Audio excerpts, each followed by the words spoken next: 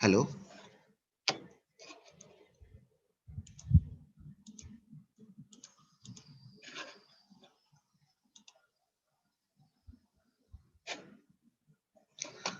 Hello.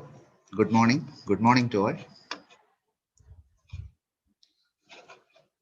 Can you hear me now? Yeah. Okay. Hi, Sandeep. How are you? Hello. First time we are seeing, sir. Yeah. We didn't even have a Zoom meeting before. Somehow email worked out for us. Yeah. Very nice. Okay. Ma'am, we have two inaugurations are there. First Yeah. inauguration by AICT that will start now. We Okay. will go through the YouTube link, and Yeah. our inauguration will be at 10 o'clock, ma'am. Okay. That's fine. Yeah. Okay. Okay. Thank you. So, what time is it there now? Now it's 9:30. Oh, 9:30 okay. a.m. Okay. Okay. Very good. Yeah. Okay. Okay. So we will go to the AICT inauguration first of all. Yeah. Okay. Okay. It's a live YouTube link is there. So I'm going to stream it through this. Okay. You do whatever you have to do. That's good. Okay. Okay. Thank you. Yeah. Yeah. I just wanted to make sure the connection goes through and we are able to hear it and Everything is things like fine, I that. think. Yeah. Okay. I So will now add you one. can. Yeah. Go Okay, I ahead. will add you as a co-host also. Yeah. That's fine. So you can do whatever it's in your hands now. You can Okay. even do it later. Okay. Bye. Okay.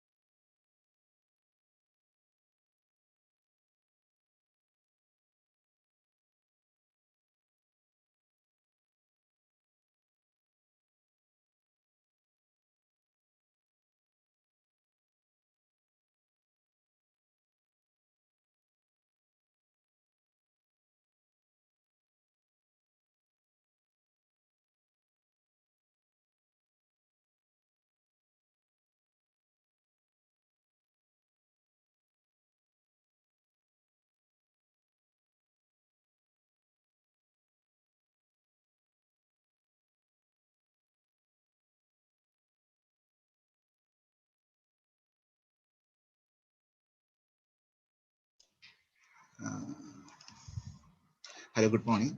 Actually, their inauguration is not yet started. We have provided this YouTube link for that. I will share that in the WhatsApp chat window also. Actually, our inauguration will start at 10 o'clock. So okay, I'll come back at 10 in that case. Okay. Okay. Okay. So you can watch that link. I am going to share in the chat window. Currently, I will play this here also. Okay. Okay, that's fine. So do you want me to stay here or just wait? Ma'am, you can come at 10 o'clock. No problem. Okay. Okay. Then I'll do that. Okay. Yeah. Okay. Okay. Bye.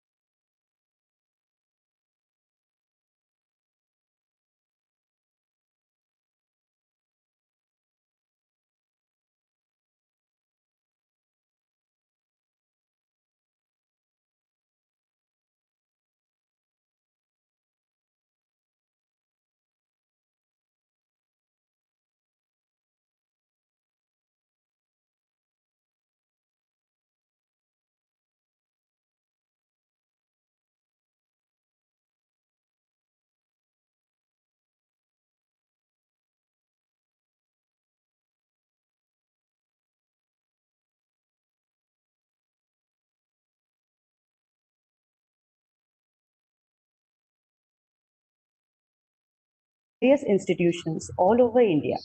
We, MES IMCC, got an opportunity to host this combined inaugural ceremony.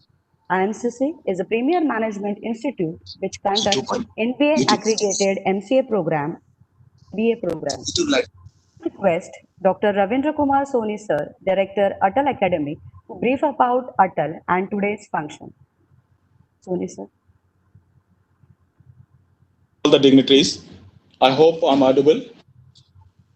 On my personal behalf, on behalf of AICTE and Atal Academy, it's my privilege and pleasure to welcome Member of Parliament Rajya Sabha, Chairman of the Parliamentary Standing Committee, Ministry of Education, President at Indian Council for Cultural Relations, ICCR, India's Soft Power Promotion Establishment, and Honorable Chief Guest, Dr. Vinay Prabhakar Sahas Buddheji. Sir, please accept our welcome and gratitude.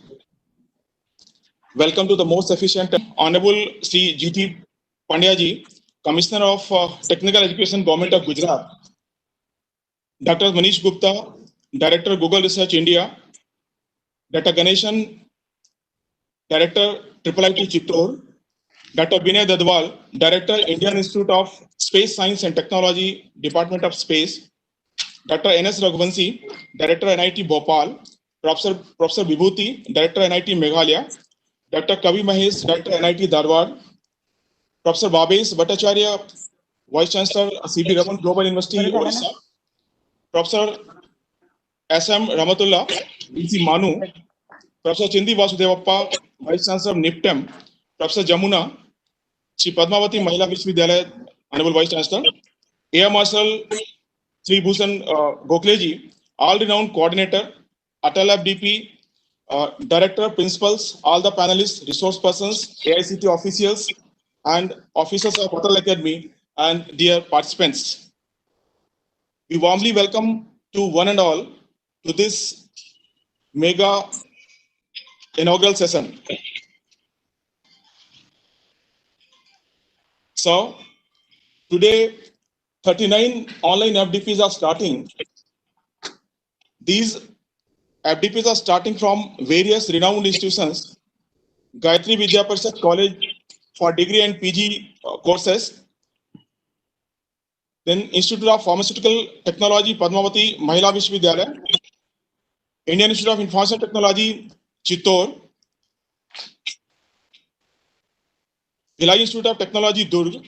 Sri Shankaracharya Technological Campus, Sri Shankaracharya Group of Institution. LD College of Engineering.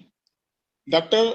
S&SS Gandhi Government Engineering College, Government Engineering College, Gandhinagar, Government Engineering College, Rajkot, Guru Jameswar University of Science and Technology, Hisar, NIFTEM, Haryana, Puj Dodappa Upper College of Engineering, Indian Institute of Information Technology, Dharwad,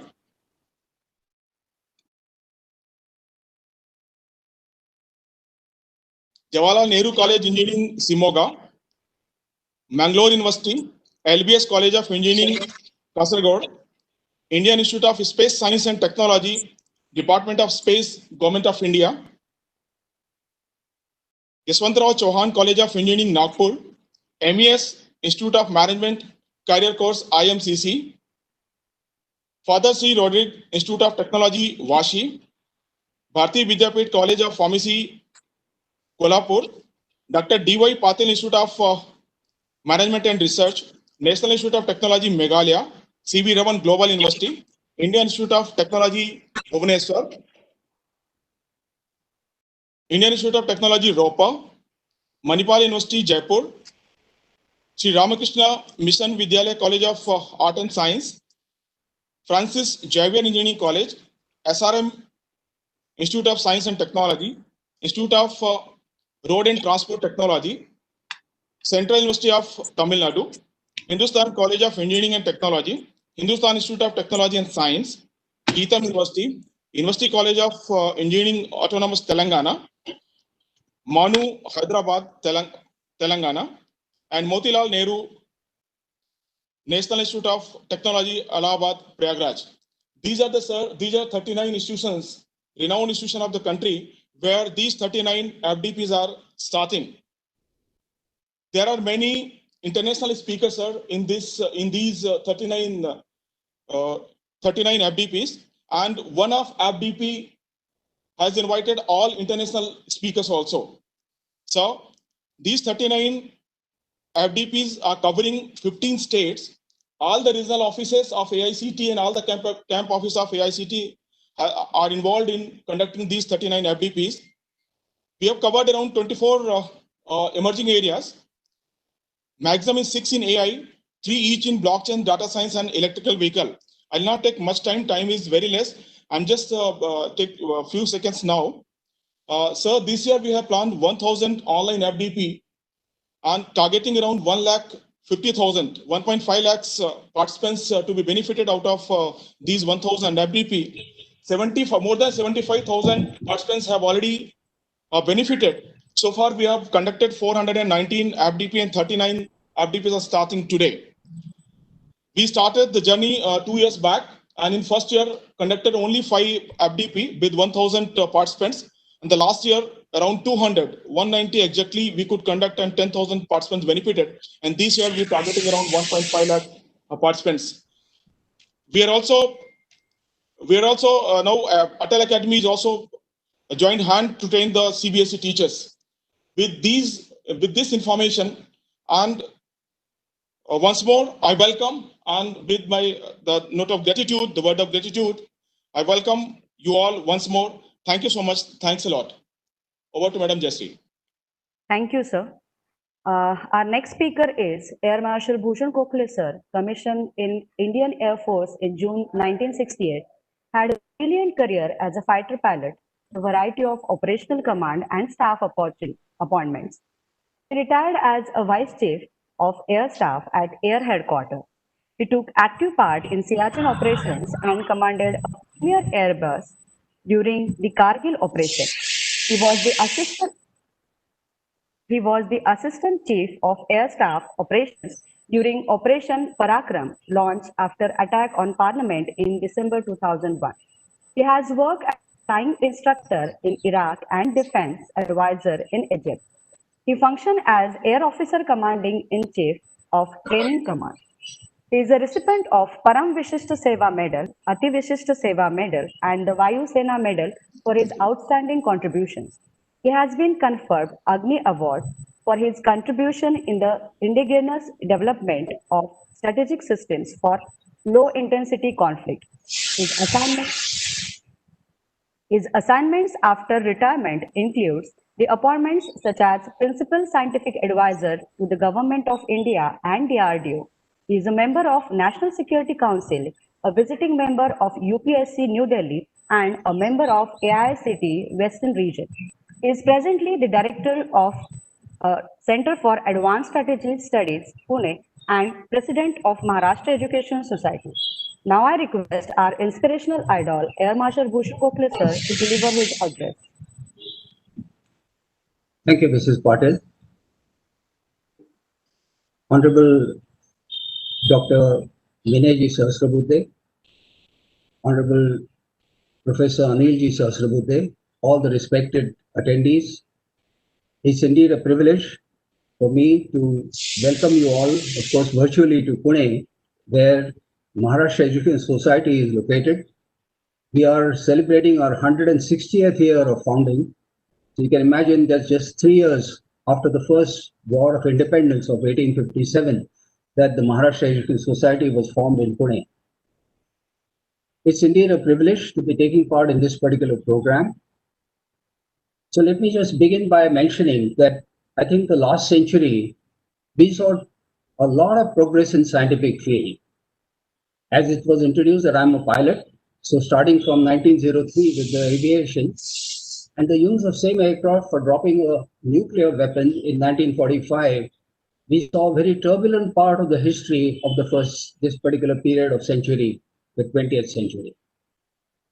But then thereafter, within just 10 years, we also saw the invention of a microchip, and thereafter, of course, its application in computers, and thereafter into communication, the internet, and now it has become all pervasive. Today is all pervasive, and I'm very glad that in India also the penetration is quite a bit and is happening almost every day, increasing by the day. But then artificial intelligence, the IoT, the robotics, these are the new challenges which are going to take place. And I think it's very nice that today's FDP and Atal is making sure that we get ready for these kind of challenges as we look at technology in the future. AI, of course, has applications in many fields. In health, in military, of course, we use it very regularly. And I think it is also there in almost common parlance of everybody's use when we find that there are events which are coming by machine learning and AI, which on your normal internet when you're not even wanting them. So that kind of a penetration is automatically happening. So it's very important that we also look at how AI is going to be benefiting to us in delivering education. With the new education policy, I think we are looking at all these futuristic challenges. And I'm very happy that the in MES are co-hosting this particular FDP. I will just mention a few advantages that are firstly in education.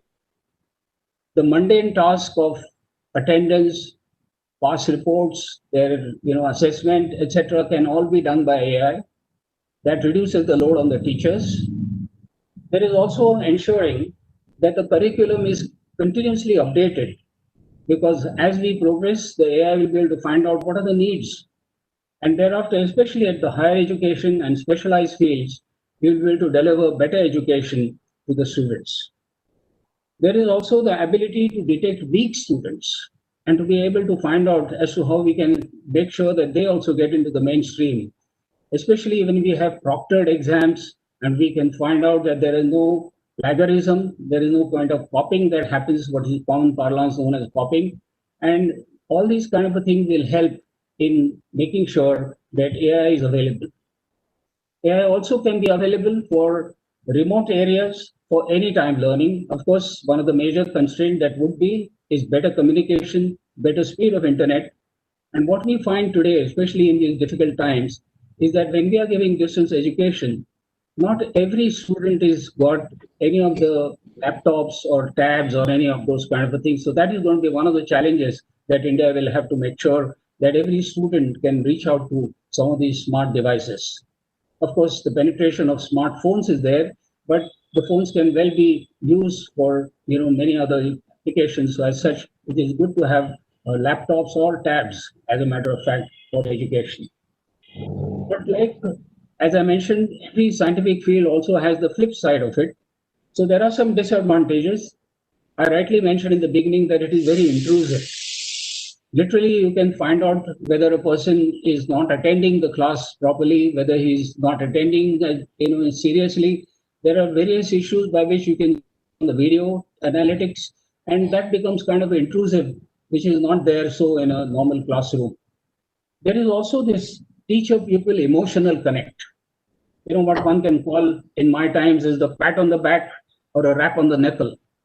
Now the teacher kind of is remote, and that is where you find that that connects, emotional connect sometimes gets lost. There is also this out of box thinking or original ideas which a student would like to try and throw up, that the AI will need to capture and maybe try and take him away into that particular field. But these are the challenges as we navigate through this entire thing. There are also the issues of personal examples. So I feel that for a better AI in education, we should need to continue with the advantages what the AI can give us. And at the same time, personalized teaching must go hand in hand. With these words, I thank you once again for allowing me to take part in this particular wonderful seminar and hand you back over to Mr. Jayasri Patil. Jai Hind. Thank you so much, sir. We all are eagerly waiting to listen to an eminent speaker, our respected FDP. So AICT has planned a 1 hour inaugural session. So it's my humble request to every speaker, please speak for 2 minutes only. In case any speaker is overstepping his duration to speak, I will remind him. I beg for this in advance. This is necessary to keep the program running on time as there are almost 17 speakers. Due to time constraint only, VC and directors of universities and institutions are invited to address. Now I invite Professor Chindi Vasudevappa, Vice Chancellor, National Institute of Food Technology, Entrepreneurship and Management to deliver his address. Over to you, sir. Thank you, Jayashriji.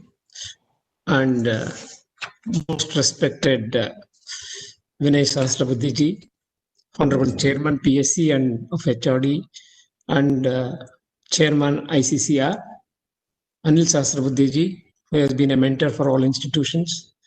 And of course, we had a wonderful talk from Air Marshal Bhushanji and all other dignitaries. Let me just brief you about the National Institute of Food Technology, Entrepreneurship and Management. This is an integrated program on food, which deals with food technology, entrepreneurship development, and also management. So that way, we are very happy and thankful to AICTE for approving all our programs. In fact, now we are planning an FDP program, especially on emerging technologies in post-harvest management and value addition. These days probably food has become very, very important. People are looking towards safe and quality food. That means we need to look at the post-harvest problems which are associated with food. That is the reason why we have selected this topic.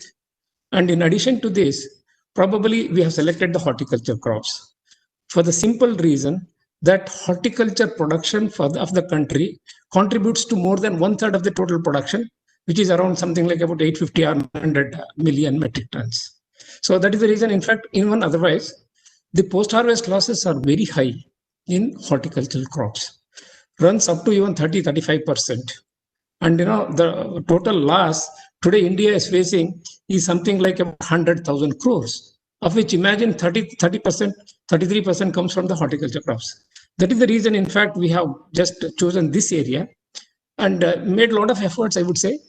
We have international experts from 15 countries who will be presenting a lot of their experiences and sharing their experiences with all the FDP participants. I would even further say there are more than 24 states which are represented and more than 80 institutions.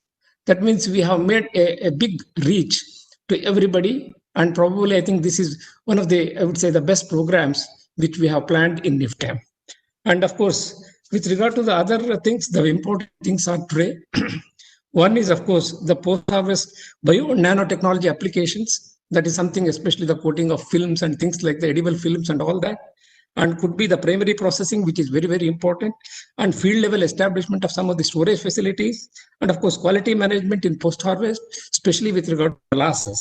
And I would say the international experts are from 5 continents. And in fact, it's a great honor for us to have this program running.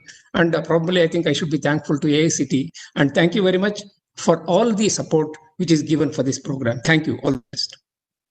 Thank you, sir. Our next speaker is Professor S.M.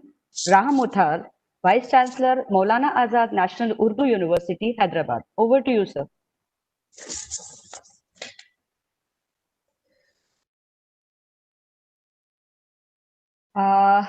I think he's having some issues. Let's move towards the next speaker. I invite Professor D. Jamuna, Vice Chancellor, Institute of Pharmaceutical Technology, Shri Padmavati Mahila Vishwavidyalayam, for her address. Ma'am.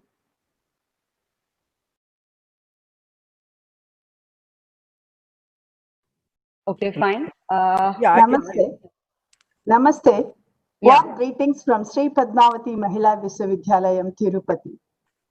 Manya Shri Dr. Vinay Sahasrabuddhe ji, Professor Anil Sahasrabuddhe ji, Dr. Manish Gupta ji, Professor Raj Kumar, Professor Punia, Air Marshal Bhushan Gokhale ji, distinguished invitees, dignitaries, faculty of IPT of SPMVV, and participants of FDP across 39 today.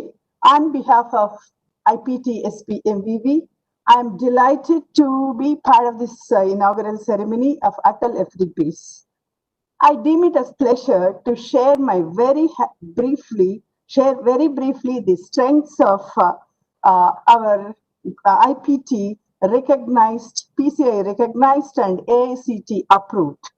Was established in the year 1995 with good academic standing and a very high research contribution in the country. With sustained commitment towards academia and industry, ICT of SPMVV is organizing FDP with a focal theme on artificial intelligence in drug discovery and development, with 13 scientific sessions involving resource persons with national and international repute and delegates across the country, covering a variety of topics like theoretical aspects of artificial intelligence in drug delivery, software algorithms utilized in practical sessions of handling these tools, and so on.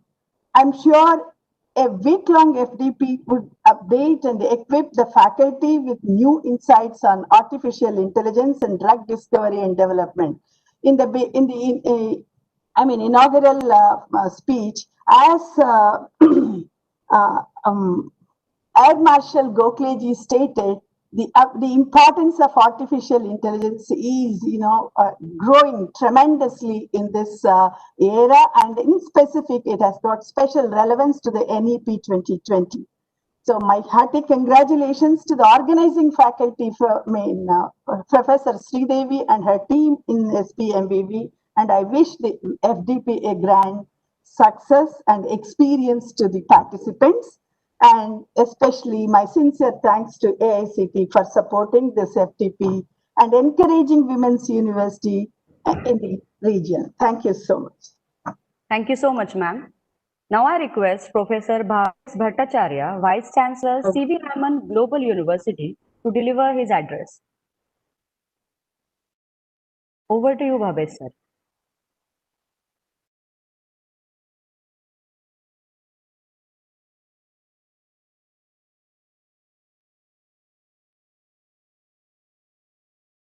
To the organizers and hosting institute for this invitation. Friends, when adverse situations are confronted, great policymakers put their heads together to convert it into an opportunity. Conduction of large number of FDPs through this pandemic period in online mode is such an example. Its tremendous success is reflected in extensive participation of the stakeholders in pan-India mode. We need to express our gratitude to AICT for providing opportunity to the institutes by creating a support system to host such programs under AICT training and learning scheme. In recent years, and especially with the introduction of new education policy, a greater thrust is being indicated for creating an optimum pool of faculty resource with adequate competence in order to effectively contribute towards national building. Faculty development programs in emerging areas with wide participation of stakeholders like the present one shall help to enhance the knowledge base of a significant number of faculty community and meet the targeted objective. Friends, we as an institute have been known in this region for our strong focus on sound academic system over a period of more than 2 decades. This legacy is being carried forward in the newborn university system under C.V. Raman Global University. Support received from AICT shall definitely provide an additional impetus to such initiatives. Friends, technological advancement has always been through collective efforts of we the scientific community, requiring a good level of synchronization in its delivery mechanism. An initiative like this, bringing a large pool of stakeholders on a common platform for academic exchange, will enable such an objectivity. Lastly, dear participants, one of the important deliverables of FDP is to transmit the knowledge acquired in these programs to the student community. This remains our primary obligation for all of us. This objectivity must be kept in mind by the participating faculty members. I wish the organizers and participants a very fruitful exchange of thought, leading to additional knowledge acquisition in the field during the course of the program. Thank you all. Thank you, sir. Now I request Dr. Kavi Mahesh, Director, Indian Institute of Information Technology, Dharwad, to say a few words.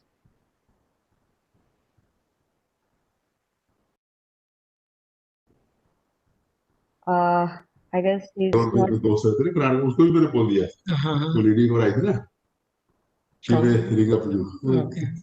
Okay. Let's move towards the next speaker. Our next speaker is Professor Vibhuti Bhushan Biswal, Director, National Institute of Technology, Meghalaya. Over to you, sir. Very good morning to all of you. This is I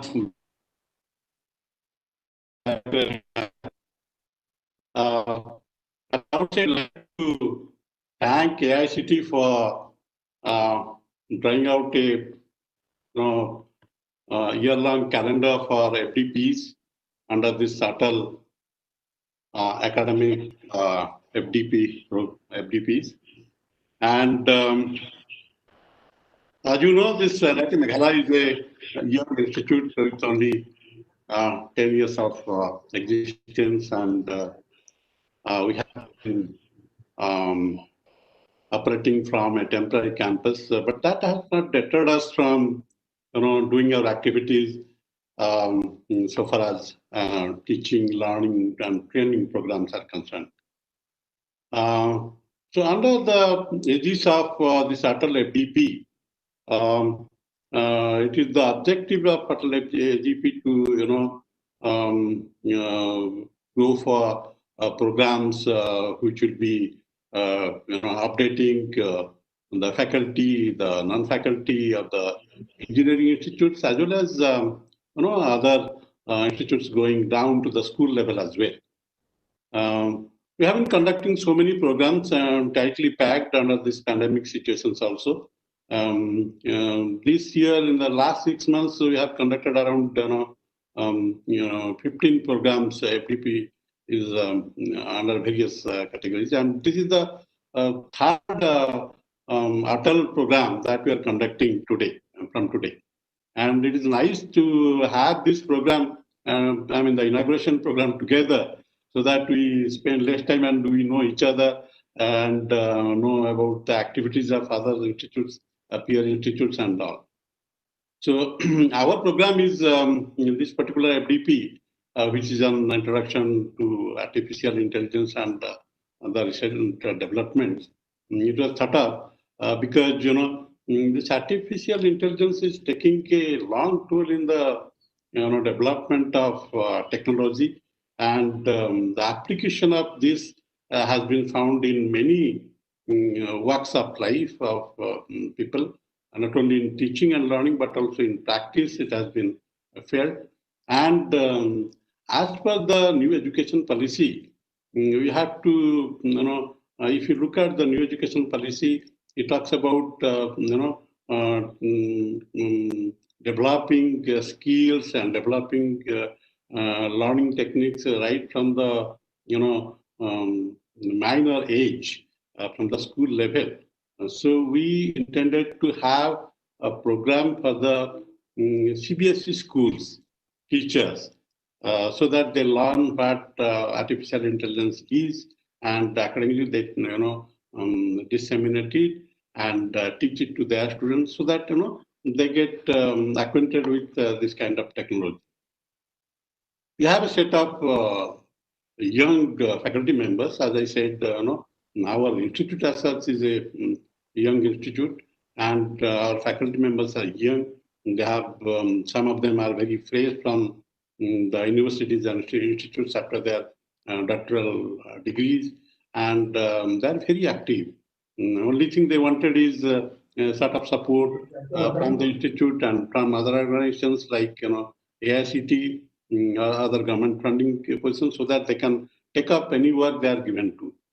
And this way, we have set up this program, and I'm sure that it will go a long way in helping the school students, and also helping the teachers of our institutes. I believe that while imparting teaching and training, one also gets the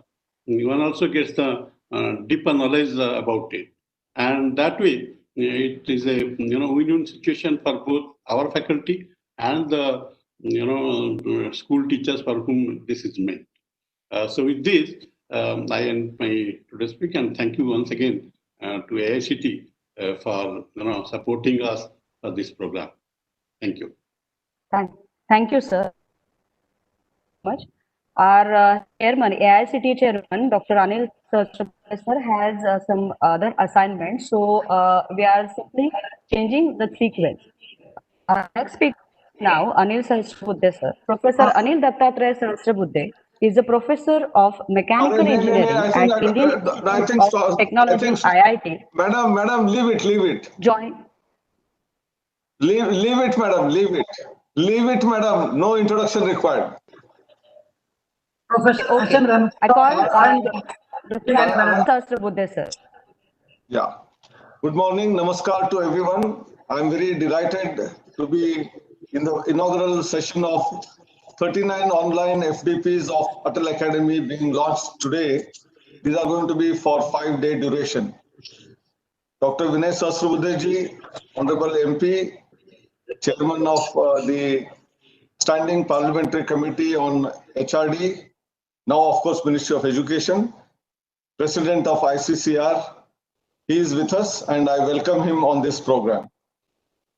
Sri Bhushan Gokhleji, Air Marshal, a very veteran of our Indian Air Force. He is with us. Also as the President of MES Society, I welcome him as well on this program. Dr. Manish Gupta, who is driving Google Research in India, he is Director of Google Research. He is with us. Rajiv Sahasrabudhe ji, Chidi Vasudevappa ji, and all other faculty members, as well as heads of the institutions, ranging from NITs to IIITs and many other institutions. 39 of them who are joining us today in this particular inaugural session. I also welcome all of them to this very exciting and very important program. My own colleagues, Dr. MP Punia, Dr. Rajiv, Dr. Soni, Dr. Girdhar Garg, Dr. Ajit Singh, all of them have put in hard work, and Soni in the beginning has mentioned very categorically that this idea of Atal Academies began about 2.5, 3 years ago in one of the functions in Jaipur. And we just informed that we need to have academies where we start training faculty members continuously in the emerging areas. And prior to that, one of the committee, Dr. Reddy committee, had advocated to us that new engineering college should not be started except in the areas of AI, IoT, machine learning, 3D printing, robotics, blockchain, augmented reality, virtual reality, cloud computing, cyber security. I think these are the emerging areas where jobs of the future are going to be there. And therefore, unless if you tweak with the existing curriculum, add all of this content into that, our graduates will not be employable, as well as they will not become entrepreneurs, because future requirements will all be in these domains. Taking a cue from that, Council decided that there will be no more engineering colleges for the next 3 years. Existing colleges, if they want to expand or if they want to change the disciplines, they have to do all of this in these 9 emerging areas only. And we started one new program called BTech in AI and Data Science, a combination of artificial intelligence and data science. This has already started since last year, and there are institutions who have started adopting them. At the same time, our entire curriculum was revised, including contents of AI, IoT, machine learning, robotics, 3D printing, augmented reality, virtual reality, cyber security into the curriculum. But the faculty themselves, who had completed their graduation, post-graduation 20 years ago, 15 years ago, naturally were not having the taste of it, and therefore taking such classes would become difficult for them. And that was the seed which was sown in Jaipur around 2.5 years, 3 years ago. I don't remember exact date. Soni would probably tell us later. And we are having a land given by the government of Rajasthan where a grand building which is called Atal Academy building is coming up. That is one part of the story. But what is important is we started holding Atal Academy workshops. This Atal stands for AICT's Training and Learning Academies. And these academies we set up in 4 different locations: north, south, west, and east, Thiruvananthapuram, then Jaipur, Baroda, and Guwahati. But there was a demand from different states, so we have added many more, including in Karnataka and some other locations, Uttarakhand, etc. But essence is we want to train faculty members in these areas, and experts were got in, and we started doing them all in the face-to-face mode 2.5 years ago. And there were very few in the first year. In the second year, of course, we had about 190 programs. We could train about 10,000 faculty. And suddenly pandemic broke out. Our target of 200 was not reached. So we had to give up last 10. But then we innovated. We said, why can't we do all of this in an online mode? Entire education has started in online mode. The classes have started in online mode. So let us experiment this. And we started off with a meager number of 50 to 100 in the beginning, then gradually increased to 200, 400, 500. And then we again came down and said that an approximately a number of about 200 to 250 is the most ideal number, so that we can really have conversation with those faculty members who are getting trained. Experts can have interaction with them. They can solve their doubts. And then that's how we have innovated. And now every program has about 200 ones. And then we said, why simultaneously only one or two programs? We can have more. And we had actually in the first couple of months of the lockdown from April to May, we conducted 85 programs, and the net outcome was we trained 18,000 faculty members, double the number of faculty members or triple the number of faculty members vis-a-vis the previous year, with more than double the number of programs conducted. The cost was reduced, and we had people from all across the globe. You know, we could invite even faculty from US, from Australia to Japan to Germany for our faculty development programs as experts. Earlier, we were not able to do it. We couldn't afford to give them air travel, and the timing of theirs and ours was not matching. Now, today, our programs are during the daytime. Some of them are in the evening or early morning, and they are willing to give their contribution towards developing India's capability in terms of faculty development programs. And that's how we planned actually 500, and we started off. And then Dr. Soni, as usual, was always challenging us, sir, why for 500? We'll have 1,000 of them. And we planned 1,000. We have already completed 400 plus. And in these 400, already nearly 80,000 faculty are trained. And in the next 600, we will train another 80,000 plus. And our target this year is 1.5 lakh faculty members being trained in all of this. And we are not doing this only for our programs of Atal Academy in the emerging areas, but we have similar programs for faculty development programs in values, universal human values and student induction program capabilities being developed for the faculty members. Examination reforms. The new education policy talks about exam reforms, that our question papers which are based on rote learning should be given away, and we should have higher order of thinking, which Western world talks about as Bloom's taxonomy, in terms of understanding, in terms of application, in terms of creative thinking, in terms of criticality, in terms of analysis. All of this is embedded in the question paper. Only then we will challenge our students and they will come off in flying colors. And that's how the examination reforms are also being conducted as part of the training to how to set such question papers. Your faculty are not used to it because they themselves have written all rote learning based, memory based questions. Then similarly, internships. Internships are also going on, but we have a portal where physical internships, matchmaking between industry and students is being done. But we also have virtual internships these days. See, the COVID-19 has really given us inputs in terms of how technology can be leveraged in variety of domains, including, I'm very happy to say that our approval process, which used to create a lot of heartburns, inspections, when the inspections are happening in the college, there were a variety of allegations. Everything we have done online, everything is recorded in video format, and therefore there is no question of allegation. What is asked and what is answered is visible. It is in black and white. In fact, black and white nahi hai. Abhi to bolna chahiye color mein hai, color video mein hai. So I think people will not be able to cheat system, and no one will be able to do anything other than being transparent, honest, and integrity is of the highest order, which is going to be achieved through this. We have already Swayam courses, online courses going on, but Swayam, where we had allowed 20% of the courses to be taken, now we are increasing to 40%. So the online is going to become the order of the day. Of course, there are some areas where online cannot be done. Actual experimentation is required. So there will be a blended type of learning which will continue beyond pandemic also. But in a nutshell, AICT is doing everything that is possible in the domain of technology, empowering our faculty members and students. Our hackathons are very famous. Madam also just now told that drug discovery hackathon, the drug discovery hackathon with the help of Prime Minister's Office, CSIR and AICT is launched.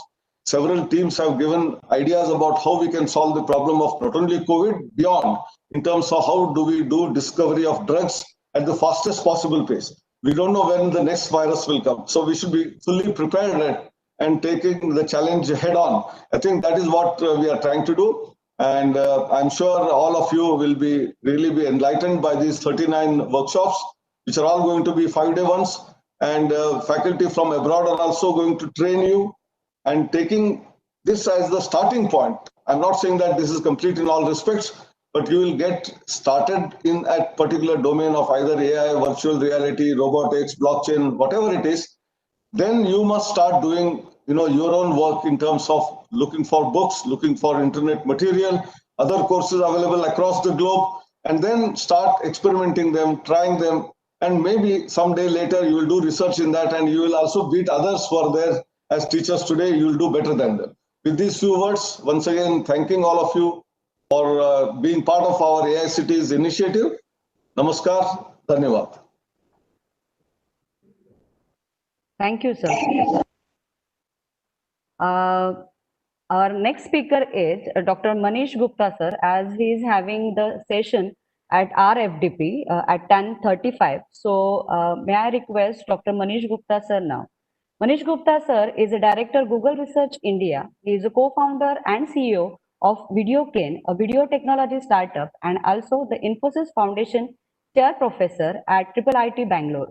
Previously, Manish sir has served as a vice president and director of Xerox Research Center India and has held various leadership positions with IBM, including that of Director IBM Research India and Chief Technologist IBM India South Asia. As a senior manager at the IBM TJ Watson Research Center in Yorktown Heights, New York, he led the team developing system software for the Blue Genie supercomputer. IBM was awarded a National Medal of Technology and Innovation for Blue Genie by US President Barack Obama in 2009. I'm requesting Dr. Manish Gupta, sir.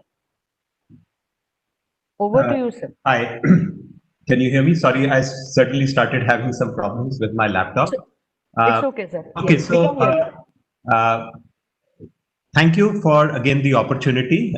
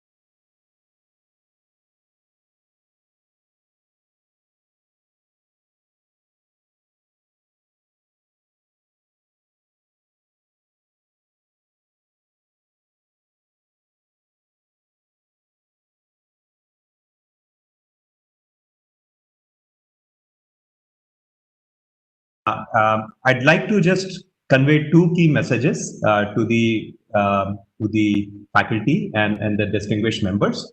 I think this is really good that you're organizing this program for further learning for faculty members, because I believe that with the continuous advancements in technology, all of us really need to commit to lifelong learning for us to be really successful, for us to really do justice to our jobs.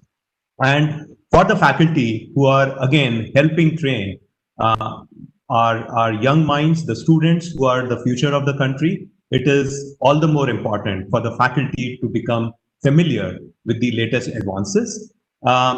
As well as it's important for the faculty also, right, to convey the same kind of a passion for learning to all of our students, because even for the students, when they graduate out of these colleges, their learning must not stop.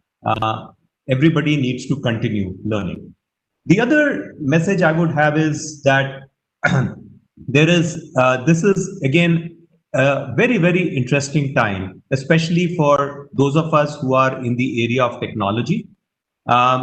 We've seen exponential advances in compute power, aided by something which is known in the computing industry as Moore's law, which was an observation made by Gordon Moore way back in 1965, that with every new generation of these integrated circuits, the chips, one should be able to roughly double the number of transistors.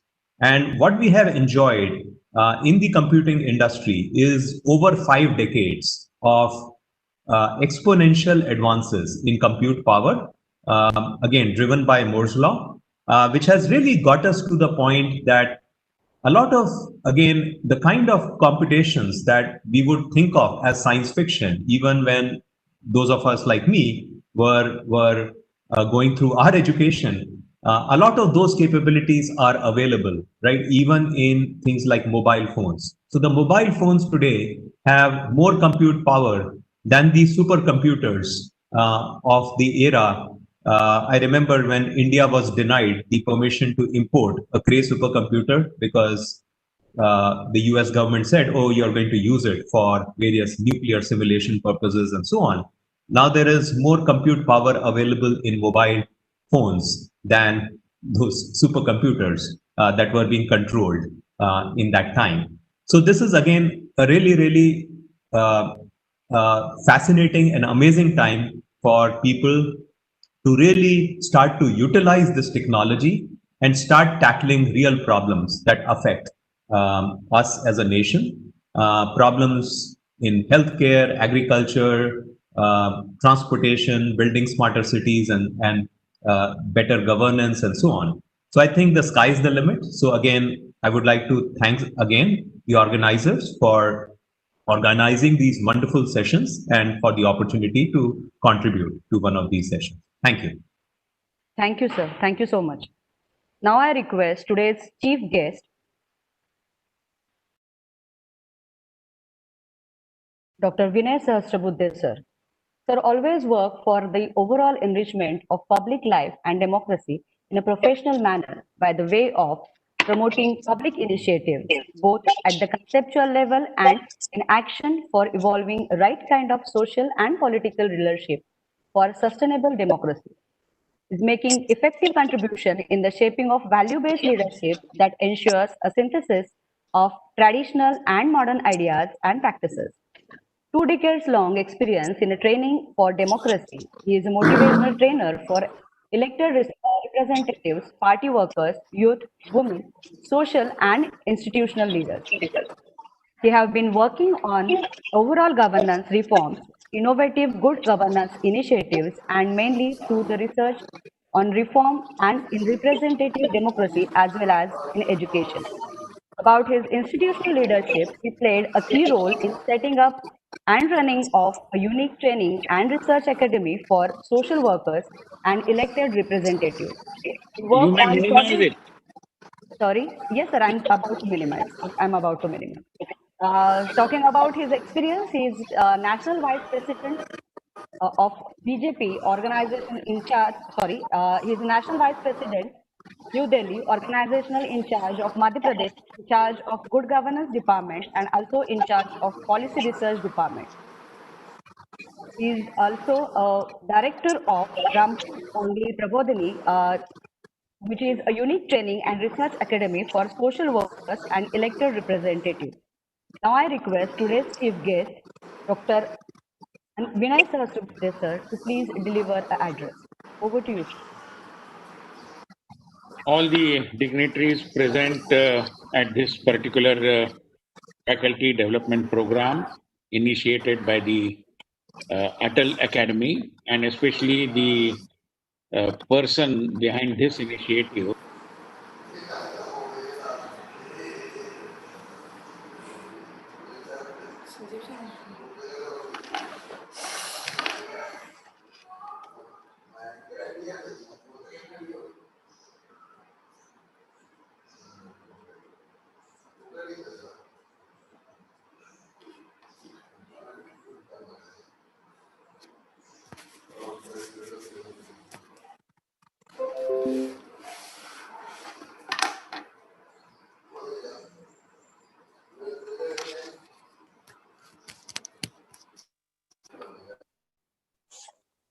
Hello, good morning all.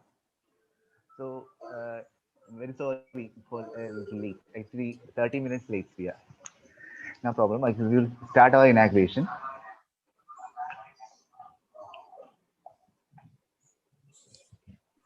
So I'm handovering the mic to Shisana. Good morning, one and all. We Please at LBS College. switch on the video. Please switch on the video first. So I have to switch on the video. Okay. So the camera is not working. Sir, is it okay if I can't open the switch on the camera? Okay, you continue. Okay. Good morning, one and all. We at LBS College of Engineering are delighted to host the 5-day workshop on blockchain technology, which is one of the fastest emerging fields of the computer science in the present day. LBS College of Engineering is a premier institute of engineering college established as the first self-financing engineering college under the government sector in the year 1993. It is managed by LBS Center for Science and Technology, an autonomous body under the Government of Kerala. This event is organized by the Computer Science and Engineering Department of our college. The Computer Science and Department offers BTech in Computer Science and Information Technology and MTech program in Computer Science and Information Security. Our department is the pride of the college with numerous achievements under the belt in terms of both academic and co-curricular activities. This branch mainly focuses on solving problems and designing hardware, software interfaces, and information security solutions to meet with the current challenges in the IT industry. We are committed in molding good quality computer engineers and bringing out the best in our students. It's my great honor to host this program and to welcome you all to the gathering. Let's begin the inaugural ceremony with a prayer.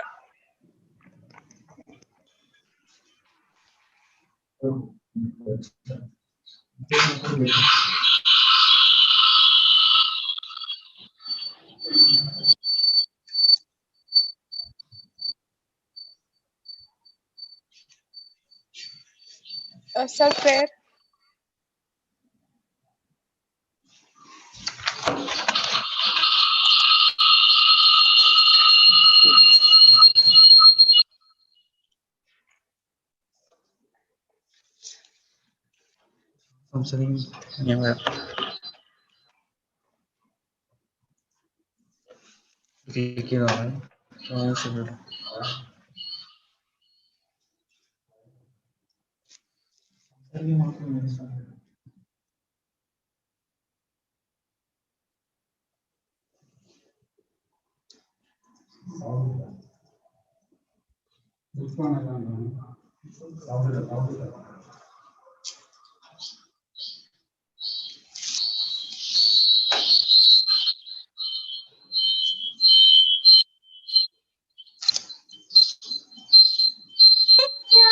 मकरस्य रूपमधिगम् प्रच्छन्नगुप्तं धरम् विद्या भोगकरी यशसुखकरी विद्या गुरुदां गुरुः विद्या बन्धुजनो विदेशगमने विद्या राजसु पूजते नहि धनम्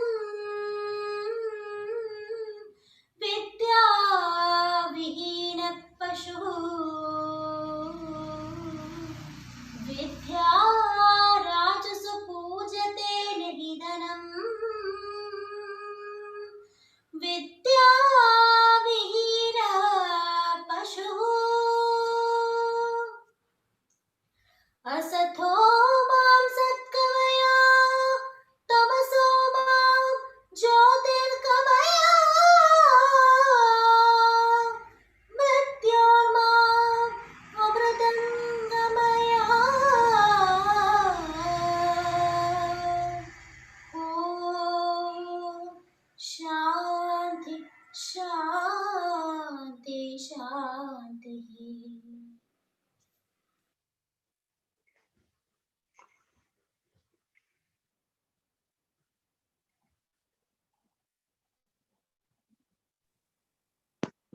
Now, I would like to call upon the head of our department, Dr. Smidamol MD, to welcome the gathering.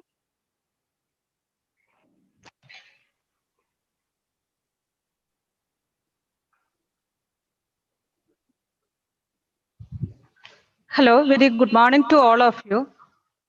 And for the Department of Computer Science and Engineering, it's indeed a happy moment to start an FDP, an adult FDP on a recent technology, that is blockchain technology. And as all of us are aware that indeed now our every walk of our life is actually moving towards automation. And technology has evolved a lot. And as faculty members, it's our duty and responsibility to update with the latest development in all technological fields.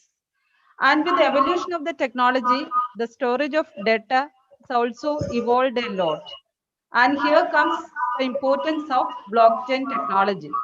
Okay, the storage of data and it's immutable for generations. And this concept has been actually had a great impact on the e-commerce sector all over the world. And we know that this blockchain technology has been now closely intertwined with the cryptocurrencies. And now, like without any delay, I hope I can continue to my duty, that is welcome. And first of all, I would like to welcome our beloved principal, Dr. Muhammad Shakul sir. And sir has actually indeed an inspiration for conducting all sort of activities in the department.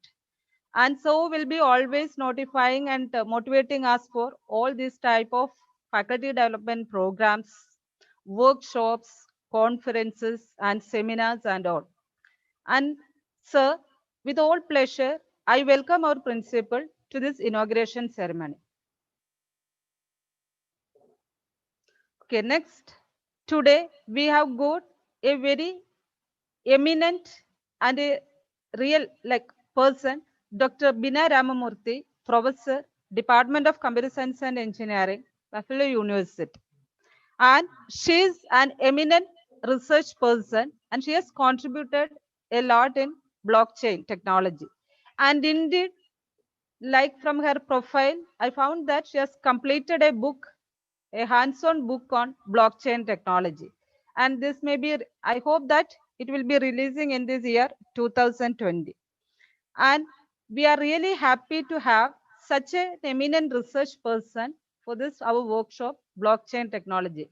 And with all pressure, on behalf of LBS College of Engineering and Department of Computer Science and Engineering, and on behalf of all participants, I would like to welcome our chief guest, Dr. Bina Ramamurthy, to this inaugural ceremony.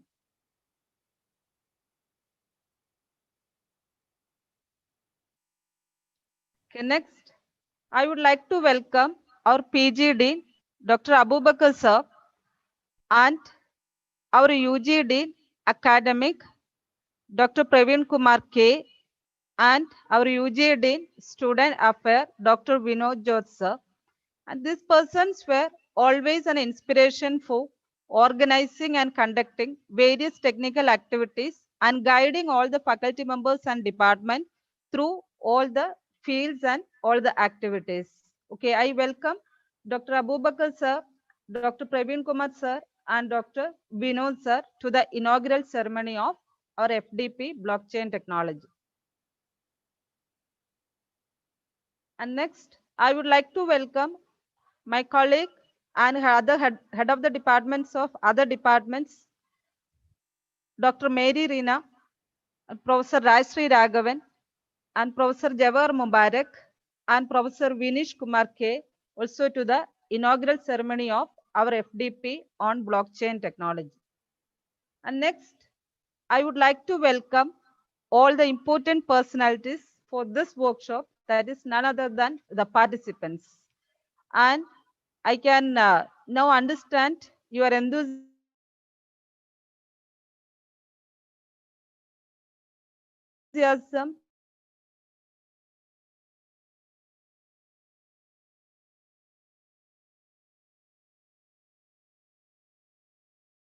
for learning the blockchain, and I hope expectations inaugural ceremony. Welcome the coordinator and the team members and my friends and my student friends also to the inaugural ceremony.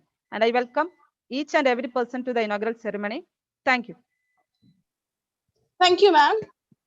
Now, I request our Honorable Principal, Dr. Muhammad Shakur, to address the gathering.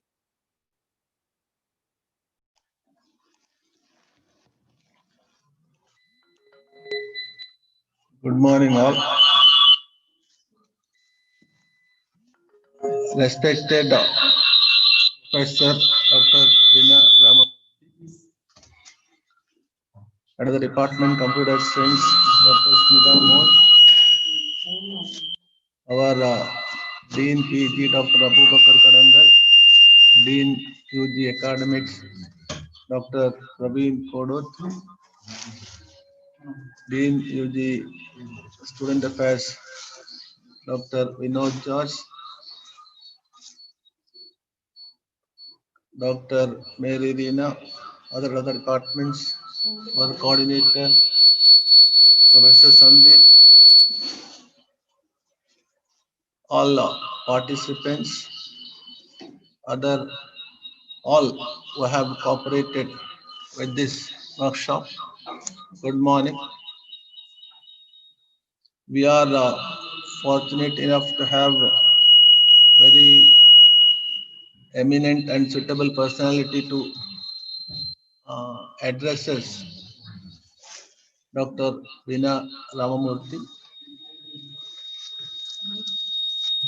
Our computer science department is the first department who is going ahead with the programs from AICT Learning and Training Academy, this 5 days workshop on blockchain technology. To tell you about this computer science department of ours, there is a prestigious programs we have among all of the programs in our college. As our respected madam who talked about our college and computer science department, she introduced computer science department as the department with the UG programs, MTech programs, but this other department which got more number of research assistants, research centers in our college. This is the department where it is the to give the strength to our college by being the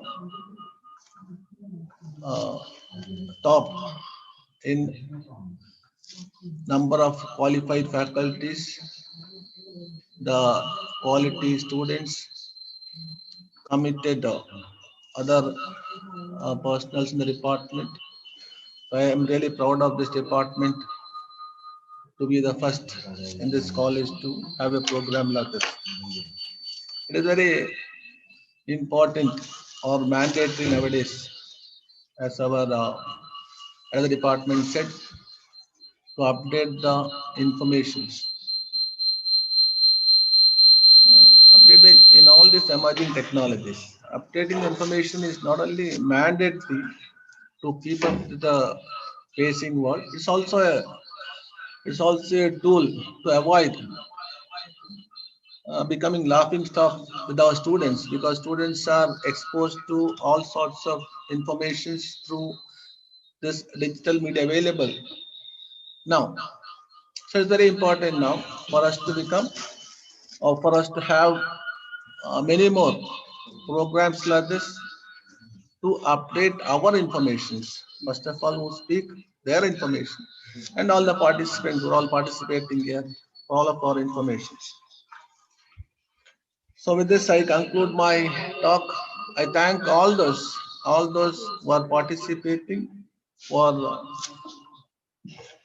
who are giving all sort of help to complete this workshop successfully. So I thank all of them. I wish all the best for the 5 days program ahead. Thank you all. Thanks. Okay. Thank you, sir. Now, let me call upon our esteemed guest of honor, Dr. Bina Ramamurthy, the Professor of Teaching at University of Buffalo, for the inaugural address. Can you see me? Can you hear me? Yes, yes. Yes, ma'am. Okay. Hello. Yes, ma'am. Okay. No echo, right? All right. I'm very, very happy to connect with you all.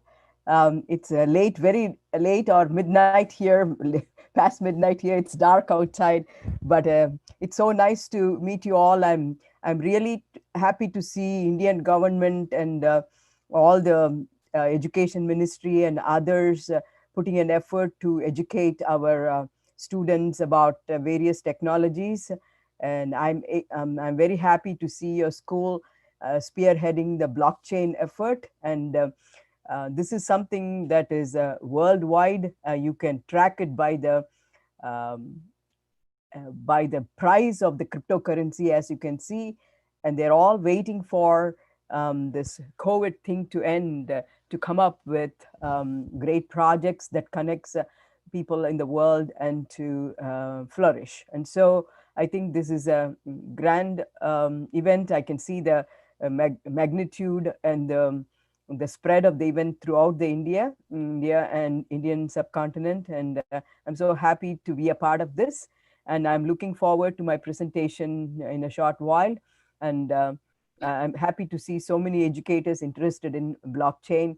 And this is going to be like the future internet. And so we have to educate our students, be ready to launch on the projects and startups and industry and products that will make us, that will be a success. And I'm very happy to be a part of your institution. Thank you. Is there anything that you want me to say, anything particular? And that's all I have for now, but I'm looking forward to meeting you all during my presentation shortly. Thank you, ma'am. Next, I would like to invite our Honorable Academic UG Dean, Dr. Praveen Kumar Sir, to felicitate the gathering.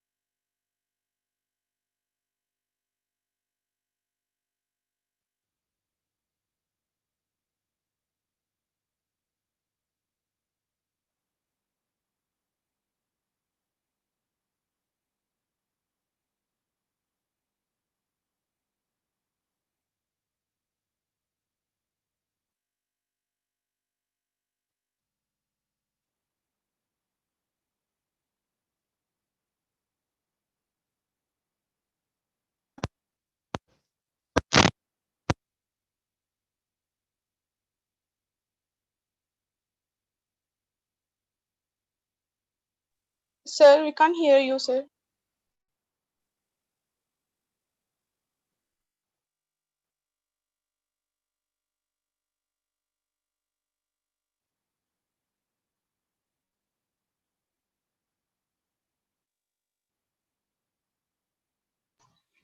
We are getting it right now. It'll be okay. Okay, sir.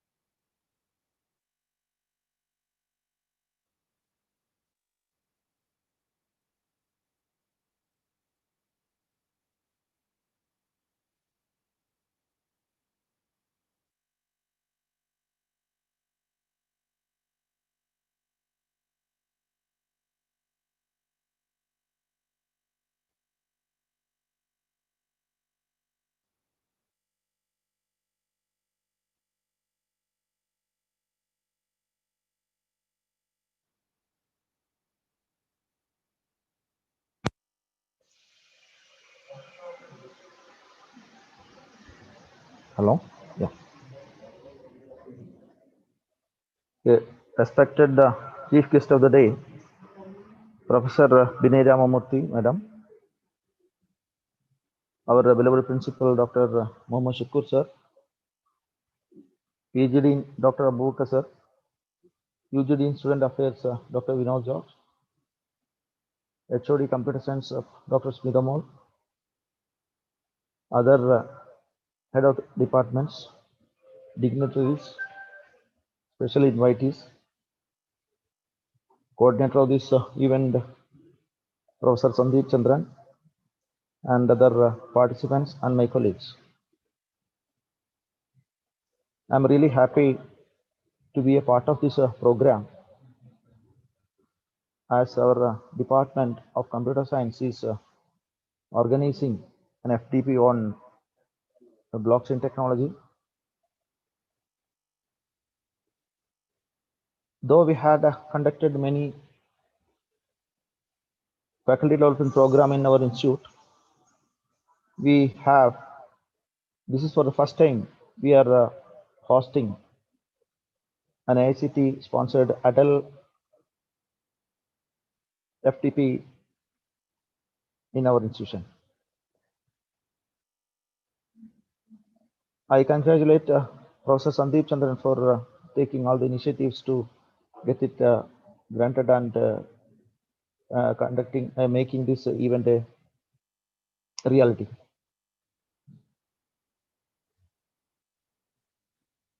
And as all we know that we are in a confusion and anxiety due to this COVID-19, and the people all over the world are living a scary life. This the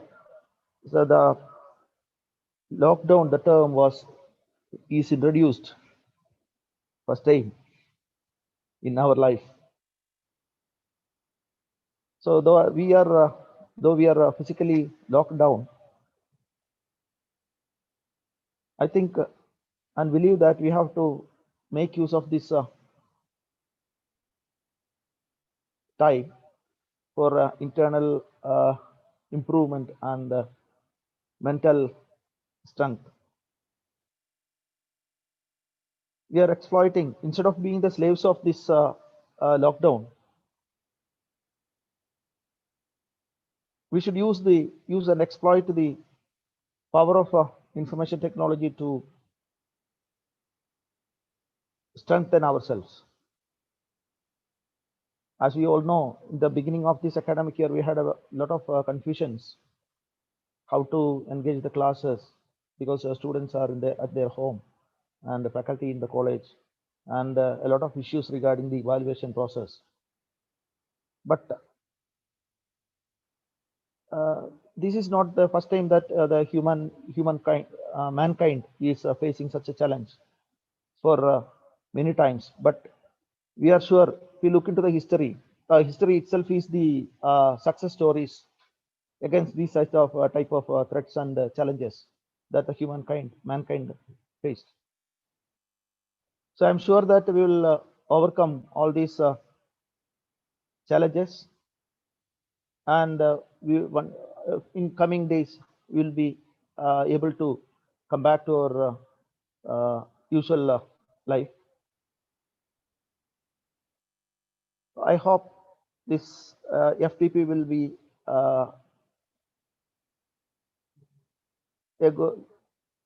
a success, and all of you will participate actively and you will enjoy the sessions, as we have one best faculties for all the sessions. I don't want to extend more. I wish all the success for this program, and once again I welcome all of you to this event, being a professor in computer science. Thank you all the very best. Thank you, sir. Now, I would like to call upon our PG Dean, Dr. Abubakar Karangal, for the felicitation.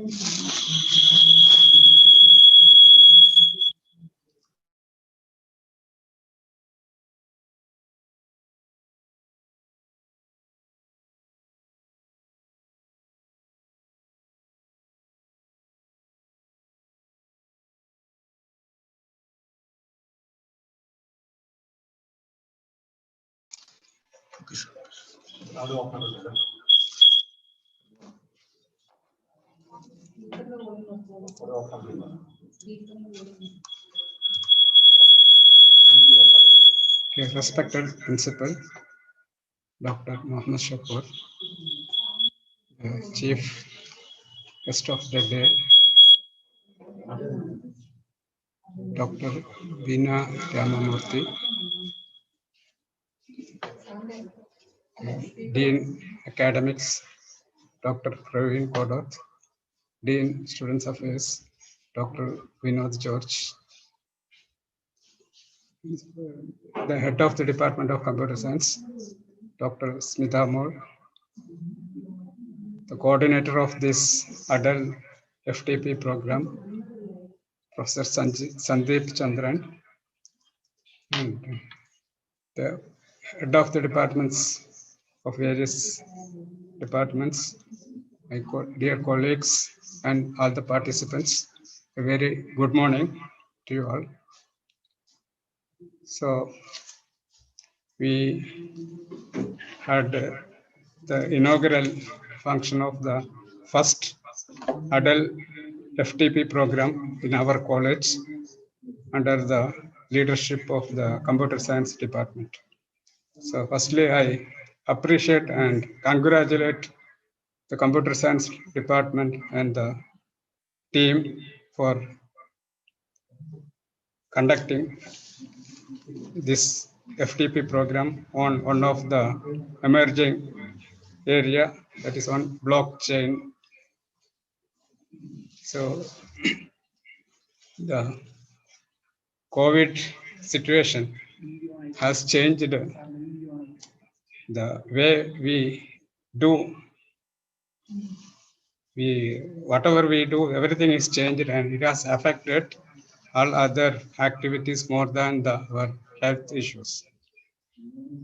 So I was wondering if this technology, that is the networking, communication, and information technology, was not developed this much, how would have been this programs will be conducted in this COVID situations. So the technology has found or helped a lot and found its own ways in conducting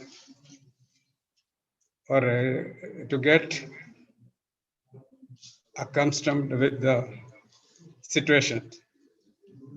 So I hope that these emerging technologies also will be helping the humanity in many ways in the when it is needed or in the adverse situations. So I wish that this program will be very beneficial and useful to all the participants, to the coordinators, to the department and to the college. And I wish all the success for this 5 days FTP program. Also, I thank the coordinators for inviting me to this program. Thank you all. Thank you, sir. Next, I invite our program coordinator, Professor Sandeep Chandran, to propose the vote of thanks.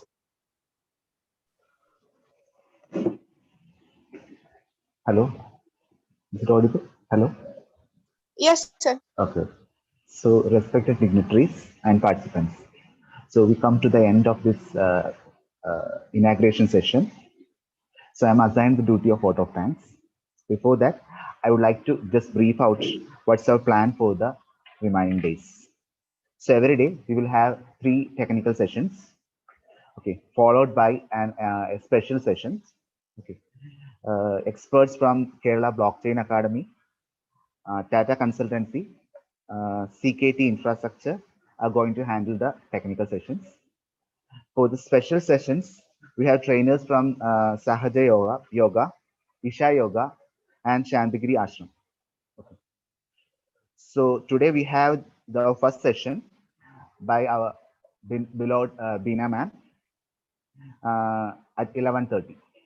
Okay. So I hope you all people enjoy your sessions and wish you a happy learning. Now, on behalf of the college, I would like to wholeheartedly thank Beena ma'am for accepting our invitation, even inaugurating our program. Thank you, ma'am, for that. On behalf of the Computer Science and Engineering Department, I would like to thank our Honorable Principal, Muhammad Shukur sir, for giving us all support in conducting this event. I would like to thank our Dean, Praveen Kumar sir, Abubakar sir, Vinod sir, and all HODs. Due to some problems, they were not there in the inauguration functions. Okay, I thank all of you, all of our HODs and faculties for conducting this workshop. Okay, inauguration sessions. Finally, I would like to thank all the participants. Actually, we have 141 participants are there, and now we have almost 75 is there. So hope others will be joining soon. So I would like to thank all the participants. Finally, I would like to thank our HOD, Smita Mall ma'am, for providing all the supports and guidance in conducting this workshop. So thank you all. Thank you. Susanna. Hello, Susanna. Yes, sir. Thank you, sir. Now it's time to wrap up our inaugural function with the national anthem.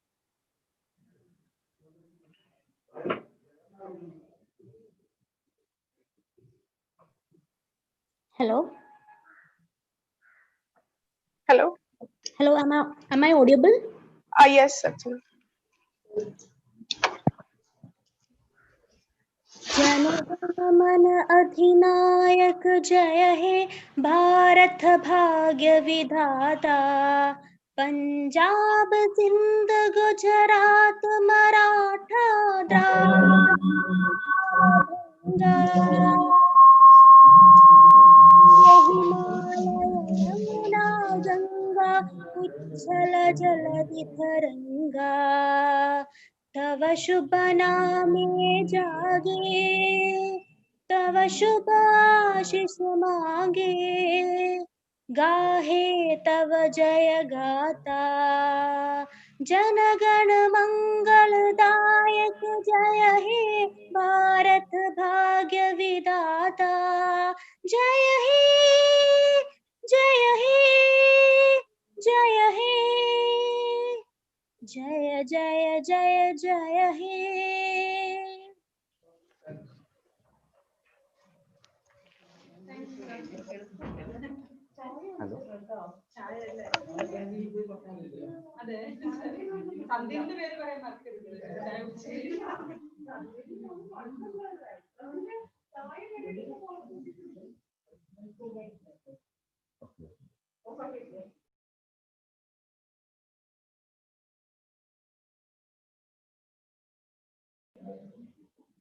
Hello.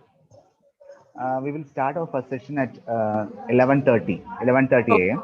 Okay. So Okay. I'll just come back and join. Shall I get out and then come back and join? As you wish, ma'am. We can do. Okay. Thanks. Okay. Very nice. I think I liked all your speeches from your school. Very nice. Okay. I'll come back and join. Very nice. Good Okay. job. Yeah. Thank Okay. I'll join you afterwards. Yeah. So participants can, if you want to leave, you can go back and come back at 11:30. Thank you.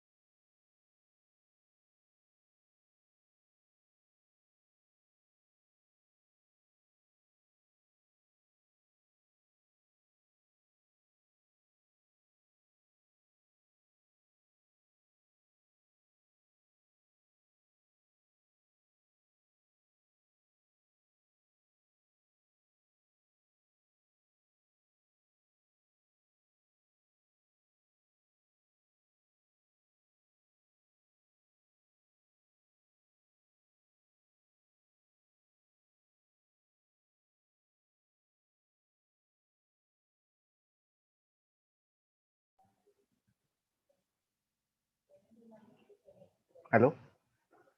Hello, Susanna? Hello?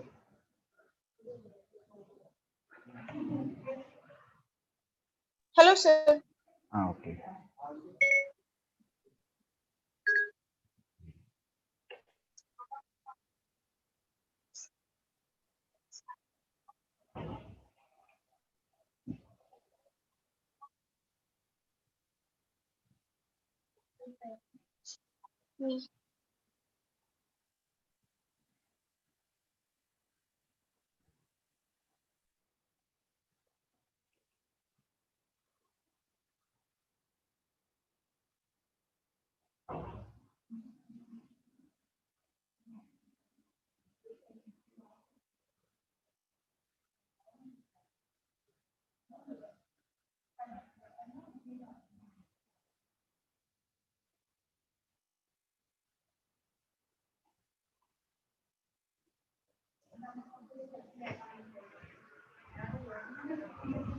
Class പിന്നെ നടത്താം, ഉച്ചയ്ക്ക് നടത്താം.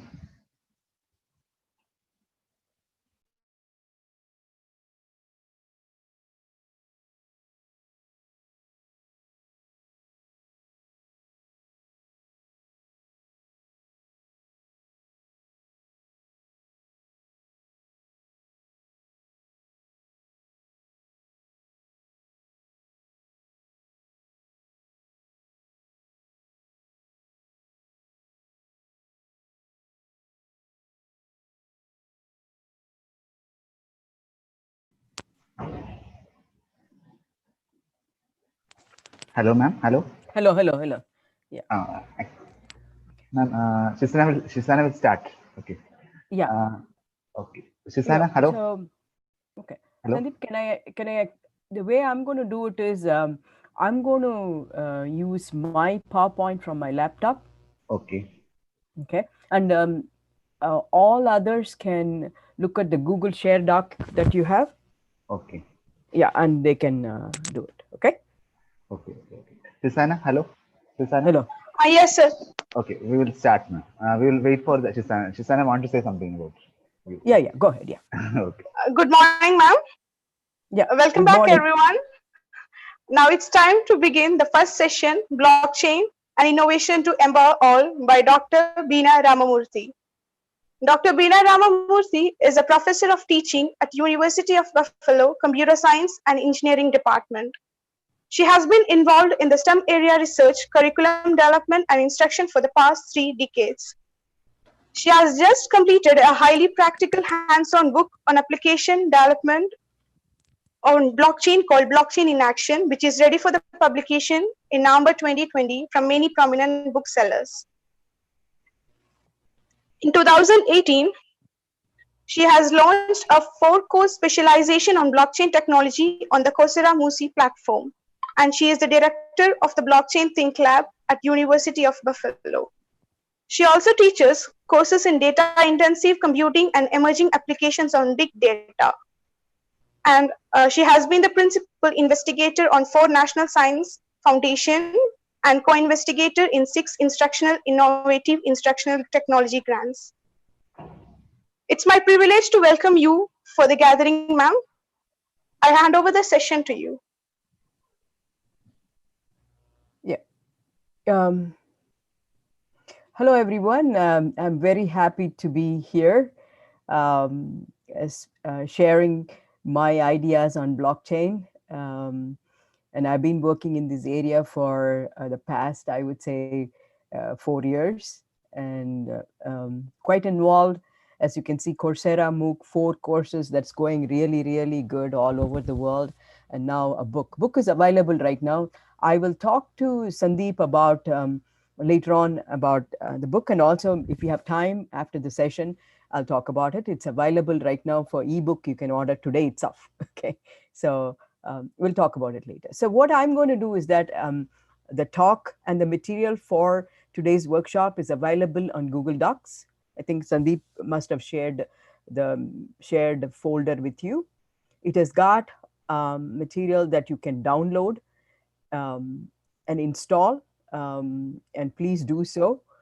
So that the third part of it, first part of it will be what is blockchain. Second part of it, I know that all of you are educators, so I'm going to give you from an educator to another educator how you can include this in your curriculum in an effective way.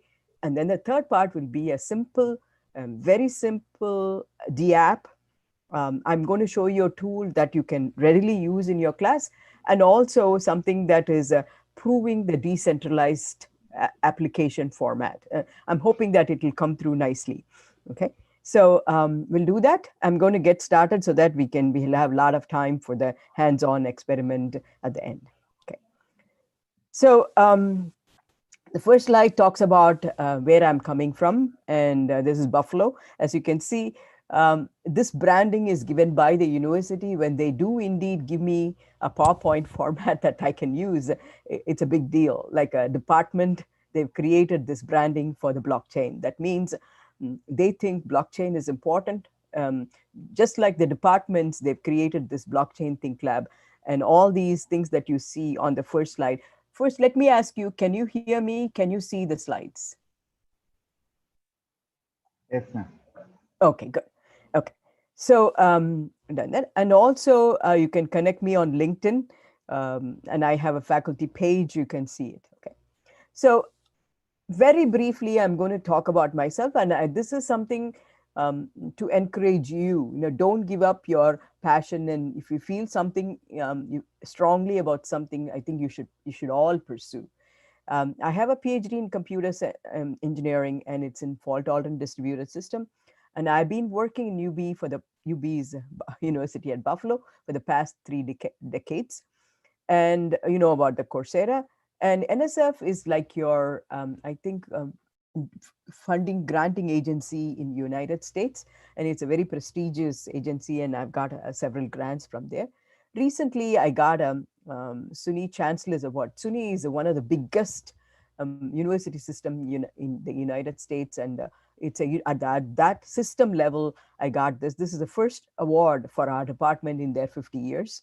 And my latest venture is the Blockchain in Action book. It was very hard, 2 years working, and it's available. I'll talk to you at the end of it, the session, about it. Okay. So this book is available, and as you can see, I have the physical book, but I think physical book takes a lot of time, but the ebook, you can get it today. Okay, if you want, at the end of the session, I'll show you how you can do it. Okay. Okay. And all right, what is blockchain? So I just gathered some pictures that I've taken, and to give you an idea of what this recording is about. The quest for recording has been there for a long time. They say this is UNESCO has a bison recording to 36,000 years ago. They even say this is not even Homo sapiens, the prior Neanderthals. And then this one is my recent visit to Tanjavur, Tamil Nadu. You can see it's a temple, but there's there is carving or molding of a foreigner, they call it, foreigner's head. And they wanted to thank somebody probably in a temple that they put that face in there. This is a photograph that I took. I took my children to show the temples, and I took that. And this is another visit. As you can see, all these are old. They talk about, Peru, 1400 AD. And then this is another instrument that was used in calculation and recording of, I think, the loans and other things that they give for, the crops and other material. They were recording it on a instrument called kippus. Okay, and of course you can see this is our grandmothers or people like you would have seen in many of the houses when you visit. They keep track of, I think maybe not now, it's all technology now, but I remember still my grandmother writing on the kitchen wall how much milk she got that day or something like that. And this is the tally mark, and this is not something that is even now you can use it, but this is also very old. And of course now we have all these recording. What's important to know is that even though the quest for recording is there, the blockchain recording is different. Okay, so we are going to learn how and what is blockchain. So I'm going to start off with Bitcoin 2009. I think by now you all know about it, but I'm kind of reiterating some of the facts. 2007, 2008, there was a financial meltdown at the same time when it was a turmoil. So that's what I tell people when there is so much depression and confusion like you have now, you may be, you have to think about at the end of it, you will have lots of innovations. And that's what happened when there was financial turmoil was there. Bitcoin was introduced in January 2009. But we, computer scientists and engineering people, are more interested in what is driving the Bitcoin rather than the Bitcoin itself. I'm not saying you shouldn't buy Bitcoin. You by all means do so. I don't know whether India allows it or not. But I do own cryptocurrency, but I don't want to tell you what it is. I don't want to bias you. I bought it for the sake of understanding what is in there long time ago. Okay. So, but innovation here underneath the Bitcoin is the blockchain technology. Okay. The idea is that what worked for money, what worked for cryptocurrency should work for other applications. That's the idea. Okay. So, and it runs on the internet. It was created by Satoshi Nakamoto, a secretive person or persons. I believe it is at least 3 people. It's such a complex software, it couldn't have been done by one person. And it's a peer-to-peer cryptocurrency. I think I want to highlight the word peer-to-peer. So when you go to a market and exchange money, literal fiat or physical currency and buy things, can you repeat that on a digital um, internet technology? And that's what blockchain enables. So digital currency. And then, and also it's a ledger. The ledger is distributed and is a collection of blocks of transaction.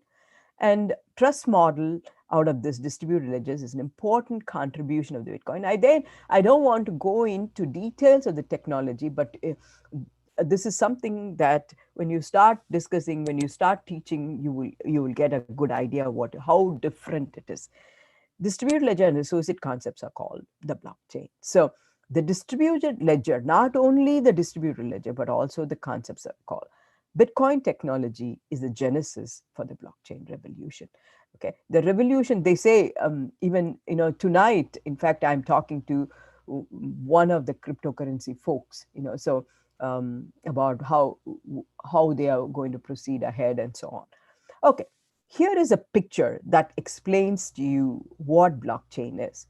We are all happy. I'm sure you're all working on buying things online, Facebook, WhatsApp, e-commerce, mobile application, all those things. And then around 2000, 2008, 2009, the Bitcoin cryptocurrency was launched. And it is not, the blockchain is the one that enabled the cryptocurrency. It is not replacing the internet. Blockchain runs on top of the internet. So that is a misconception people have, that this is something that's going to replace the internet. No, it's not going to replace the internet. So for those of you educators, you know that now HTTP is a regular link. Secure link is HTTPS. Likewise, blockchain is a layer on top of the internet that provides the trust so that you and I can do something more than exchanging money. You can write application, do services, create a marketplace online, something more, which we don't even know what applications are going to be in the future. Okay.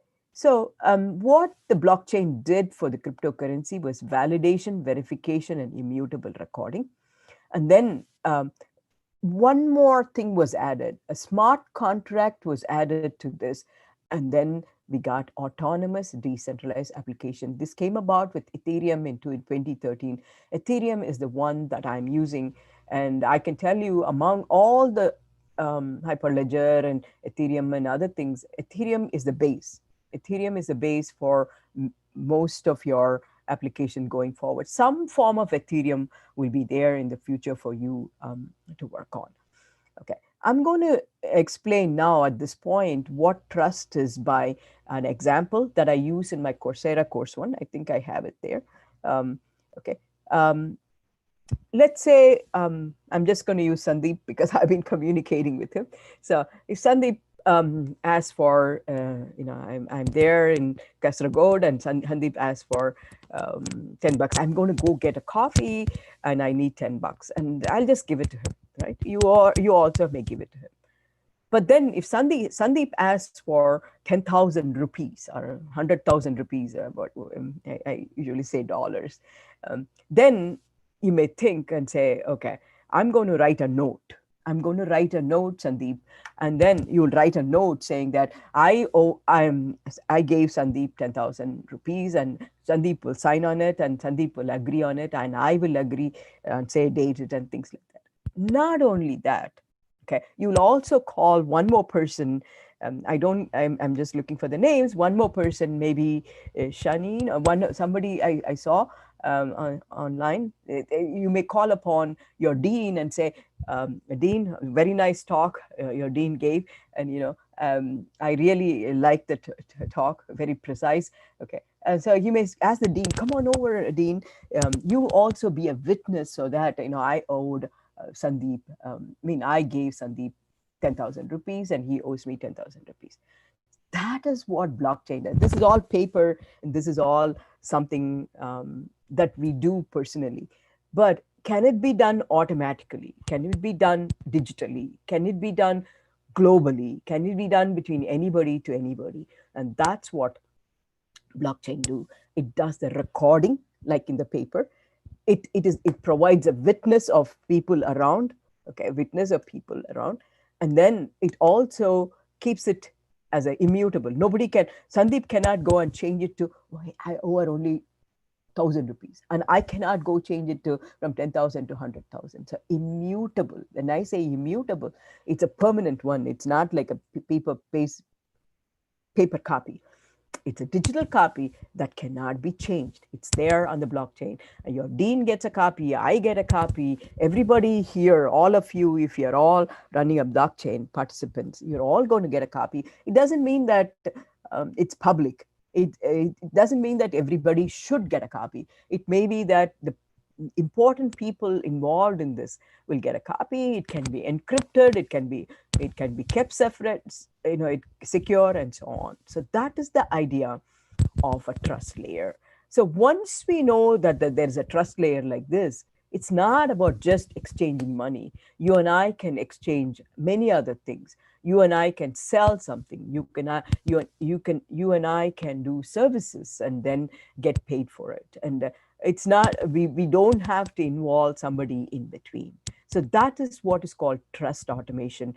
Blockchain is about trust automation. Automatically, so if you go on the blockchain, trust is automatically provided by recording what happens between me and Sandeep or anybody else who are on the blockchain, so that when you come back tomorrow, you can say, I don't know anything.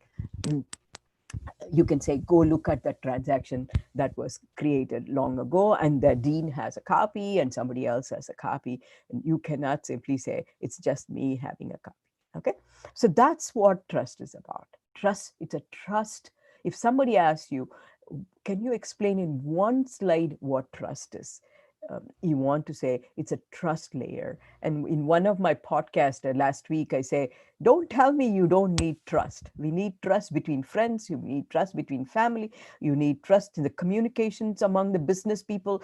You need trust between teachers and students. Trust is essential for everything to go forward. Okay.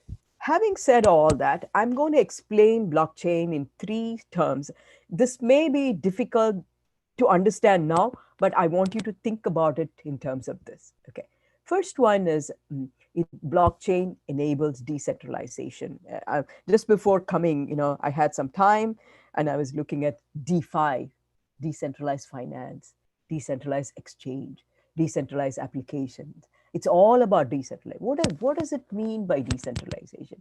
What it means by decentralization is that if you look at the left side, this is the current situation. Okay. If you want to get a credit card, I think even this may be the same case in India, here, anywhere.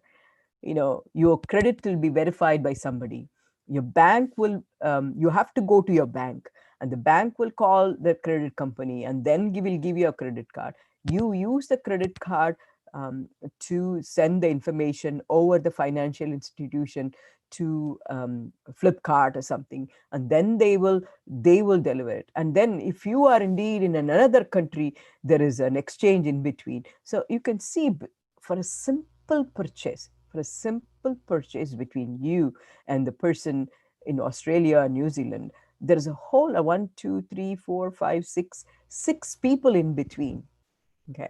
What it means to have six people in between is that there's a little trickle of money that everybody gets. And so your actual worth of 1,000 rupees is not going to be buying you that product. Half of it will go to all the people in between. Okay. What can blockchain do? Okay. Blockchain creates a decentralized world. That means there's no central authority, decentral. Okay. So that you can directly communicate with it. I can tell you, without blockchain enables that, automatically enables that. I'm hoping that, I'll be able to not just communicate with Sandeep, communicate with you, do a presentation. If there's any question, please unmute your mic and talk to me. I would really like to help you. If it is too long, we can talk afterwards. Okay. So first thing you should know is that it is about decentralization. That is number one. Okay. Functions of all these people, where do they go? They don't go anywhere. The blockchain software takes care of that. So I can directly communicate with an organization. I can directly communicate with a charity without an intermediary who says, like, for example, I go to a grocery store, department store here. They say, oh, give me money and I will give it to the charity. But I found out from somebody working there, they don't give all the money. They give only 5% of the money I'm giving they take 95% of it for them. Only 5% goes to the charity. So that is possible by decentralization. It's not just about money. It's also about applications. We don't even know what applications are going to come in the future. The second point about it is that, again, one more D, DLT. What it is that the transactions are, this whole PowerPoint presentation is available in the shared directory. I think there's one thing that doesn't appear in the Google Doc, but anyway, the whole thing is available in Google Docs, in Google Drive. You can download it. The many transactions become block, okay, and the blocks are stored as chain, okay. So without going into the details of it, there's consensus, verification, confirmation, just like whatever little piece of paper myself and Sandeep wrote and the dean verified, the same way, all these things are automatically done by the software of the blockchain. Okay, and then it creates a ledger. So just like the little paper we had and lots of it put together is a ledger, like the one you may see, I think, in a corner store or some place where they do not have the computer, but they keep track of it in a ledger. And that is a blockchain. And there is a mechanism in blockchain whereby, if you make any change, the copy that you have is going to become invalid. Okay, without going into details, the point I want you to understand is that just like the paper that myself and Sandeep wrote down for our exchange, many transactions like that make up one block, just like in the ledger, pages and pages of it. And many pages, many blocks make the ledger. And the second concept is DLT. And the beauty of this is that, unlike the paper copy where you can make a change, this is a copy. I'm going to have one. Sandeep is going to have one, probably, and every full node of the blockchain network is going to have. So you dare not change it. If you change it, your copy becomes invalid. And so, that is distributed immutable ledger. There's a second concept. Third concept is, if you looked at this, what happens to all the intermediaries? Intermediaries, it may be a big word there, but you can think about the bank, So the same, go back to Sandeep's case, myself and Sandeep, instead of giving the money, I may say, I'm going to give it to the bank. You can take it from the bank. I'll recommend you to the bank and you can take it. Of course, the bank is going to take that fee, this fee, and so on. Okay. So blockchain, the trust intermediator, that is number 3, disintermediation. Okay. How do you do disintermediation? That means intermediation. How does the bank know to give you a loan? What do? They verify your paper, they validate you are indeed you. Okay. Verification, you are indeed creditworthy. Validating that you are indeed um, you know worth, your documents are right. And then the bank person and the manager, everybody has to come to a consensus agreement. They send the application to somebody, agreement that, okay, we can give the loan to this person. And then recording, and then they make a recording of this on somewhere, and then they give you. And so the trust and verification, I think, again, I give in my Coursera course, there is an example of when you go into the airport. I don't know how it is in India. I've been traveling to India a lot, but of course the COVID stopped everything. But here you go and show the driver's license, and that is verification. Okay. And then, because they don't know which flight you're taking and things like that, this is a general thing. And then when you go to the gate clerk checks your ticket, okay, the token to get into the plane. That is validation. You have a valid token to get into the plane. So that is specific to that airport. And then after you enter that, they put it on the database. Oh, Bina came into the flight. Okay, good. That seat is taken. Something they put it. That is recording, and the clerk and everybody agrees that it has to go on the record. And that is, all these things together creates trust and integrity in the system. And blockchain contributes that. How does it do that? This is all done in the smart contracted validation. I may not be able to get into that, but I think this is something that you have to keep in mind. All those verification, validation, consensus recording are done automatically by the blockchain. And so third component is D. Okay. So blockchain is about blockchain is about decentralization, disintermediation, distributed immutable ledger. And using these 3Ds, it creates a trust layer on the internet. Blockchain is a technology that provides the hardware and software infrastructure and protocol for realizing that. This is where the opportunities are. Okay. Probably, I'm sure that your students are the ones who are going to be having careers in developing applications that makes use of these. So the hardware is there, the software is there. I'm just trying to think whether, so you have to stand up. No, this is a new technology. This is a brand new technology.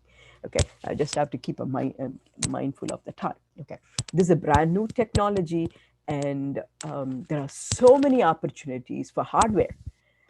I'll tell you why hardware is important, because all these laptops and things like that cannot stand the blockchain is 256 bits. You have only 64 bits. So newer technology is coming, and you have to program, you have to have machines for that and hardware. So hardware setup is going to be different. You're going to do the hardware setup. Your students are going to do the hardware setup. And then the software is writing smart contracts and decentralized application on top of the hardware. That is also a different kind than what it is now. And so there is so much opportunity. My students are doing COVID-based research on blockchain. Okay, so not COVID-based, blockchain applications for COVID, and things like that. So they're very, very, I think students are very creative, so it is not something flimsy. It came with 40 years of scientific research, cryptography, hashing. I heard somebody talk about cryptography. I think one of your inauguration from your Atal, one of them, they talked about cryptography. All these things have culminated in this. And what is important is that automation, accountability, auditability, efficiency, accuracy, fidelity, fairness, and inclusiveness. I I'm giving a podcast next week. It's about inclusiveness of blockchain. In a long time, blockchain is one that is kind of people-centered. Okay, so that's why I told this. I made this title of this talk as, for all. Okay, all right. Why is it important for all? Potential impact, application, careers, education, and curriculum. I just wanted half an hour, half an hour. Okay. Long ago, before many of you were born, manual systems were there, and centralized systems, personalized computing, PCs, spent a lot of money, $7,000, $8,000 for a desktop. And then decentralized computing, we have all these online shopping and databases, relational databases, big data databases, and so on. See, you can see the evolution. Where are we going next? We are going to decentralized. Somebody asked me, what happens after that? I don't know. All right. Blockchain will take us there. Okay. And the second thing is that it is peer-to-peer. That means unlike a central authority, you and I can theoretically communicate and do it. It's not also like Airbnb or Uber. Airbnb or Uber are still concentrators of, they're all concentrating everything in one place, and then they're not, there are times when they say the drivers don't get as much as what the company gets, so I do not know about it, but still, those are all centralized again. So this is peer-to-peer, purely peer-to-peer digital assets held by the peers, P2P transactions. I think there are lot of opportunity. I have a big class, and every one of them is implementing a new application based on blockchain. As you can see, this is all Amazon, Google are aggregating and they're centralizing. This is going to open up and make it available for everyone. Okay, we still do not know what the major applications are. Okay, and you can contribute to that. Okay, and so it is basically, you have to evolve. There's nothing, change is inevitable. Okay, so that's number one point. Blockchain is people-centered. Okay, for once we have a technology that is not like, they talk about peer-to-peer participants. Okay, doesn't have to be people. Understand that you hear about electric cars. I know that you all have electric cars there, but more widely usable electric cars. All these things can benefit immensely by blockchain technology. Okay, major difference in blockchain technology is meant for trusted peer-to-peer transaction. It is people participant centered. It's not all about programming, it's application development. There is a role for every one of us to play. So at this point, I'll give you an example. Technology encompasses all business domain, not just fintech. Fintech, DeFi, it's not about, it's beyond money. It's beyond money. It's not for buying coffee, just for buying coffee. It's for a lot more than trusted application. If only we had trust, we could do many more applications peer-to-peer. I could, for example, in this COVID situation, one of the things that's happening is that you have parents somewhere and you are living somewhere and you want to ask a service to help them out. Okay, how do you trust them? How do you trust them? Maybe there is a blockchain solution for that. You can say peer to peer, I'm going to pay you, you can go help. So I don't know. So that's the kind of application that will emerge from here. And also there's a role for everyone to play where it's not just enough if you, I just wrote, there's a European social networking about blockchain that I'm part of. I don't go to regular social network, but technologies. I just wrote somewhere, it's not just enough throwing the cryptocurrency at people, but we should tell them, educate them how to use it. If you make instrument, if you make application, you should enable people how to use it. You can all do that. Your educators, your students all can create it. Let me give you an example here quickly. It will allow enterprise and people across geographical borders. I just threw in all kinds of earth there so that all the countries are included. Let me give you an example. It's not just enabling the cryptocurrency on the internet and going away. It's not enough if you enable the instrumentation. You have to educate the people about these instrumentation and the applications. To give you an example, my in-laws, about 5-10 years ago, the bank gave them credit card, okay, nice shiny credit card. They didn't know how to use it, or at least they didn't. Somebody else was using it for them. The same way, we don't want all these instruments coming but not getting used by people, and that is about the credit card and the people. On the other hand, I see that mobile computing is pervaded everywhere, and I think mobile is simply communication. Communication. You can order things, you can do things, but we want to go beyond that for peer-to-peer instruments and applications and so on. So I'm going to illustrate that in the third half. You will see one of them. Okay. So, and then positioning blockchain, it's imperative. Educating all is the first step in empowering all. Okay. When I say educating, it's not about programming. It's about the existence of a blockchain and what blockchain can do. Okay.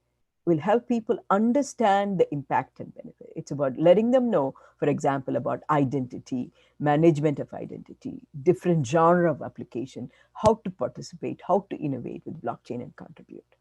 Okay. For example, I'm going to do something today. I hope you all have came prepared with that. If not, I'll take you through and do it. In my class, I'm teaching a blockchain class, and I tell them, this is your digital identity. You can think about digital identity, which I'm going to do in the next half an hour, as something like your Aadhaar card or something. Okay. Believe it or not, when they come to the next class, I ask them, where is your digital identity? Half of them have forgotten about it. Half of them do not half of them, few of them. There are always few of them who have misplaced it. You have, you cannot do that in digital. It's just like forgetting the password and the login when you're logging into a site. What do? I forgot login. I forgot password. In a decentralized system, you cannot do that. You created the identity, you got to remember it. Okay, that's a responsibility that we have to. I wrote a full page for my students to say, you cannot forget this, you cannot misplace it, because I don't know how you created it. And so as simple as that, you know about this, like you're not in the United States social security number, you cannot give it out. So educating them about it. Okay. And this decentralized identity you're going to create for yourself today in my lab is something that is going to be valid forever for any cryptocurrency. Okay, it's going to be valid forever. Understand that. Okay, so for example, if a student comes, a student number is there, and after the student graduates, a student number is, we don't even worry about that. Whereas the digital identity that I'm going to ask you to create, tomorrow, about 10 years from now, I'm running an experiment. I may call upon LVS teachers or who are here. Can you all join in? You can just join in. That is decentralized computing. So if it was not night, I'll ask all my students to join in the experiment that I'm talking about. They can just join in. So that is peer-to-peer. You will see that today in my third half. Okay. It's not limited to computer science, engineering, or fintech. Very important. Understand that if there are educators who are not in computer science, also there is something to be done with history. There's something to be done with, let's say you have somebody who, many of you are computer science and engineering faculty. You can collaborate with geography. We can collaborate with history and so on. Any discipline for political science, I find a use. There is a student of mine who is an artist who creates music. He's selling his music. He's writing an application selling his music on blockchain. And blockchain is discipline agnostic, meaning it can be introduced to any discipline, and the application of work and careers are not restricted. What it means is that it is something encompasses a lot of disciplines, and you computer science and engineering folks can teach to the other disciplines how this can be done, involve them, collaborate with them, and so on. Okay. How can my experience help? I think Coursera MOOC, I launched it in 2018. It was a 1-year production. blockchain basics. You have to understand smart contract, decentralized application, blockchain platform. This gives a very broad overview. Very broad overview. I cover a lot of things, and I really this has received a fantastic. It has received. It has got about 160,000 learners from all over the world, and I have a reach of about 500,000 when I send a mail out and so on. But even now, when I'll show you, I wake up in the morning and I press my, and I have a page of LinkedIn that says we are taking your course, it's nice, and so on. It's useful. More important than it's nice is that it's useful. I go back. See, when you eat your cake you made that's when the impact is good, right? So I go back. Yesterday I went back to my Coursera second course. I had a one slide and showed it to my current students as how to write the functions and so on. First course and last course is general. Second and third course is programming oriented, and it's on a VM, so it's frozen to 4.0, some earlier version, so you should be able to do that. But there's only one application discussed in these. I have this is a 2-year in production. This is 1 year in production. This is in depth. That was broad, and I go in depth in writing application, decentralized application. I have this, and this book is really I'm teaching from that book, and I'm, like I said, I'm eating the cake I made. Covers end-to-end development of blockchain-based app. I chose Ethereum blockchain because its code is open source, and also it is the one that is pushing ahead. And Ethereum folks gave me, they talked to me. I asked for access to talking to them, and we had a Zoom session, and then I went in into their offices in Washington, D.C. We talked about it. Every now and then, when I have a question, I write to them, and they reply and say, go ahead with it. And there are times when they even help me with a certain cryptography presentation pronunciation. You have to say Kechak for the hash and things like that. So it's a nice collaboration I have with the Ethereum folks. Okay. And there are lots of tools. Any area is, just want to keep a track of the time because we want to do some hands-on. Solidity language, just like Java, JavaScript, we have a Solidity language. A beauty of the Solidity language is that it's not vast like Java. It's not vast like, because they want a nice specific language for smart contract. And then there is a Remix Web IDE that you're going to use today. I'm going to make you use today. And there is a Solidity program that I have in the shared document that we are going to explore. And then a production IDE is in Truffle, and test chain Ganache, Ropsten. As would have it, this weekend when I was experimenting what to show you, Ropsten failed. In the sense, Ropsten network went down, just like a power goes off. And so I also have a Cohen network, a backup network, not mine, of course. These are test networks that they use for testing Ethereum blockchains. MetaMask browser plugin wallet. In fact, just now as I was waiting to join the session here, I was exploring MetaMask. MetaMask is the standard one. See, I evaluate a lot of technologies, and I pick and choose the one that are robust. Okay, so, all right. And my Coursera had one application. This has got 6 end-to-end application.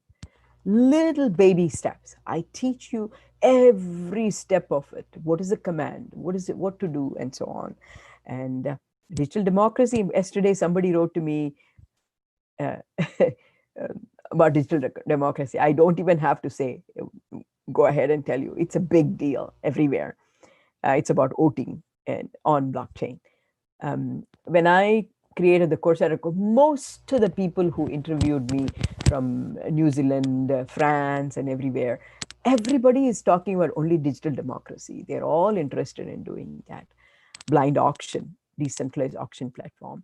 I also have an airline consortium because, anyway, I don't want to micropayment channel. Again, if I want to send Sandeep 1,000 rupees, I have to spend 2,000 rupees in fees, right? So The payment channel is peer-to-peer channel. I don't have to go through the bank, pay 2,000 rupees to pay something 1,000 rupees. Okay, tokenization of assets. This is tokens. Again, I think you can tokens. Examples of tokens are real estate tokens. The piece of land that you have, the house that you have, all those things can be tokenized. Educational credentialing. This is something I have all these applications fully developed. The code is available and it's explained in the book. And I promised them 60 figures in my contract. I have about 150 figures, a lot of figures to explaining for you educators to teach to them students, with the help of pictures, and especially concepts like security, privacy, integrity, on-chain data, off-chain data, running on the cloud. Everything is covered, one end to end, and that's something. Okay, and how can this book help? Okay, developing blockchain careers, and this is the book. They write about this picture. They gave me a lot of choices for what I have it here. A lot of choices for what's going to be the top, and I chose this. This is like somewhat. It's actually a French painter who did this Eastern European costumes, and you can see it's like the costumes that we Indians wear, right? So except for the big coat that they have, but it's cold out there. So I think this inside looks like a langa choli, and so I chose that as a top. And if you look at it in the inside, they write about the authenticity of this painting and where it came from, who is a painter, lots of interesting things. Okay, a broad range of decentralized application is discussed. I have a hashtag of BIA, and the book providing excellent case study material for any classroom, boardroom, or training room. I just don't want this to be for computer science and engineering. It can also be for finance people. It can be for management folks. I know that you have other disciplines in your school or in your relations with other educators. Anybody can pick up and just look at the problem statement. They may be able to understand. So even if you are not a technical person, you can look at the problem statement and see where the blockchain is applicable. A freelancer can pick up the book, go through the example, work on the code, read the material, become a blockchain programmer, the app developer. So if you have somebody in your amongst you who wants to become a freelancer programmer, this will help. Educators can create a curriculum based on the book, 1 or 2 courses. I would say first 6 chapter could be 1 course, second 6 chapter could be another course, and that's it, right? So 1 book for 2 classes. All the necessary figures and code are readily available in the book, and also the code for the entire book. When you buy the ebook, when the students buy I would say don't buy the print book. If it takes a long time to ship, they are shipping it from all the way here. It's available right now in the United States. Somebody from India ordered it, and it's going to go from Netherlands ordered it. It's going to take a long time to go shipped. But ebook is available today. You can buy it today. An ebook is nice. I'll talk to you in a minute. We need thought, and one more thing, careers wise, thoughtly. It's not about you. Sometimes you think we are going to be developers. It's also thought leaders and visionaries to come up with innovations based on blockchain technology. You startups, ideas. Okay, I have some ideas about cars, autonomous cars and blockchain. High-level reading of the book can provide necessary background for the people to get started. So this is very important. Any of your educators with your background can think of, I have this idea. How should I write it on blockchain? Okay, this can help. The book can provide a summer reading for high school students to prepare ahead for this emerging technology. If there's somebody in your life who's a high school student, especially now, they have so much energy and they are so cooped up at home, they don't know what to do beyond their classrooms. Okay, this could be a good reading, and this could be one. So, where do you begin? How do you begin? For example, my book. So I'm going to give some coupons for free books to Sandeep. I'm letting him raffle it every day or something like that. But there is also a percentage off of ebooks. Okay, so beauty of the ebook is that, let me just, beauty of the ebook is that this slide is not there. It was at the end. I moved it ahead. So okay, instead of my name, okay, instead of my name, in the only the ebook, not the print book, instead of my name, your name will be there. So it's so nice to see if you have a youngster in your house. Every page has it. Every page has it. So you get an ownership. I remember when I got my first salary, I went and bought a book in Higginbotham's for 900 rupees. I still have it. It's a RIS database or something like that. So you can buy the ebook. I will give you the link with I leave the link with Sandeep. That gives you a discount on the ebook from the price that they advertise. And it's not very, price point is so low that I don't make any money. I have not seen any money. Okay, so your name will be there. That makes you, if your student, if you prescribe it for a class, and if your student has it with their name on it, it's so encouraging for them to go through. Every page has it, go through and understand. So it's end-to-end complete book. Okay, so okay, so let's go back now to a demo. Okay, that's all I have. It is something that you can read and learn. So I'm just going to focus now on smart contract itself. Okay, quickly.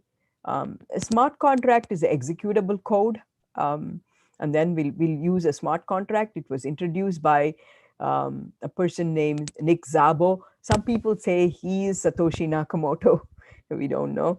And Ethereum stack is decentralized application, smart contract, blockchain, Ethereum blockchain account, and the rest of the things is your computer. Okay, bottom is your computer. Okay, the way we develop is review the problem statement, design using UML, design diagrams, and develop and test the smart contract. This is a picture from the book.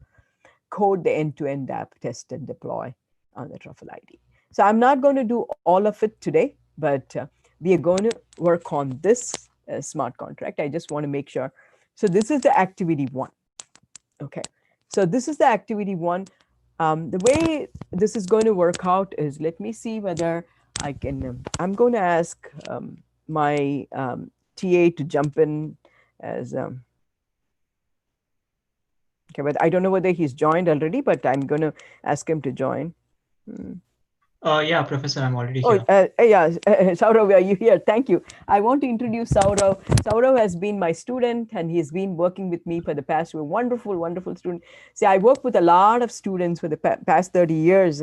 I keep in touch with them, and he's been helping me. I usually choose 1 or 2 students, and Saurav has been helping me, and he's already there in the net. So the first thing that I want to do is that I want to show you the tool, right? So I tell my students, if you want to learn carpentry, I don't know how many of you do carpentry. Carpentry is a crazy here.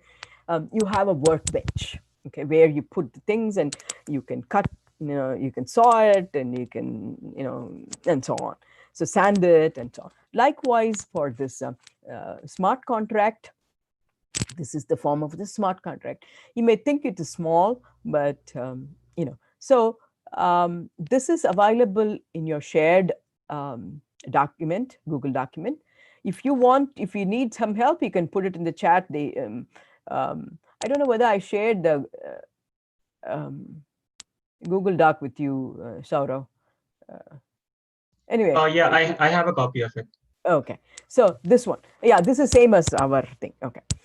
So what I'm going to do is I'm going to go into, you just type in remix ethereum.org.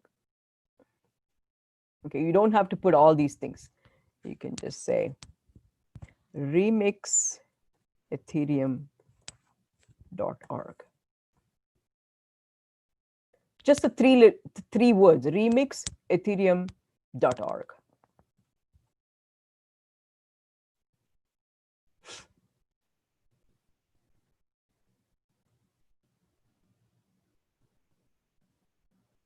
Okay. So can somebody unmute their mic and tell me that they're able to, because there's a lag. I just want to make sure that you're able to go there. Somebody in the audience?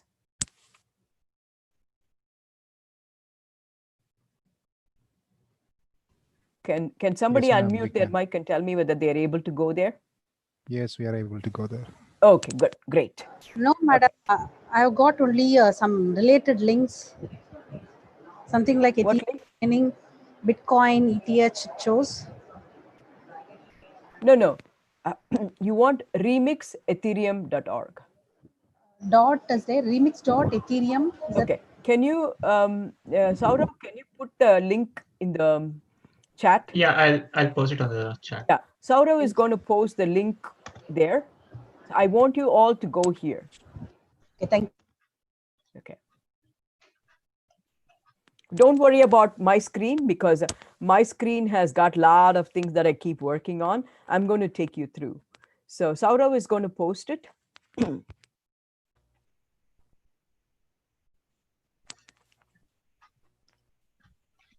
Yeah, I've shared it. And if anyone has any questions during the demo, please post it on the chat so that I can help you out. Yeah. So the same person who talked to me, are you there in this Yeah, screen? madam, I'm trying to get in. Okay. Take your time. Yeah, okay. Okay.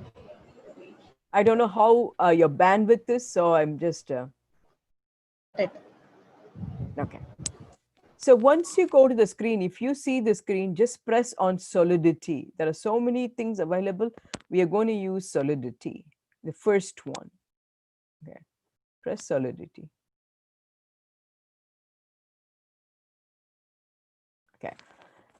For all the educators, this is good because it is it's a web environment. It is available. I'm just making sure that it's available for people in India. It's just a web environment, web link, and so you don't have to install anything. And I just pressed on Solidity. And the next thing is I just the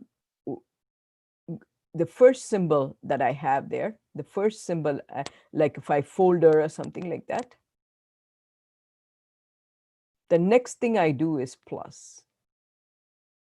Okay, press the folder like thing and then press. And then you can say counter, I don't know, I just want to make sure that, okay, I'll say counter1.sol.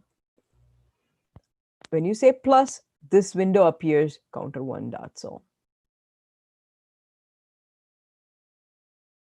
Okay.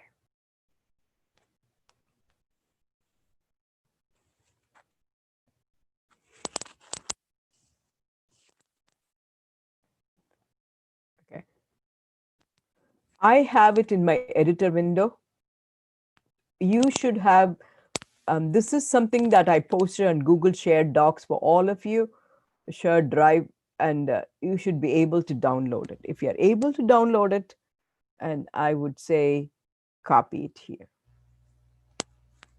Okay. One more time, remixethereum.org. If you have difficulty, you can put it in chat. Saurav can help. And this is the file folder. Plus, give it a name, counter1.sol. You can give any name if you want. It doesn't matter. Sol is important. Sol is the type. Solidity is the type. And this is the file. Okay. This is a simple counter. This is a simple counter. And this counter is something that in my book I say that counter can be used to do population, birds migrating plus or minus, and refugees coming in, people immigrating in and out, anything, and also anything, decentralize anything.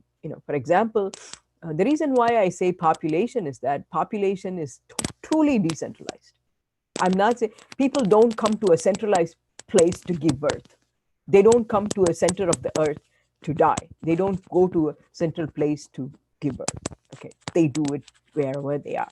So population is a truly decentralized problem. We have so many countries, and so this is okay. To run it, okay, once you have it here, okay, please do ask help in chat. I want you to run it. Okay, this is something that you can show your students within a few minutes. Okay, run is this, deploy and transact is this, and then deploy. Okay, and then you have the interface here for the counter. Okay, you have one decrement, initialize, you can see the function increment, you can see the function decrement, and you can see the function get. All these functions are represented in this interface. So Remix is like your workbench. Okay, this is what I tell my, this is like a workbench. If you want to make a wooden piece, you go there and work on it. Likewise, this is like a single stop for anything that you want to do in a smart contract. Smart contract is an essential component, core component of the blockchain, and you can develop, test the smart contract here, web environment, no installation required. So you can get this going when they're thinking about the smart contract and developing. You can type it in. This is like an editor, and it will tell you whether anything is wrong by auto-compiling and all that stuff. I enabled auto-compile, so if I type something, it'll, if I let's, for example, if I take out that, it'll tell me there was something wrong right away. And so this is a good one. Okay, let me go back here. I'm going to initialize it to 200. Just a minute, Professor. So I just wanted to verify if everyone is able to view her screen or if anyone is having any difficulty. Everybody's got computer running and they have this. Madam, we are able to see it, but can you again explain how to run it? We have copied it just now. Okay, good. I'll do that. I'll do that. Thank you.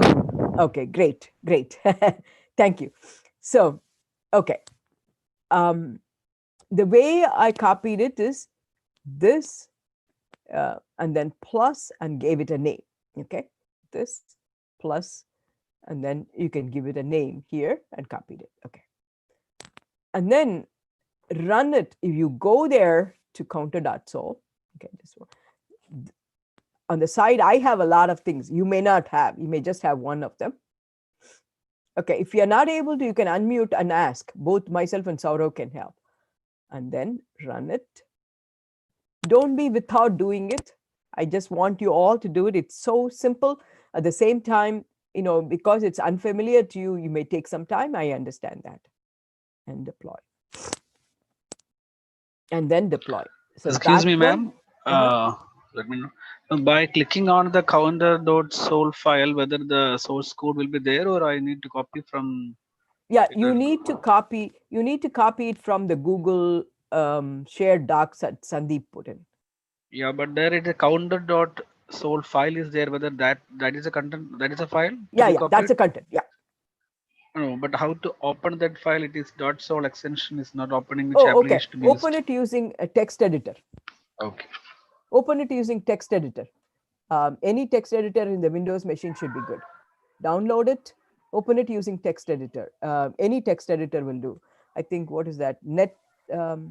I have a Mac, but I think. Hello, ma'am. Yeah. Actually, we can open it using Notepad or Word document also. Yeah. You can do anything. I just use Sublime, Word, WordPad, text edit, anything you can open it. Yeah, download it, open it, and copy it. Yeah. Yes, ma'am. Actually, I did compile counter 1.sol, but I can't see that deploy. Whatever shown on your screen. Here, on the left side, can you see that Ethereum and the arrow symbol? Yes, Ethereum and Solidity below Solidity compiler. Yeah, that here. Can you see this? Yes. Press Yes, ma'am. Press that. Yes. Now I can Press see that, then deploy. you will see the deploy. Okay. Yes, ma'am. And one more thing that actually, ma'am, I did your Coursera courses, blockchain specialization. Oh, good. Yeah, it was very nice actually. And now this will be again practice for me. Yeah, very good, very good. I'm so happy. I'm so Yeah. happy. Yeah, this is Yeah. much more.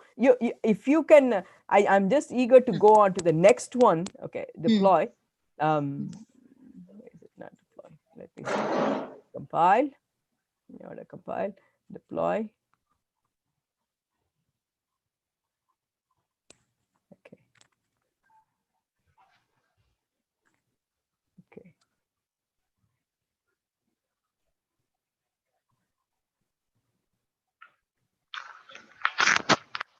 Reload.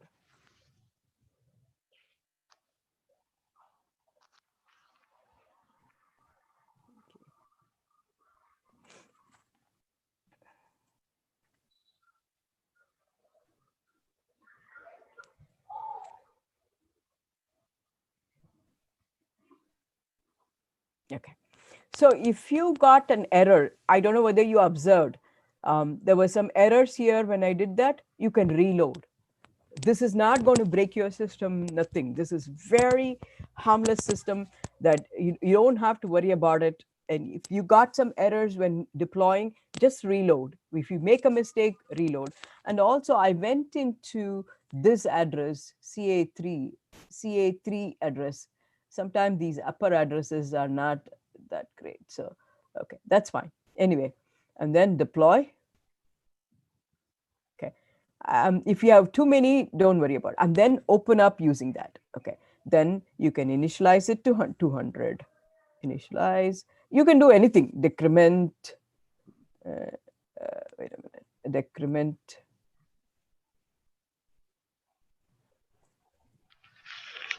You can do increment. And then when you do that, you can always see what the value is here. Okay. This is good. We got a counter running. Okay. And I want to do a decentralized one. This is development. This is in your workbench. Okay. I want everyone to complete this. I'm going to give you 5 minutes as you're doing it. But I want to do a completely decentralized one where I am the, you can see that I'm going to be the organizer. I'm going to be the United Nations. You're all going to be different countries reporting to me decentralized fashion, the increase or decrease in your population and so on. Okay, so we're going to simulate a decentralized network here of population, world population, right? So world population. For example, I think I have it. Hopefully it's running. Okay. I just want to see as I was waiting for the class, for this class, I was reading about another cryptocurrency, which is really picking up something. All right. So let me go as you're doing that. Okay. Here is an example of the same counter for Tunisia. Okay. Initialize, increment, decrement, get counter value. The same thing, the same interface, but a decentralized application. I'm going to do that, but before I do that, I just want everyone to complete the remix one. Okay, so Excuse me, ma'am. Yeah. Actually, after deploy, I can't see that increment, decrement buttons. Oh yeah, I'll show you. Okay, I'll show you how to do that. If you see, there's a little arrow there. Good question. See, there's a little arrow here. Yes. Just click that. Yes. I click. Yeah. Okay. Now I can see. Okay, So thank you. now, you can see that there is a Ma'am, smart contract. I got a message like currently you have no contract instances to interact Yeah. with. You know what I will do is that in that case, I just would reload it. Just reload it. Oh, that was Okay. Suddenly, I think the remix may be getting a lot of, okay, just, I don't know why. Reload it, and make sure that you're seeing this, and you see a check mark here, and then deploy. Wait for some time after you reload it, okay? I want to see that. No, after reloading, what should I do? You just do, do you see the smart contract here? Yeah, yeah, ma'am. Okay. And then you can click on this. Click on this symbol on the leftmost end. This is the toolbox. Yeah, I did, but I got the same No, error no, here. no. Try again. Try again. Yeah, yeah, yes, yes, sir. Yeah. See, what happens is this an error that you get. One thing I can tell you, it will work out because I think since so many of you are accessing it, I think it's wondering what's happening there. That's all. So reload it. It happened to my class. It has never happened to me, but it happened to my class when everybody was doing it. Okay. This green check should be there and then deploy. And then you can interact. Yeah, okay, counter. But I want to make it into a decentralized application. Okay. We are almost done with this, but this one is what we are all going to do now. Okay. So this is an interface that I have right now that I want you to do. Okay. For that, in order for you to have to be a decentralized participant, I don't know whether I mentioned it in my do I have my okay, I do have okay, that is activity 1. We finished that. Activity 2 is that I have deployed this counter in a cloud, okay, on Ethereum testnet. But if you all want to interact with the one that I applied on an Ethereum testnet, which is there all over the world, you have to have, in fact, I say Cohen, in fact, it is, when I prepared it, Ropsten is the one that we are going to use, okay? So I'll tell you, Ethereum testnet, it's just like, what we did in Remix. Please understand what we did in Remix is like learning to drive in a parking lot or somewhere where there's no traffic. Now, the second activity that I'm going to show you is something that will take you to the highway, will make you drive on the highway. This is true Ethereum dApp interaction for the counter itself. And I want you to experience it. I hope we can make it in the 20 minutes. Okay. The first thing that I want you to do is it's a decentralized system. Okay. So you need a decentralized identity. I cannot go with your school identity, LBS or something. So first thing I want you to do is, oh, we need the link for the, Saurav, can you put the link for the BIP tool? I didn't put that. BIP 39. Just say BIP 39. This one. Okay. iancoleman.io/BIP39. Can you all go to this website? Again, I'm going to wait because of bandwidth issues. I want you to do that. This is very important. This is very important. Yeah. Please talk to me. Yeah, it's all right. Can you go to this site? And this identity is something that you can keep forever and ever. So don't take this loosely, and you can use it on the Ethereum network and nothing. This is all testing. What we are doing testing, they're not going to access anything from you. Don't worry about it. Okay. So, Saurav, if you can put this link on the chat, Ian Coleman BIP 39.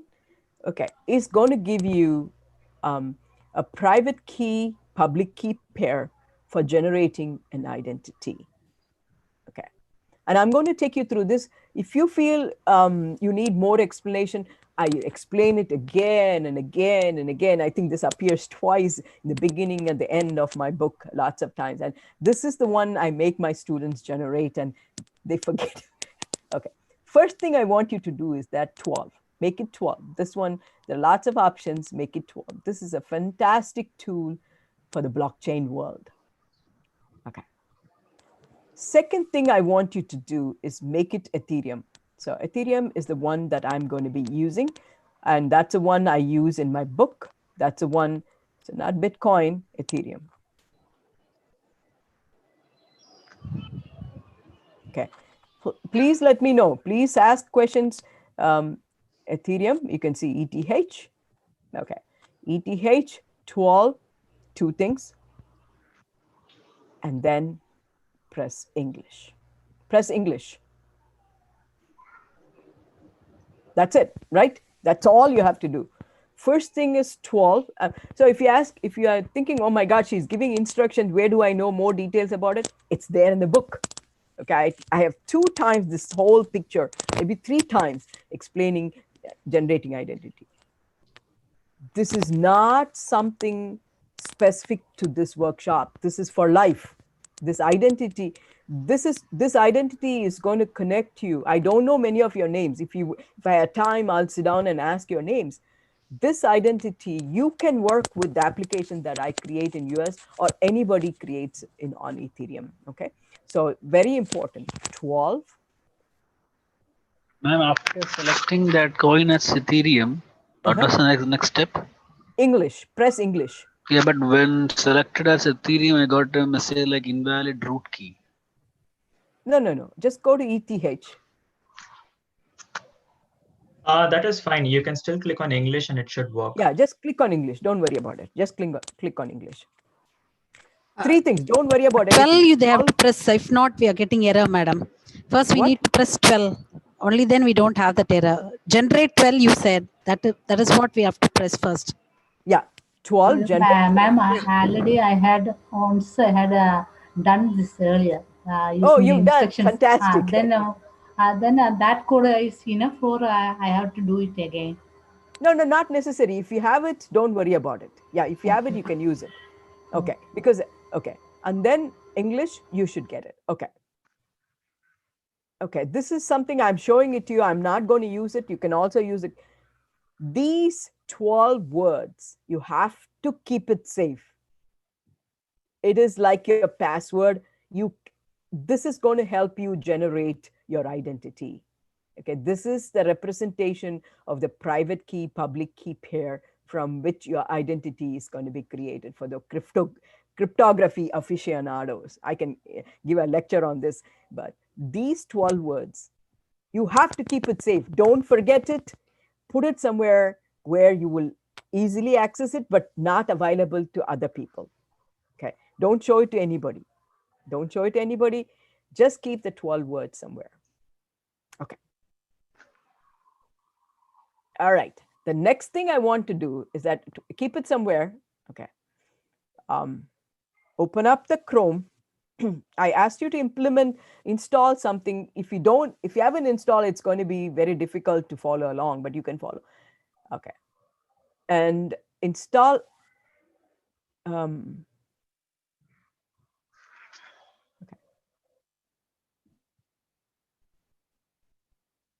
Okay. If you opened up Chrome, by the way, this is how it looks. You can see my, this is a photograph from our, our town. It looks, it's a fall season, so all the leaves turn yellow, right? Okay. If you had installed Chrome, if you had installed MetaMask, you should have installed. It's now kind of too late to do that. This is something that I passed on to Sandeep. You should see all these networks, and I want you to choose Ropsten. Okay, I want you to choose Ropsten. If not, quickly you can install Chrome and the MetaMask plugin. MetaMask is so important. Just now I found out that a lot of other people are also using, besides Ethereum, other cryptocurrencies are also using MetaMask. MetaMask is supported by Google. Okay, so they're the ones who are, okay. So MetaMask, choose Ropsten network, and then import using account seed phrase. Okay, so I want you to, not that one. Don't worry about it. That's a mistake. Okay. Oh, I didn't get that one. Okay, let me just go back here.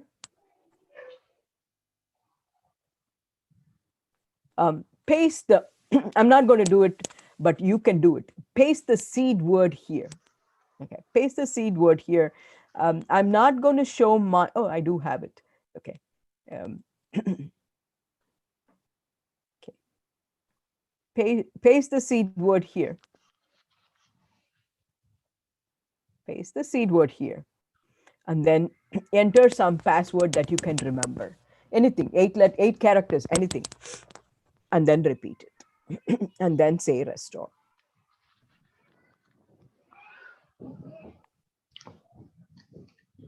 Okay. So Excuse I me, just ma'am. want to. Ma'am, yesterday when I installed this MetaMask, they have asked to create an account, and I have created an account. I got a secret phrase also. So I can Yeah, use yeah, that yeah. one, You or can use that. You can use that. Absolutely. You can use that. You can use that here. Yeah, absolutely. MetaMask gives you a secret phrase that you can use, and you can. This is something that I'm not going to use. Obviously, this is a secret phrase. I'm showing it to you. I have other secret phrases that I use. Puts a password. When you created the MetaMask, that's fine. That's also you can use, and then enter the password, and then say restore. Hello, ma'am. Actually, after selecting Robston Test Network, I can't see restore your account with seed phrase. Means where should I click? Okay, let me just show you one more time. See, can you see at the bottom? Yes, That's the bottom. one. You don't see that? Import using account seed phrase. Yeah, that's the one. Press that. Ek minute. Just Yeah. a minute. Import.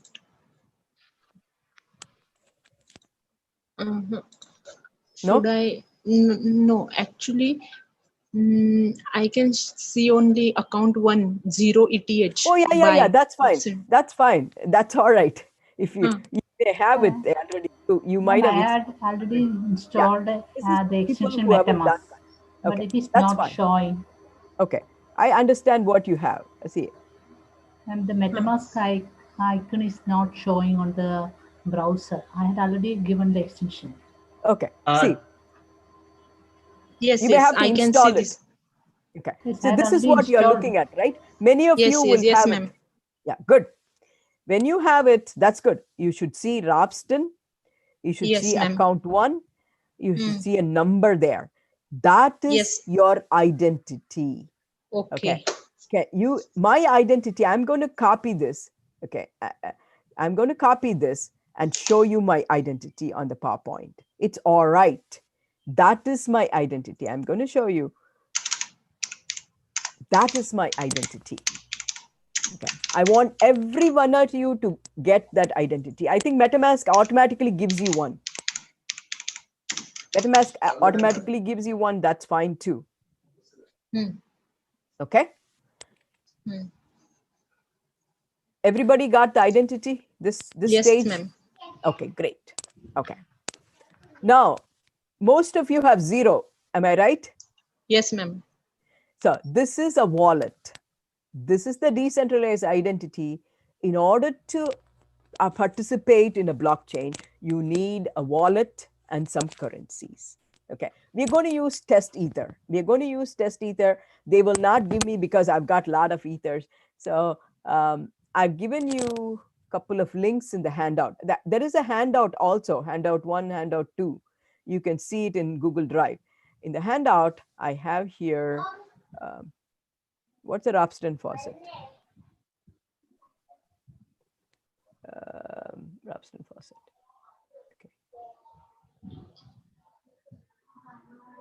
Okay.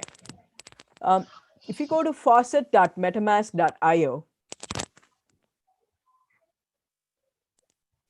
okay, and then go to your, here you can see not connected, just click on that. I've given all these in the handout. So if you can follow along with me now, I just want to get going and then debug it. Okay, so you can do that. You can go to little dots, connected sites. It should automatically connect, manually connect, next, connect. Okay, so I'm going to go the little dots, connected sites, manually connect. You should be able to connect. This thing should show connect. So go there, connected sites, manually connect, and this should show connected. I'm going to go slow. So make sure this is connected by going here and manually connected sites, manually connect.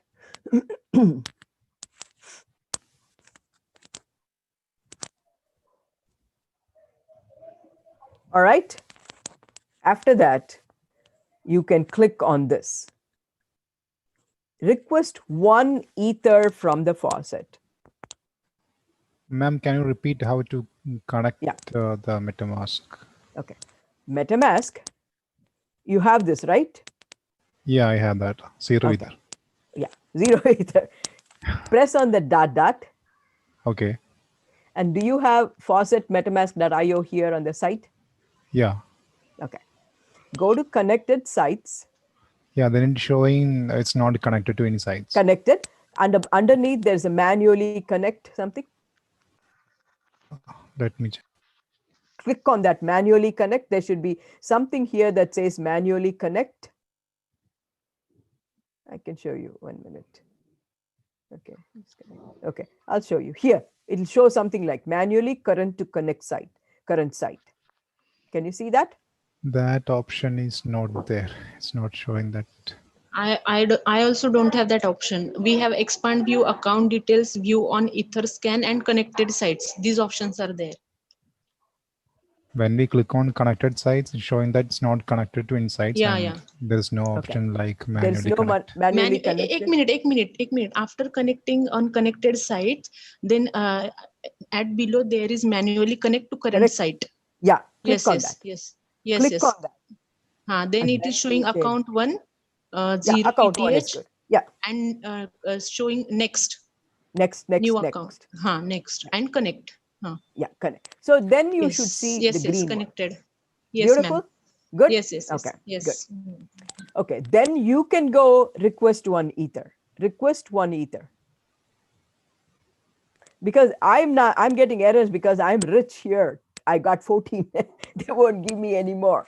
So, but you can all get one ether.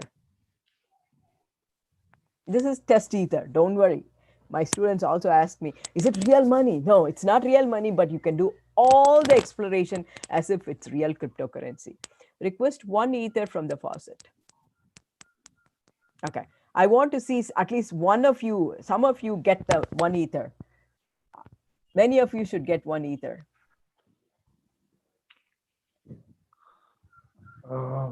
Madam, I just want to ask one question. Yeah. It is little bit behind what is going on.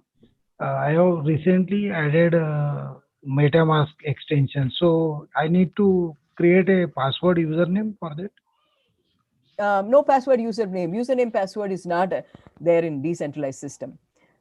If you go to my handout, that's why I wanted all these installations to be done ahead so that you can see it. But anyway, that's all right. If you have the MetaMask, do you see Ropsten network there? If you click on it, if you see, Actually, do you see sir, something like this? I think actually, sir, you have to enter password. No, hold on. New password and confirm password. Yes. Enter, sir. Yeah. Enter password. Enter that password. Okay, enter I that have to password. create a password. Okay. Yes. Create password. Okay. Then you can see. Okay. Thank you. Okay. Thank you. So anybody got one ether? No, ma'am. Actually, I click on request one ether from faucet, but एक minute. In user, it shows one ether, 10 ether, Good. 100 ether. What is Yeah, that? very good. One ether what is is what that? you get. Don't. Okay. But people got one ether. Anybody got one ether? See, can you see Madam, some? we have got one ether, but again there is an error saying that too many requests created from this IP, limit 5 per hour. It's not. It is not fixed, sir. Okay, so I think don't ask for more. Okay, one ether. Yeah, okay. I think many of you are at the same site, so it doesn't like that. Okay. Yeah. So if you want, I can ask if you put your identity. If you put your identity, I can ask. Saurav, you have ethers? Yeah, I can transfer a few ethers. Okay, a few. So don't transfer one. Transfer point 0.2 should be good. Okay. Okay, sure. Okay. So if Ma'am, you don't actually, have the after clicking that request one ether from first set, uh-huh. I got um, no, what was the next step to be done actually? You should see one here. Here, there, and here it is. You got one One. here. You They're got one showing. ether here. They're showing like connect with MetaMask again, select account and all. Yeah. So you should see this. I only connect with sites you trust. Yeah. Well, actually, what should I see? I'm supposed to see this account one. Okay, Yeah, I'm not account getting one that. and one. They're saying that connect with MetaMask, they'll select account, something like that. I didn't get to. Okay. I'll try. No. That one. This is what you're seeing. No, pass. I have entered and all. I have got this green button like request one either from first. I clicked on that. Then actually after that, what I got is actually they're asking for an account. Account one. I didn't see that either No, one. not account one. If they ask for account, this is the Uh, account number. Copy that and put it there. I don't know what you're getting, but copy. If they ask for account number, copy this and put it there. okay, okay. Don't go here. Only the top. Okay. So at this point, I want to proceed. Already it is time. I want to proceed with the application, running the application. You can go download. I think this is something that in the shared directory, I have already put in there. I did tell, I did tell that you should have, if you look at it in the shared directory, I have here one more thing that you want to download. Okay, at this point, this one. Rapston. You can see Rapston. Please download that. Please download that into your system, into your computer.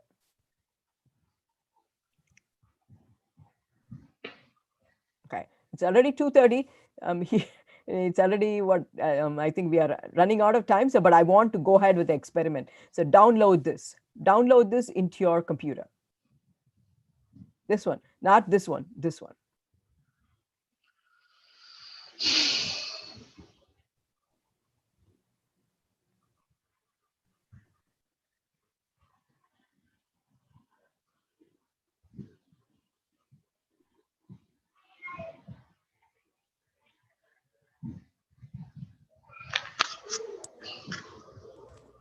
Okay, I'm going to wait for people to download because I know that it takes some time. And that's it. After that, you can run it. So I'll wait for people to download that and then we can run it.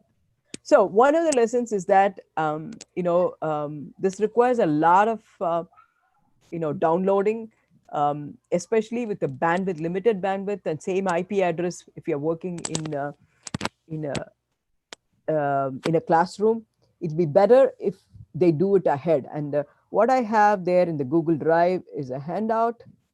Let me just go. Oh, we have two of them. Google Drive, yeah, here. I have this installation guide, and also the installation guide has got all the things, all the installation, and also this thing, how to get that, and how to, whatever I told you, I've got all that in there, and getting, and also getting Rapston Ether. Everything is there in the handout. Okay, so if you miss it today, I want you to go and look at that and get it. Okay, so is there anyone who's completed it, who's downloaded it? Yes, ma'am. Downloaded. Okay, you downloaded it. Unzip it. You know the Unzip also. Yeah, unzip also. Okay. Start a command. If you have a Windows machine, you have a command. It should have something like in the command. A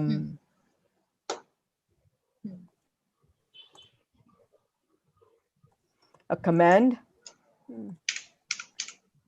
Okay, you are in the command Yes. terminal. Okay. Yes, ma'am. Okay, you are in.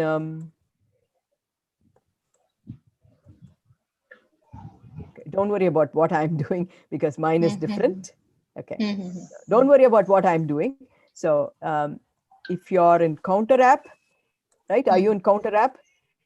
Okay. Go to CD Counter app. Means I have to go to my directory, right? Yeah, CD Counter app. Yes, yes, yes, ma'am. You're there? Do No, NP. I'm just typing. Yeah, okay. And then do npm start. Okay. So one thing that I just want to show that tell the educators is that I do that every class, this kind of a thing. So there is one slide that I put, which said you gotta come prepared if you want to get hands-on experience. Very, very important. So just do npm start.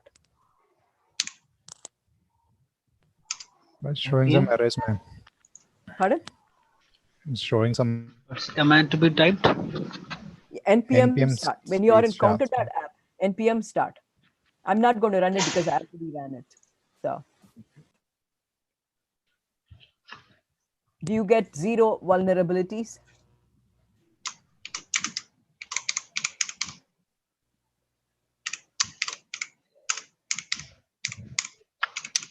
Yeah. So as you're doing that, I just want to say that this is the kind of thing that we do every class.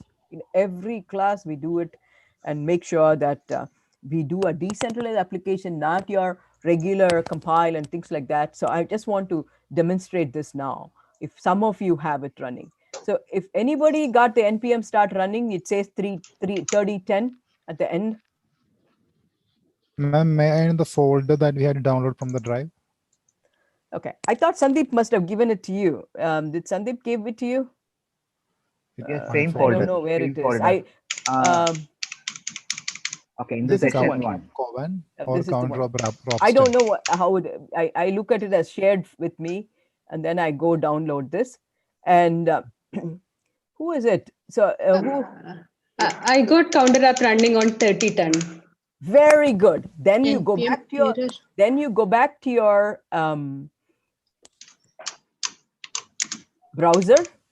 Then you go back to your browser where MetaMask is installed and type in localhost 3010 :3010. Actually, I'm getting error for npm, ma'am. I installed Node.js. It's not npm run, npm start. npm start. Yeah, I written npm start. Okay. Ma'am, it's listening on port 3010. Then after that? Beautiful. If Nikhil, go Yes. ahead and Yeah. say localhost 3010. Okay. Did anyone run a 3010 with the MetaMask on? Counter dab listening on port 3010. It is Beautiful. access. Then you go to then you go to the browser and say localhost 3010. Okay. Anybody see any flag? Yes. Yes. What flag do you see? Korea Democratic People's Republic Beautiful. of. So you are representing Korea. I am representing Tunisia. Anybody else? I'm going to let people share there. Okay. So now I want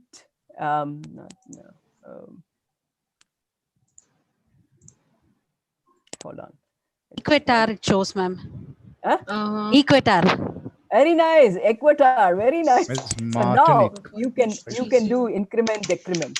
So do you see that it's simply Suriname. This country is there. Suriname. Very nice. Suriname. Okay. Suriname. Yeah, Very I nice. can see I'm hearing Virgin for the first Iceland, time. US. Hold on. Iceland. Okay. Very good. Yes, yes. Virgin Iceland, US. Okay. Martinique. Okay. Can Sandeep? Can I request you something? Can you make let them all share? At this Sure, point, I sure, think sure. I'm not able to do that. Let them all share their screens.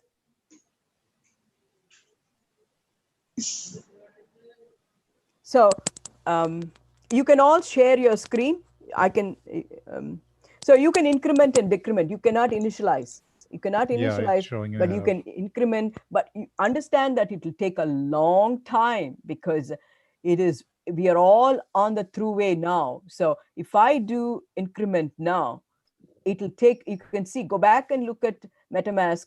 Okay, it's not doing it. Yeah.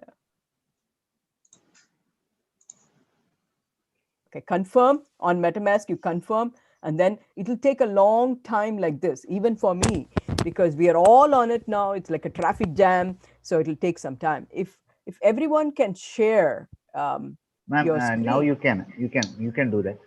Yeah. I made the new host. Okay, I want a screenshot of everyone with flag. Can you see that? It's simply that even though I randomly chose the flag in the web application, the count is, we are all sharing this counter on the, we are all sharing this counter, and I'm the only one who can initialize it, but you can all get the count. You can increment it, you can decrement it. That's the only counter. It's about this case, we can think about it as a world population. Korean Democratic Republic is incrementing, decrementing, and things like that. So you can see it. I just want to see if we can share the screen. All of you can. I cannot even see a grid view. Ma'am, when I click on counter, I get the get counter value. I am getting 54. Yeah, that's because people have been decrementing, I think. So okay, so people have been, because we are all sharing the same same counter. So okay. I also got 66.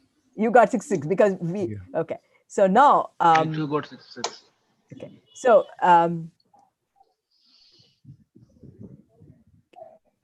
is there any way to share the screen, all of you? No? It's not allowed, I think. Okay, that's all right. Okay. I will try, ma'am. Yeah, okay. It's not allowed, but you know what you can see is that, that's all right. So at least some of you can see that my country is Tunisia, but yeah. Each one of you are representing a country in United. Sometimes you get some things which I don't even know such a country exists. Maybe some of you have that. And then you're incrementing, see, in case you are an authorized person, you're incrementing the population, you're decrementing the population. You cannot do anything with initialize. Initialize is something that I'm controlling, that only I can do, but it'll take some time. MetaMask will take some time. That's all there is. The same increment and decrement, the same increment and decrement. Okay, let me just get the counter value and see what it is now. Okay, let me see whether I can decrement it by something, because yeah, it goes through. It's still alive. I decremented it by 2, confirm, and it's going through MetaMask. This is real network. Real means it's a real test network. You're not using real ether, but then you're simulating completely a decentralized thing. And we are all using the same counter that I deployed. That's why you see the same count, because I think I decremented it by 2, so I should get 64. But none of you have decremented, incremented. I think you should do that. Okay, put some value there and increment, and then see it getting confirmed here. It'll take some time. Contract interaction, all these interaction you can see are all saved here. Activity, you can see the activity here. All these transactions are saved on the blockchain. Okay, so actually if we can share the screen, you can see all of your things, as a decentralized participant. We had Korea, we had Suriname, we had something else. Anybody new? Anybody joined little late?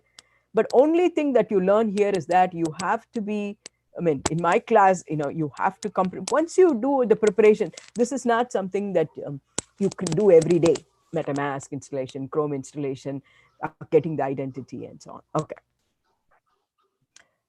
This number is important. We can exchange ether. So for example, I think Komal, I saw Komal, I saw Janisha, they can send money to each other by using this. Okay, so they say send, you can put a recipient. Who's that? Okay, so I can put, if Janisha can give the number, that's what Saurav did. Saurav sent cryptocurrency to some people. So like that you can do. So you can send cryptocurrency, but not only that, you can execute decentralized application. Okay. So besides those people who got it, is there anybody? I'm just going to see whether anybody incremented the count or decremented the count. None of you has incremented. Can somebody increment the count and decrement the count? So that, it's not just me. Anybody decentralized should have the access to the command. It's not about decrement, increment. It could be an operation. Yeah. It could be any operation. So can somebody increment and see the confirm here and then Actually, I incremented it by 12, but I am not getting any value after clicking on get counter value. No. You won't happen right away. Did you do increment and then you MetaMask gave you confirm? Yes, I not audible, ma'am. Did you I confirm? didn't listen.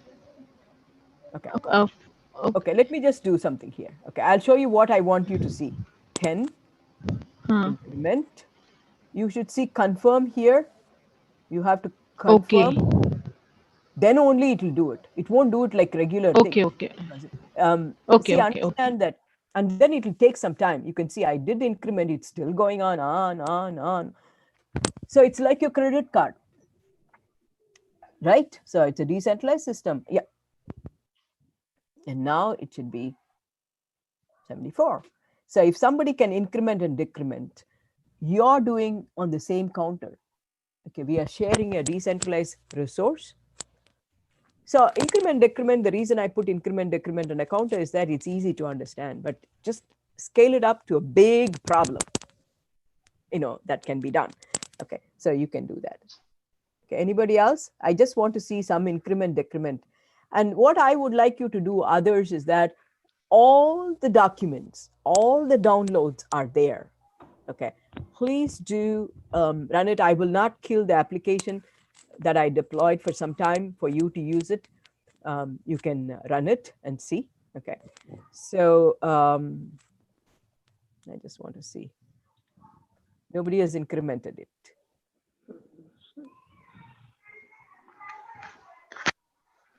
Anybody incremented it? Can we use this same application later on, madam? Yeah, I'm going to keep it on. So, okay. Yeah, all you have to do is download this and then say npm start and go to the local host 3010. You would see a different flag. I don't know what you will see, but you can do that. I'm going to keep my we need to remember localhost colon 3010. 3010. Yeah. Okay. Okay. So did anyone increment it? Decrement it? No.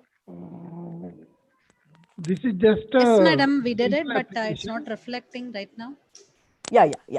What did you say? This is just simple application for increment and decrement. So same way we can design any other decentralized application. Yeah. Oh, absolutely. This is increment. You can just replace that increment with something. See, understand that this is, if it had been a big application, it'll take a long time for me to develop it. Okay. So this is a decentralized application. This is an example of a decentralized application because I wanted somebody to, let's see, it's still going on. I think it's still counting. I'm going to wait. But if it had been a big application, it'll take a long time to develop and a lot of other things to do. But just replace a decrement increment with big operation, something complex. You can do that. Initialize. I mean, it doesn't have to be decrement increment. It looks like a trivial application, but it is a decentralized application. That means it is running all of in each one of you have your own right to increment, decrement here and register on the, okay, still it's not changed anything. So did anyone increment or decrement and get a confirmation?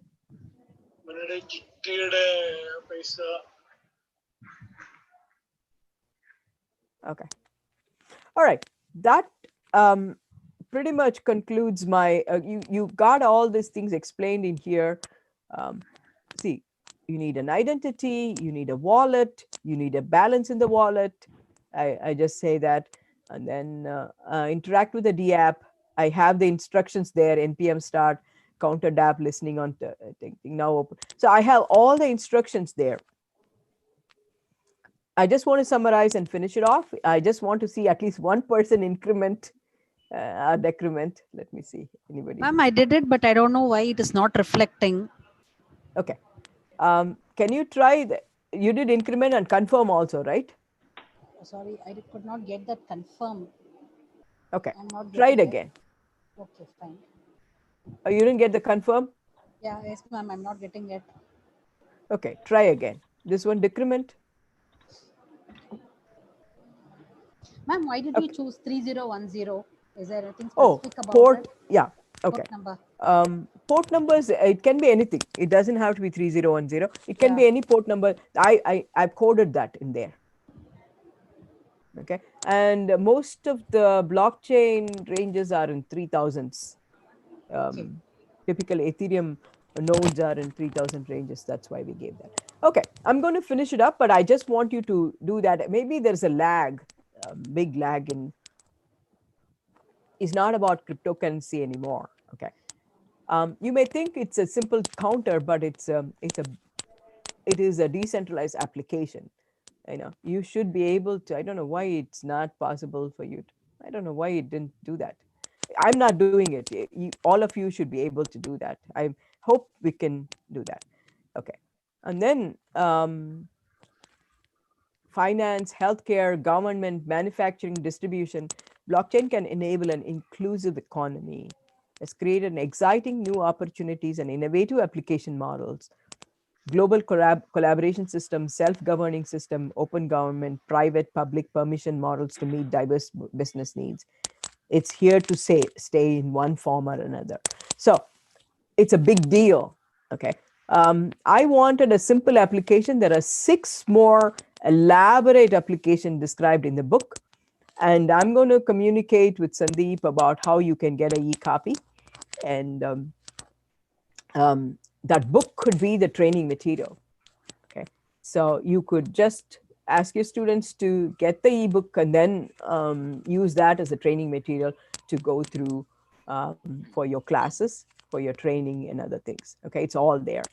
Okay, and that's all I have. But only thing is, I hope that somebody can do a confirmation for one increment or decrement. That's my okay. Anybody got any other flags? Anything? No, ma'am, I'm also not getting the confirmation. I am trying to increment and decrement. I am clicking on the button but Okay. not getting Okay. confirmation. Who's this? Can you do one more thing? Yeah, ma'am. I'm Can you go Shapna. to MetaMask? Can you go to MetaMask? Yeah, Click on the little ball. Go to settings. Just a minute, ma'am. Yes. Yeah. Actually, can we make any one of them share their screen so that everyone can see? We can just guide them through the steps. No, I think that's not possible, they're saying. Okay. Go to settings. Go to settings. Can you go to settings? Yeah, No? yeah, ma'am.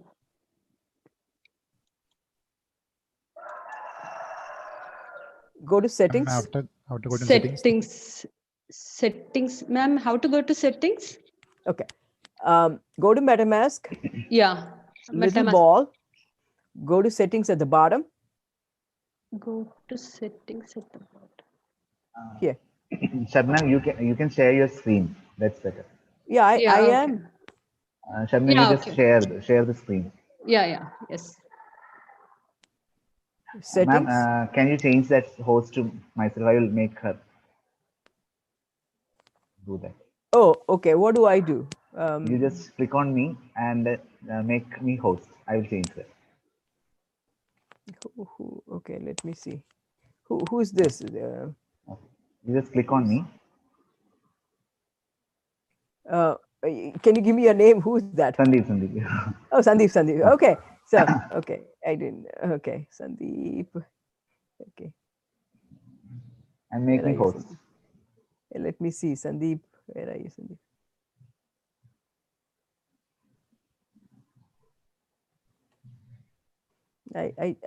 Let me see. No, in the participants list, it is there. Yeah, okay. Let me just see. Okay, I thought you were a host. But I changed that to you. Okay. How do I do that? The participant list, I go. Yeah, I see you, Sandeep. And then You just click on me, more, and there's the option. More is there. yeah, okay. Co-host. That Co-host. Okay. I host. thought you were, okay. You Is it make all me right? host. Yeah. Not co-host. Host. Okay. Okay.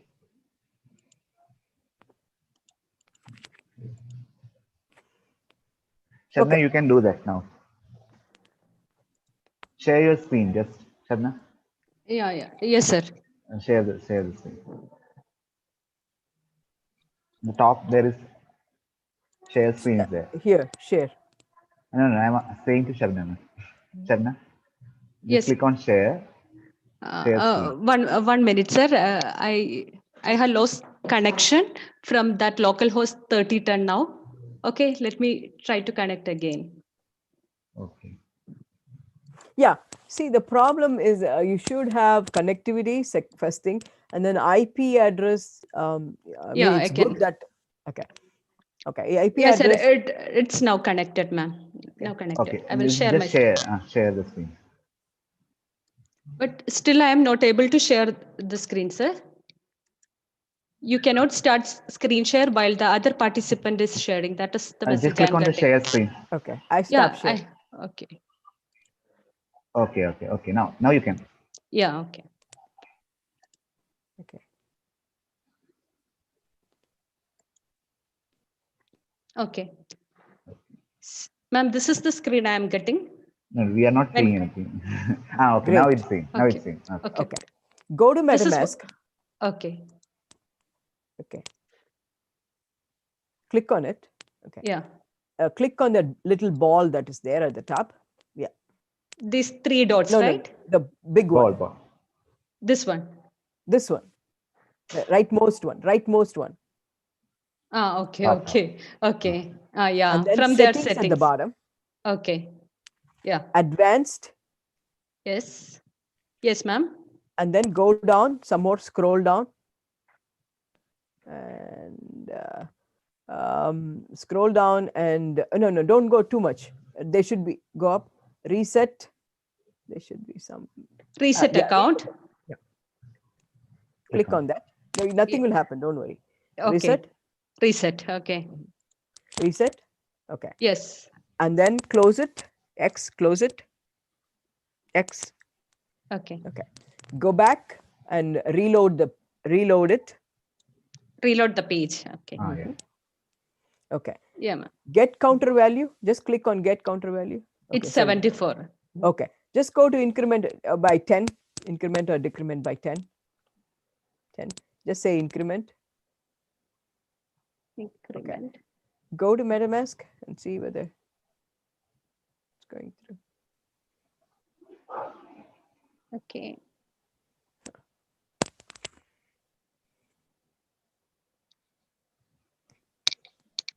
Okay. Just go to decrement and decrement by 20. 20. Yeah, just do that and see. Decrement. Okay. Click on it one more time. Let's see. Get count. No, it's not. It's not just decrement and increment. It has to go through the MetaMask. If you click on the MetaMask, it should get confirm and all that. So what could be the problem? With that address, okay. It is connected now, right? Yeah, it's connected. It's connected and all that. Okay. This one. Increment. Okay. So the way it is that when you say increment and decrement, it should go to the MetaMask, and from there it should confirm, go to the big blockchain, and then go to my deployment, and then increment it and come back and so on. So what I'm saying there, it's connecting to my instance. It's not your local instance. There's no local instance. Okay. Anyway, so one thing I want you to see is that this is increment decrement, even though it looks like a simple operation, it's a decentralized operation. So Saurav, what do you think it's not increment and decrement? Maybe the lag? Yeah, I think the network might be the problem. I can try it out if you want to see if it works. Yeah, check. Can you check? Yeah, quickly? just give me a minute. Okay, I will stop sharing then. Yeah. So now Saurav is not here in the location with me. He's somewhere else, and he's going to try it. And Okay, I have stopped. okay. So what I want you all to do is that this is because I had just half an hour to do this, and we've done it, but it's a lot of new material. So, oh, nice, Saudi Arabia, very nice. Who's that? Wonderful. So you get to see, you can see that we are, even though we are putting that flag there, the increment, decrement, initialize and get counter are the ones that are operating on the deployment distributed. Oh, somebody did that. I know it's actually my screen. Oh, it went through. I was just checking if it's working. Oh, it's So, working. Yeah. It is working. Okay. For Saurav, it's working. Can you show them how it is, Saurav? Go ahead. Yeah. Because I don't want to show because, go ahead, Saurav. Just do an incrementer. Sure. I'll just make this 100 and then I'll just increment it. See, can Then you the see the screen confirm? pops up. Confirm. It's going through, it's going through, it's going through, it's going through. And I don't know why it's not going through for you. Is there a firewall or something that you have somewhere? Okay, now get counter value 192. You can decrement it. I want to show the initialize too afterwards. 40.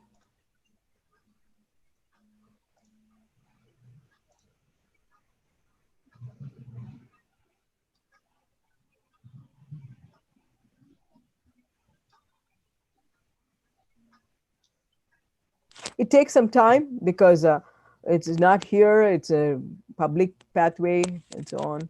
So For confirm for Gajananan, what Gajanan? Yes. For MetaMask confirm, this screen is automatically popping up. We need not to do anything. Yeah, for MetaMask pop-up, it should automatically pop up when you do that. When application is going fine, I think that time it should automatically comes up, no? Yeah, MetaMask automatically comes up. Yeah. Okay, Can you initialize, Sarah, and show that you will not be able to initialize? See, I am the owner of the contract, so I have a rule that only I can initialize. So go ahead, initialize. So you can see transaction error exception thrown in the contract code. That means you will not be able to initialize. Whereas I go back, I can go back and initialize it to something. See, you get an error. So what I would suggest is I can give the entire code base. You can try it out at home. I will not disconnect this deployment. I'm curious to know whether you're able to. Okay, all right. Okay, thank you all. We'll talk to you later. I think we have another session. Okay, go ahead. Yeah. Okay. Bye. I had a very nice time. Thank you all. Thank you. If you have any questions, you can send me ask. Yeah. Okay. You can Sandeep, ask I will send you email. Okay. Okay. I will share the book details to the participants. Yeah. Okay. Only one. Did somebody communicate with you? Sandeep? Yeah. She given the details. I will share Lana, that. Right? Lana. Yeah. Oh, okay. Good. Okay. Very good. Okay. We'll talk to you. Bye. So okay. So if you have any questions, you can ask now. Yeah. I think there is a session at 2 p.m. they're saying, right? So session is there. Only one question, madam. Can we install NPM? Can be installed on Windows? Yeah. I gave the instruction. No. Yes. Okay. In fact, I tried both on Mac and Windows. So instruction applied to both. Okay. Okay. Yeah. Okay. Thank you. Okay. Now I would like to welcome Shabna ma'am to give a vote of thanks. Shabna, hello. Hello, Shabna. Are you there? He's muted. Yeah. Yes, sir. Yes, sir. Yeah. Okay, you can. Good afternoon, all. First of all, let me appreciate the FTP coordinators for bringing such a renowned personality here. I'm sure, as like me, many of you are excited to attend a live session by one of the most famous blockchain instructor in Coursera. Thank you very much, ma'am, for joining with us with full energy especially in this very early hours of the day. We know it's really challenging. It was really an informative session. You are taken us from the very basic concepts of blockchain to an application development environment in a very interesting way with simple scenarios, examples, hands-on, that too in such a short span of time. Once again, thank you very much, ma'am. It was a splendid session. Okay, And thank you so much, Shabna. Very nice. Thank you. and Okay, we'll talk to you later. Okay, yeah. okay, thank you, ma'am. Thank you, ma'am. Thank you. Bye. Thank you. I would Bye, like to Okay. bye, Thank ma'am. you. Thank you. Bye. Okay, I would like to thank Mr. Saurav Samanda, who was there to support us on the hands-on session. Thank you, Saurav. I request all the participants to fill the feedback form, which is available in the chat session. Thank you all. Feedback link correct alla no? You had shared the link. I It's will not share. correct. I will share once more. Okay. So this next section is at 2 o'clock. So we are not going to change that. We can have a lunch and come back at 2 o'clock. Okay. I will share the feedback for once more. Thank you.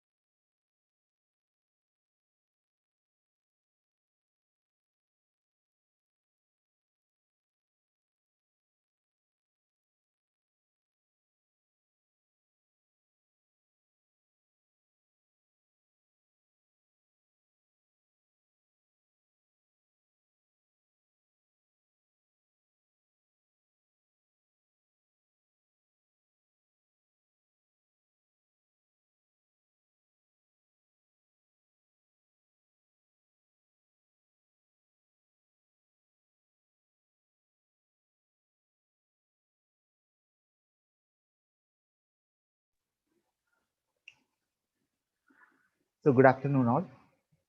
I think we can start our next session.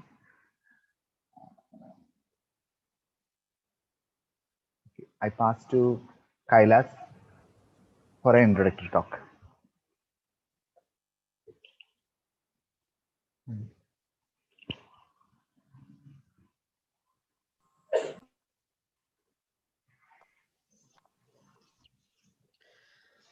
Good afternoon to one and all. I'm so glad to invite Mr. Franklin John, the research scientist at Kerala Blockchain Academy, who is doing research in various blockchain technologies, assisting professor with 3-year experience in teaching in reputed colleges.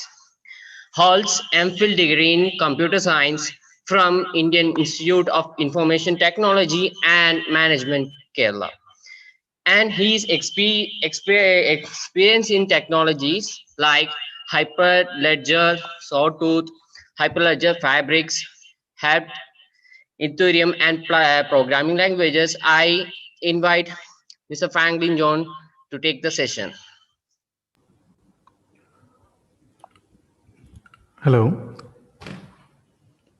Hello. Okay, thank you very much for your wonderful introduction. So I think I will start the session right away. I will share my screen now. Please let me know if you could see that.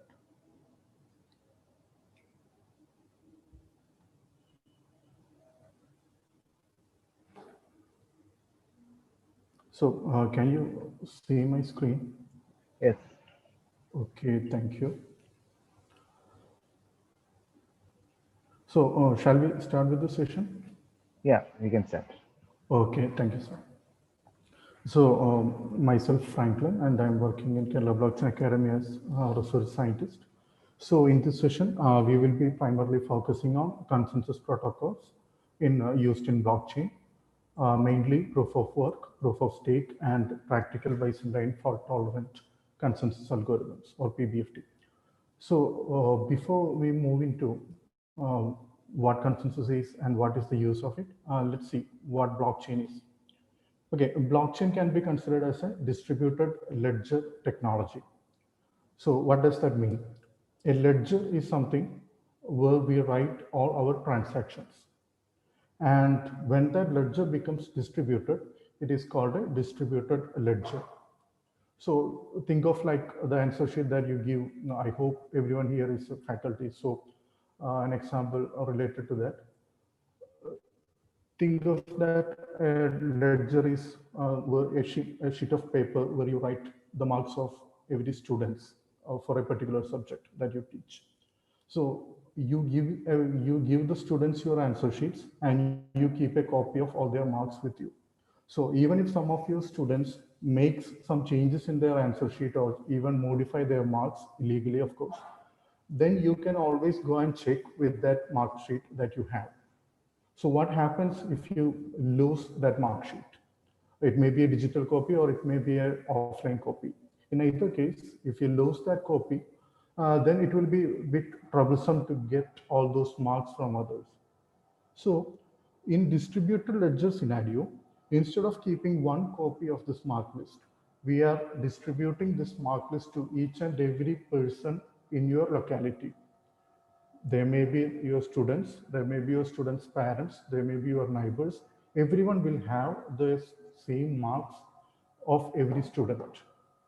So this is how a distributed ledger technology works in basics. Is that a good thing or a bad thing? That's another discussion, but this is how a distributed ledger technology works. And blockchain is a type of distributed ledger technology. That means every blockchain is a distributed ledger technology, but not every DLT or distributed ledger technology may be a blockchain. So there is a difference in it. So blockchain is actually sorry. So is there any question right now?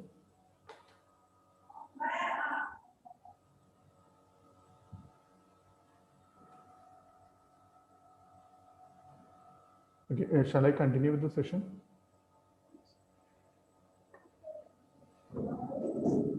Hello.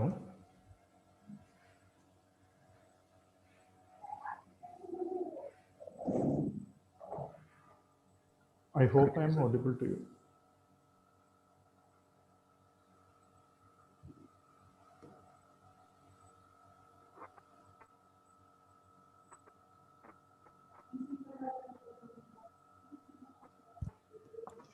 Hello, can anyone confirm? Sir can continue the class. Oh, okay, okay. Thank you very much.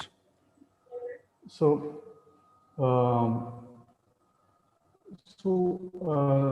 blockchain is actually a subset of distributed ledger technology. So when we hear the term blockchain in industry or in academia, whenever we hear the term blockchain, a blockchain has to follow a particular set of features, or it should have a particular set of properties. But in most cases, what we see or what we see here about blockchain is actually a distributed ledger technology, which may or may not have some of the features of a blockchain. But in general, the term we use is blockchain because of its hyper rate. So blockchain is actually a type of distributed ledger technology with particular features added to it. So in this session, we will be considering blockchain in particular and also about distributed ledger technology. And the concepts may vary according to different blockchain technologies that are in use. Okay, so now we know that blockchain is a ledger technology and it is a distributed ledger technology. So ledger is where we write all our transactions. So think of it as a book, and blockchain, as you know, is a collection of blocks chained together using hash. So each and every block will be having different transactions written to it, similar to different pages in a book. And these pages will be combined together to form a book. Similarly, blocks combined together combined together to form a blockchain. And this book in a classroom, each and everyone will have a copy of the same book. Similarly, each and every participants in the network will have the same copy of the blockchain. So this is how a blockchain is arranged in its basic format. Okay. Now, what is the need for consensus? So before going into need for the consensus, what is consensus actually?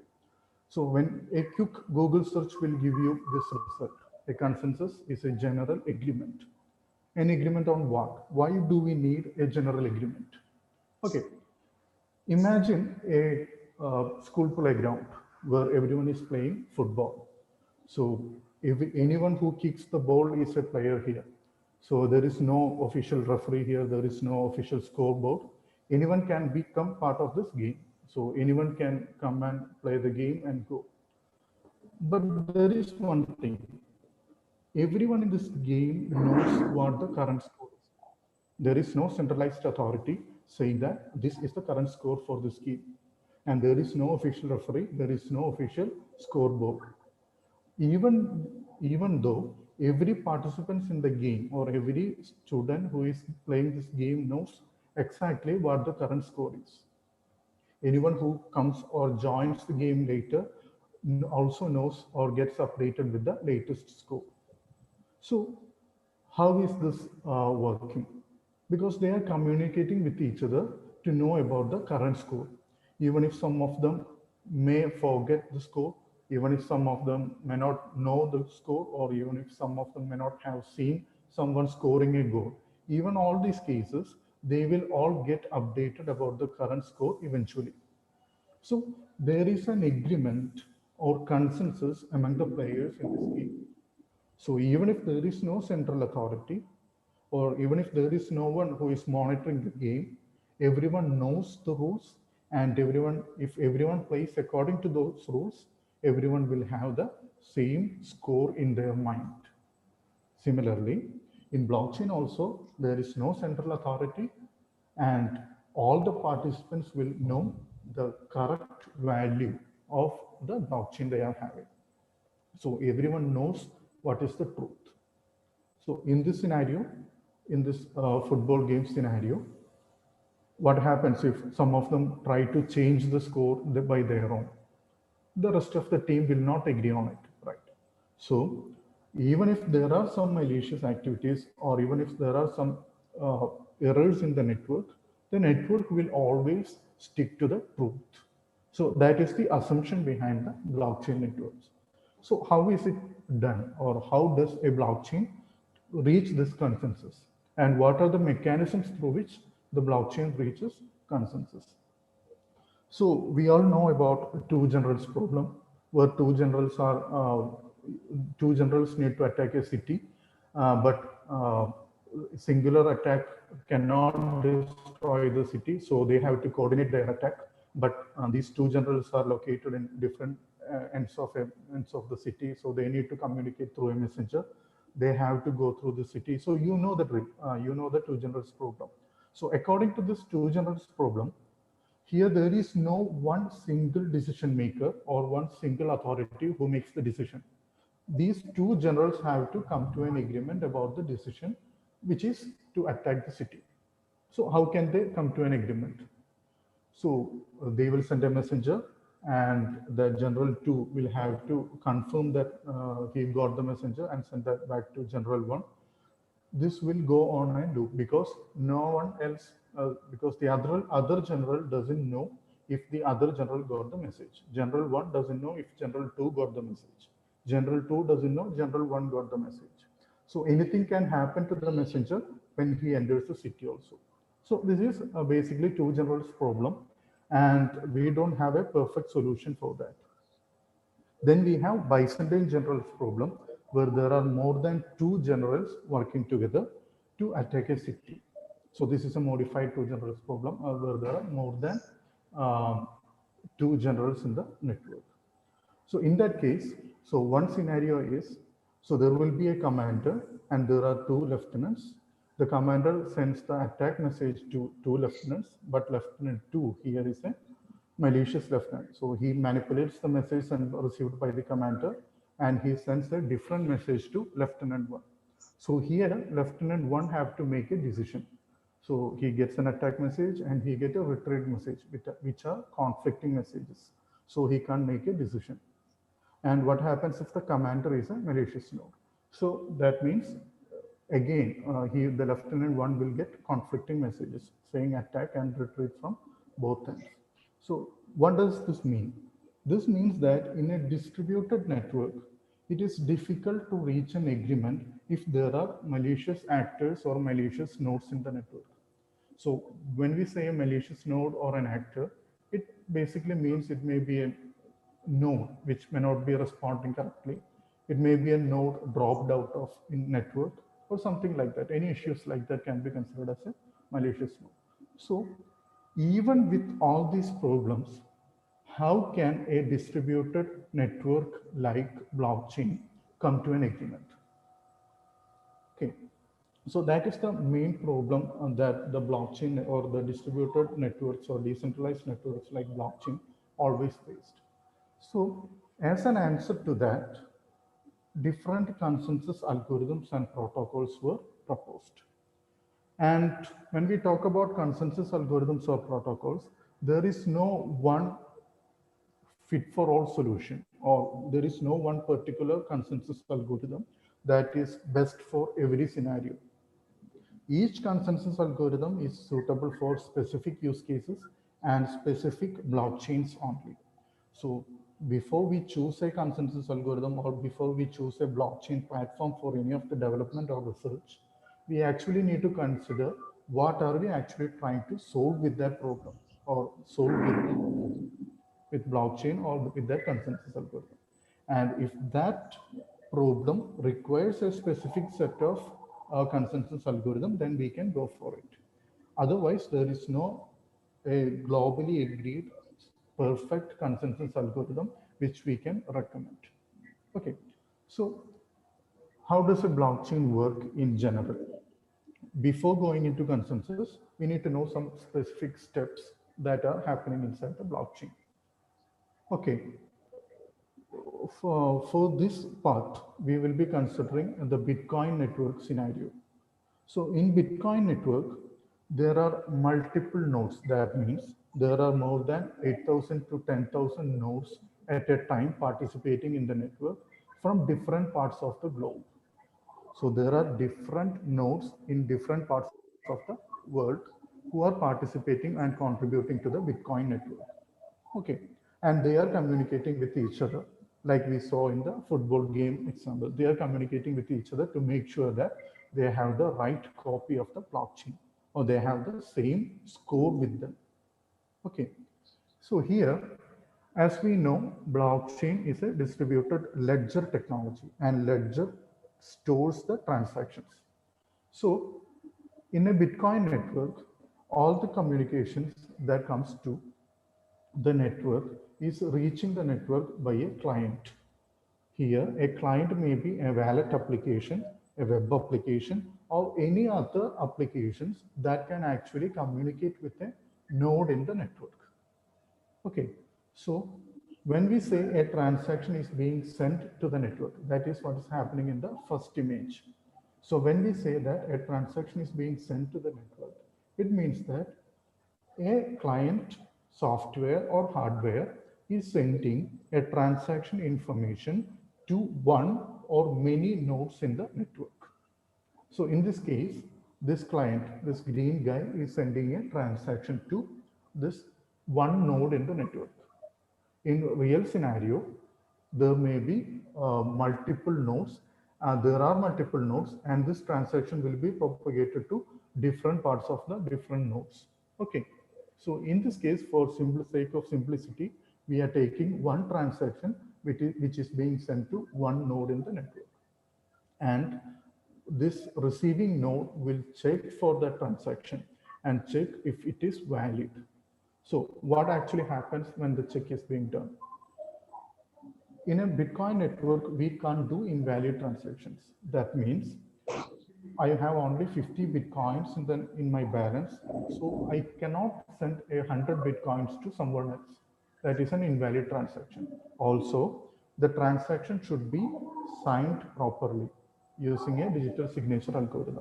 So the transaction will be signed by this client, whoever is sending, and that transaction will be sent to the node. The node verifies the transactions and check if the transaction is valid.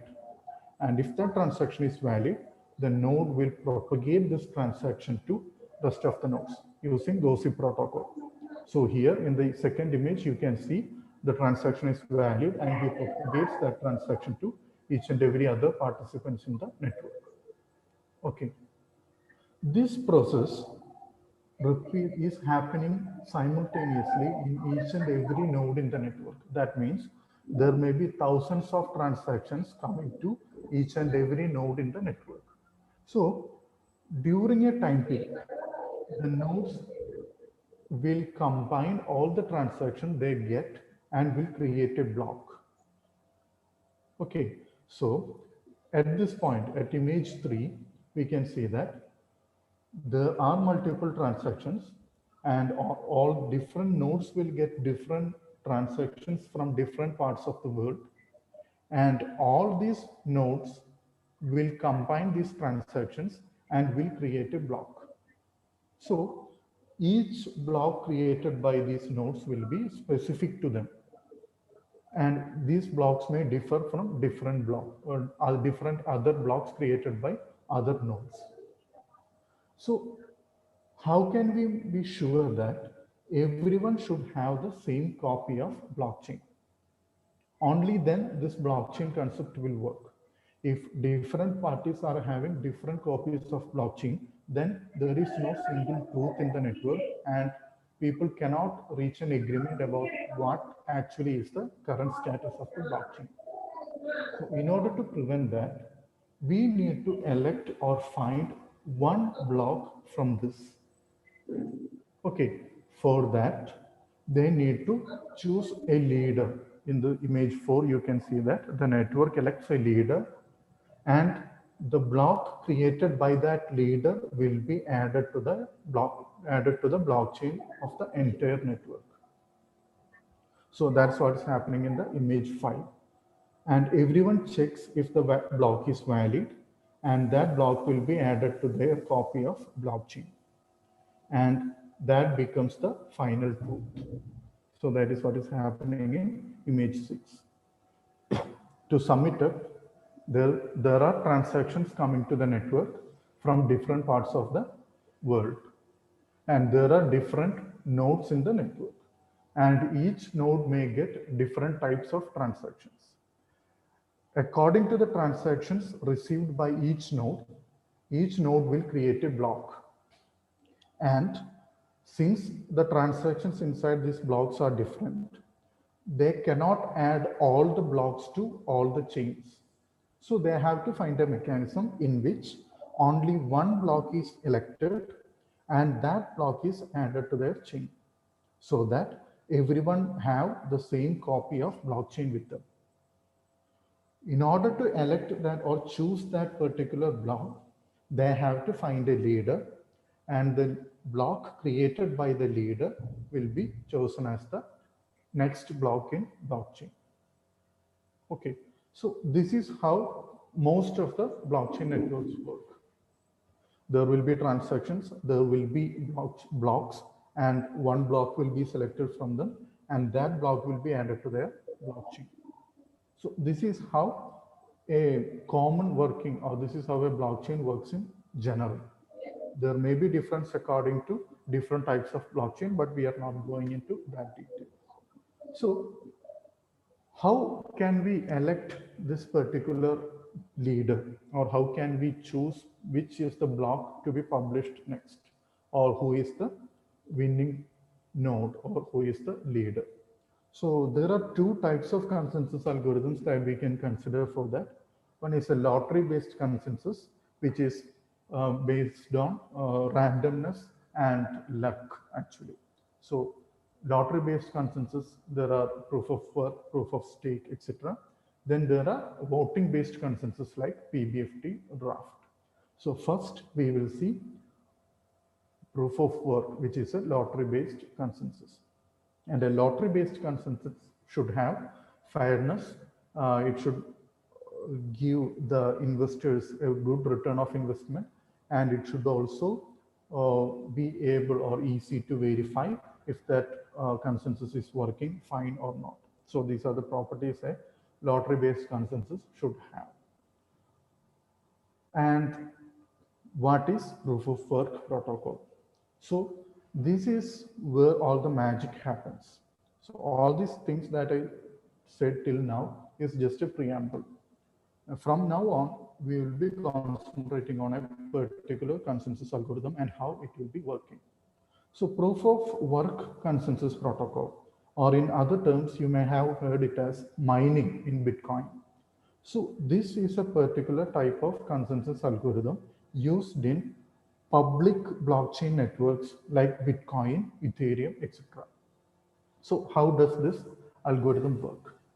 So there are 4 different steps in this consensus algorithm. First one is independent verification of transaction. Second one is independent creation of blocks. Third one is independent verification of blocks. Then independent selection of chain. So let's go into detail. First step, independent verification of transaction.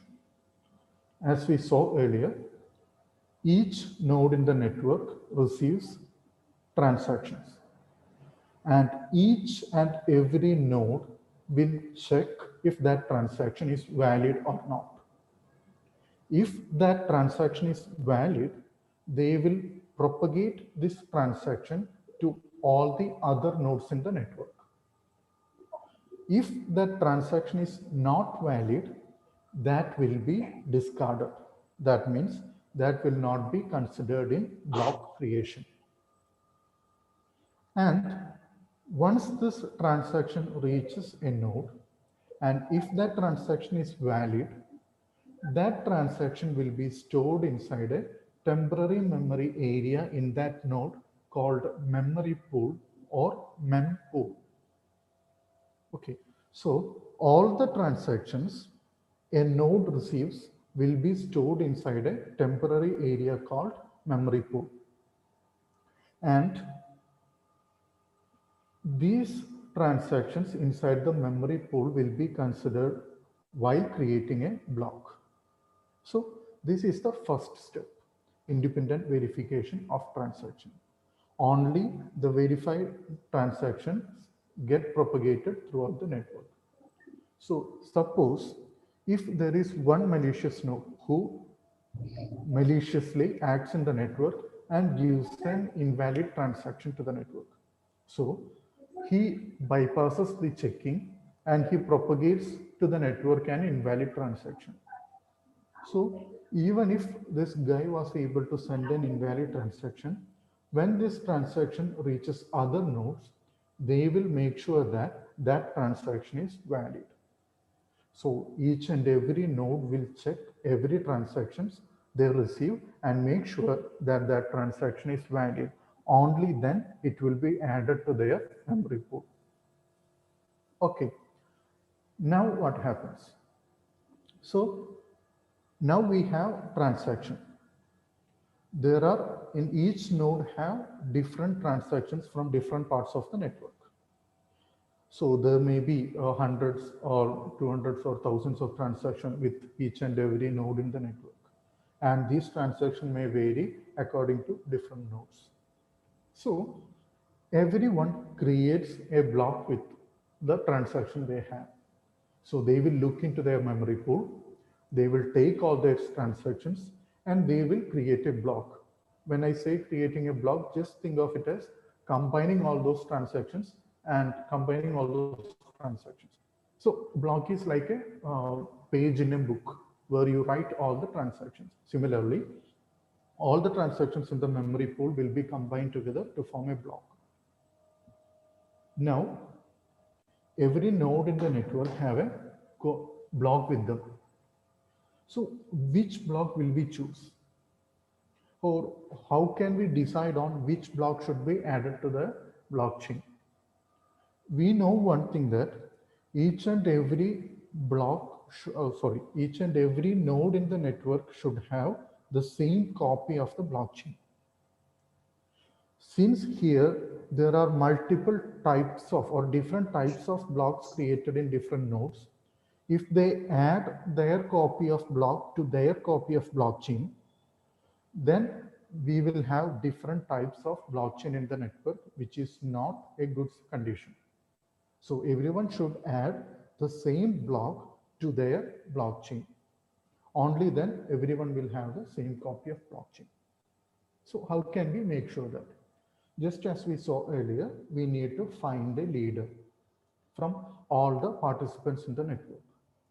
So finding a leader should be a fair process. That means there should not be any malicious activity behind this leader election. So how can we make sure that? So this is where the importance of proof of work comes in.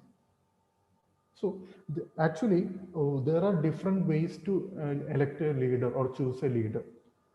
There can be an election mechanism, or you can pick a lot and select a leader. But there should be a randomness in the leader election mechanism. So how can we make sure that? So in order to make sure this randomness and in order to make sure that the leader is elected genuinely, the Bitcoin network or the Bitcoin network protocol puts forward a consensus algorithm called proof of work. According to this consensus algorithm, each and every node in the network have to do a particular amount of work. And they have to show the proof that I have done this much amount of work, so I can be considered as a leader. And this proof is a solution for a puzzle.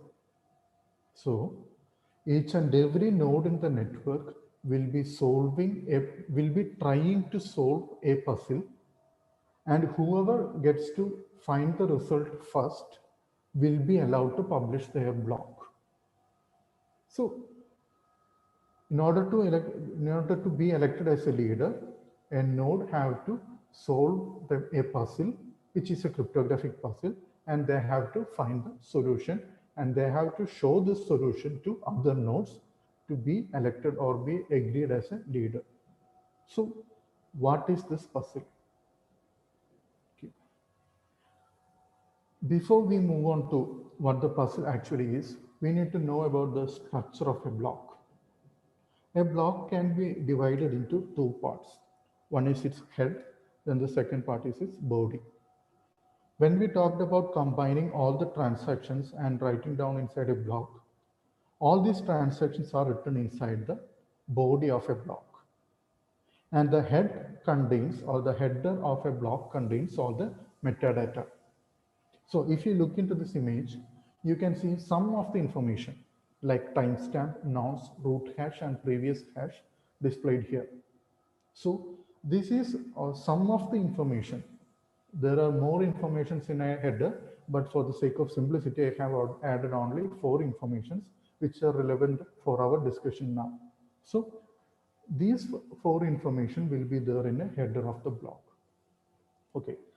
Here, the timestamp means the time in which this block was created.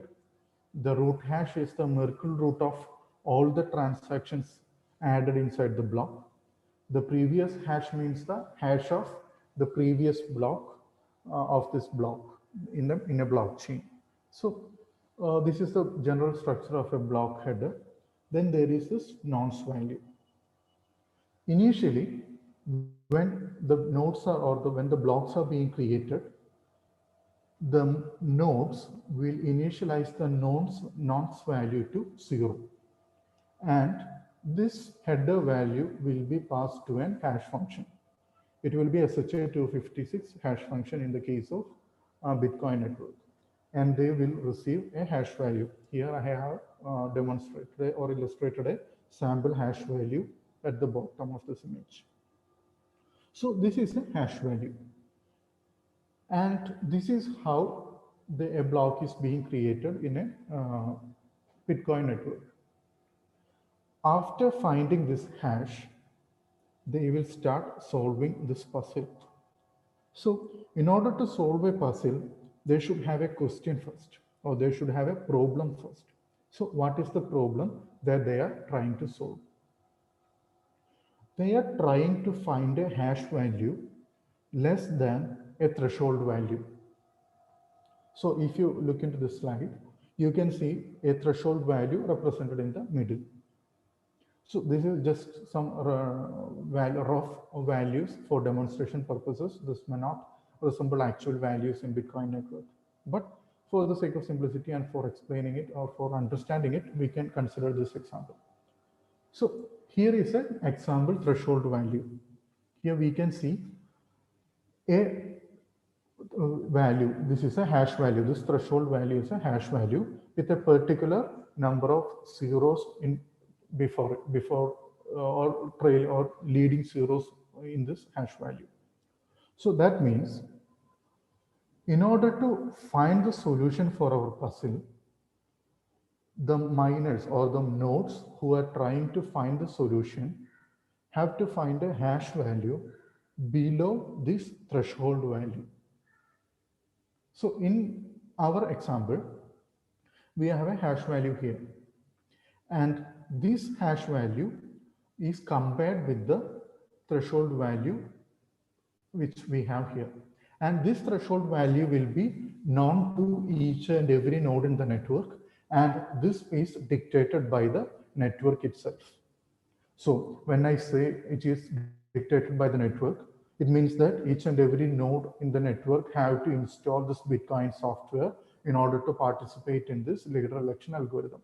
So all these software will be connected to each other, and they all know what actually is the threshold value and to which value should they find the solution for. Okay, so after finding the hash value, the nodes will compare it with the threshold value. If that value or if the result is less than the threshold, then we can say that the result is found.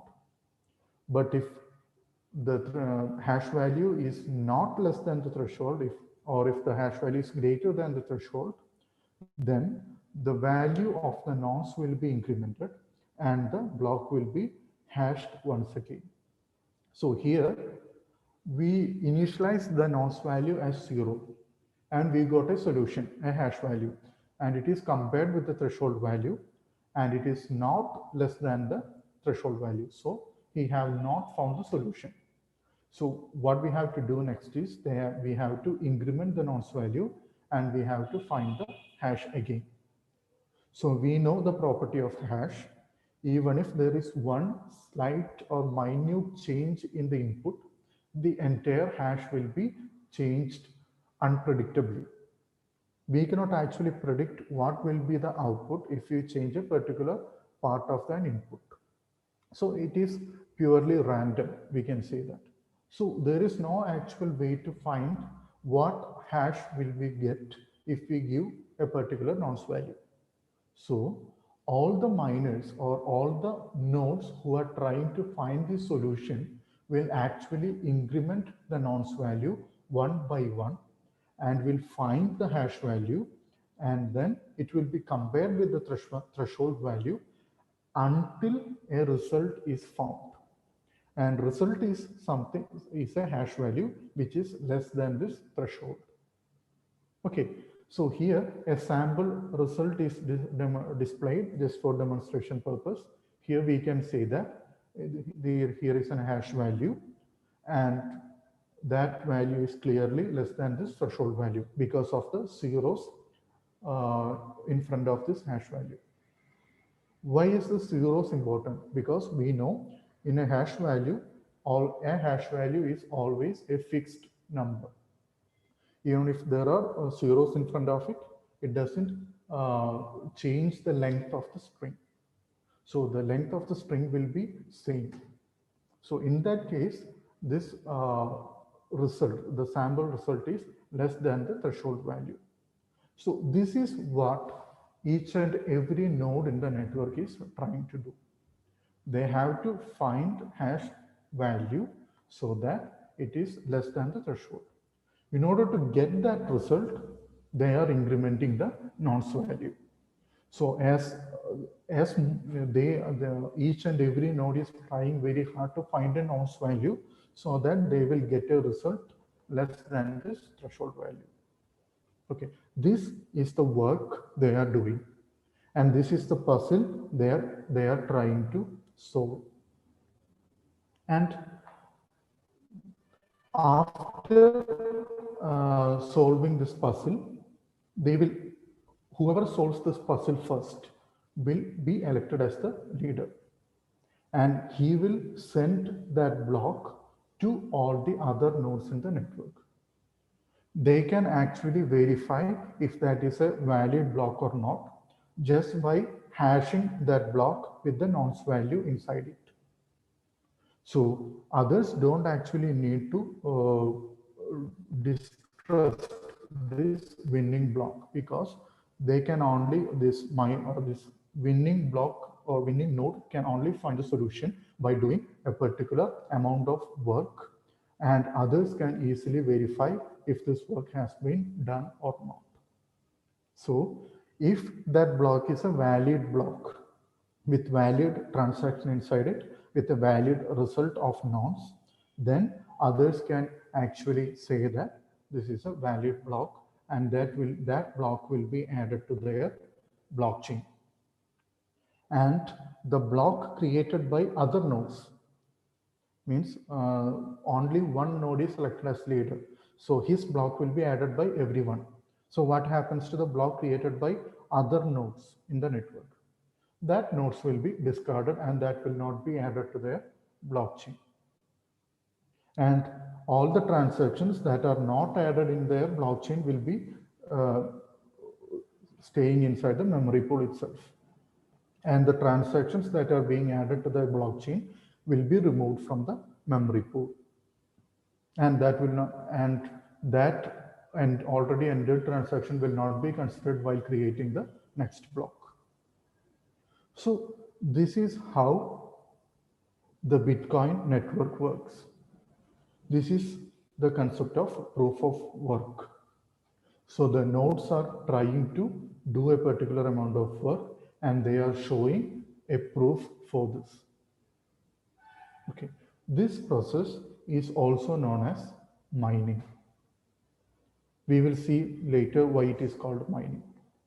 Okay, and the final step, independent selection of chain.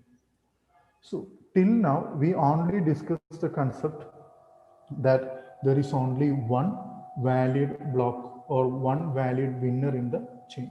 What happens if there are two winners or two nodes in the network finds the solution simultaneously?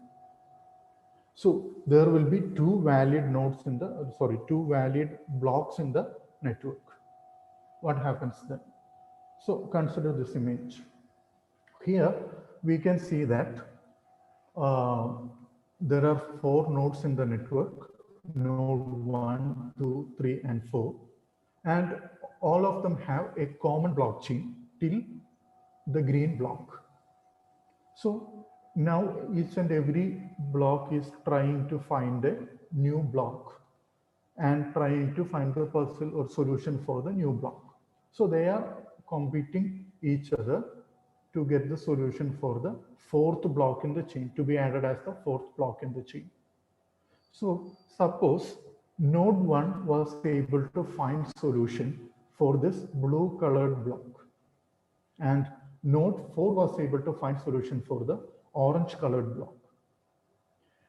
Both these blocks are valid in the network because they both found the solution for this puzzle, and they both have the same parent, the green block. So when a new block is created, you might already know that the parent or the hash of its parent will be added inside that block. That means the blue and orange blocks have the green block as their parent. So they are siblings. Blue and orange are siblings. So, but here is a problem. Here we have a branch or fork in the network. A blockchain can have only one branch. It cannot branch into different branches and can extend like that. So the network have to decide only one branch from this, can only choose one branch from this. Otherwise, there will be multiple copies or multiple truths in the network. It cannot be allowed. So the network have to choose between a orange or blue. So how can this be done? So the node 1 created this blue block, and node 4 created this orange block. And node 1 will say that to his peers that I have found the solution and this is my new block, and you should add this block to your blockchain. And node 2 receives this blue colored block and checks if it is valid. He finds out that it is a valid block and it will be added to the blockchain. Similarly, node 4 will say others that orange blocks, I found this orange block as a solution. You can add this block to your blockchain. So node 3 will receive this orange block and he will check if this block is valid, and it is valid. So it will be added to their blockchain. In the meantime, this block will be propagated. This orange and blue colored blocks will be propagated among others also. So when node 1 receives this block, he checks again if this orange block is valid or not. So that is a valid block and it have a parent green. So this orange block will be added to that chain, which will create in a branch or a fork. So how will this be resolved? Only one branch can be chosen from this, and this fork must be resolved. So this happens when the next block is being created. So when the next block is being created, the nodes who are creating this next block will check for the longest chain in this blockchain.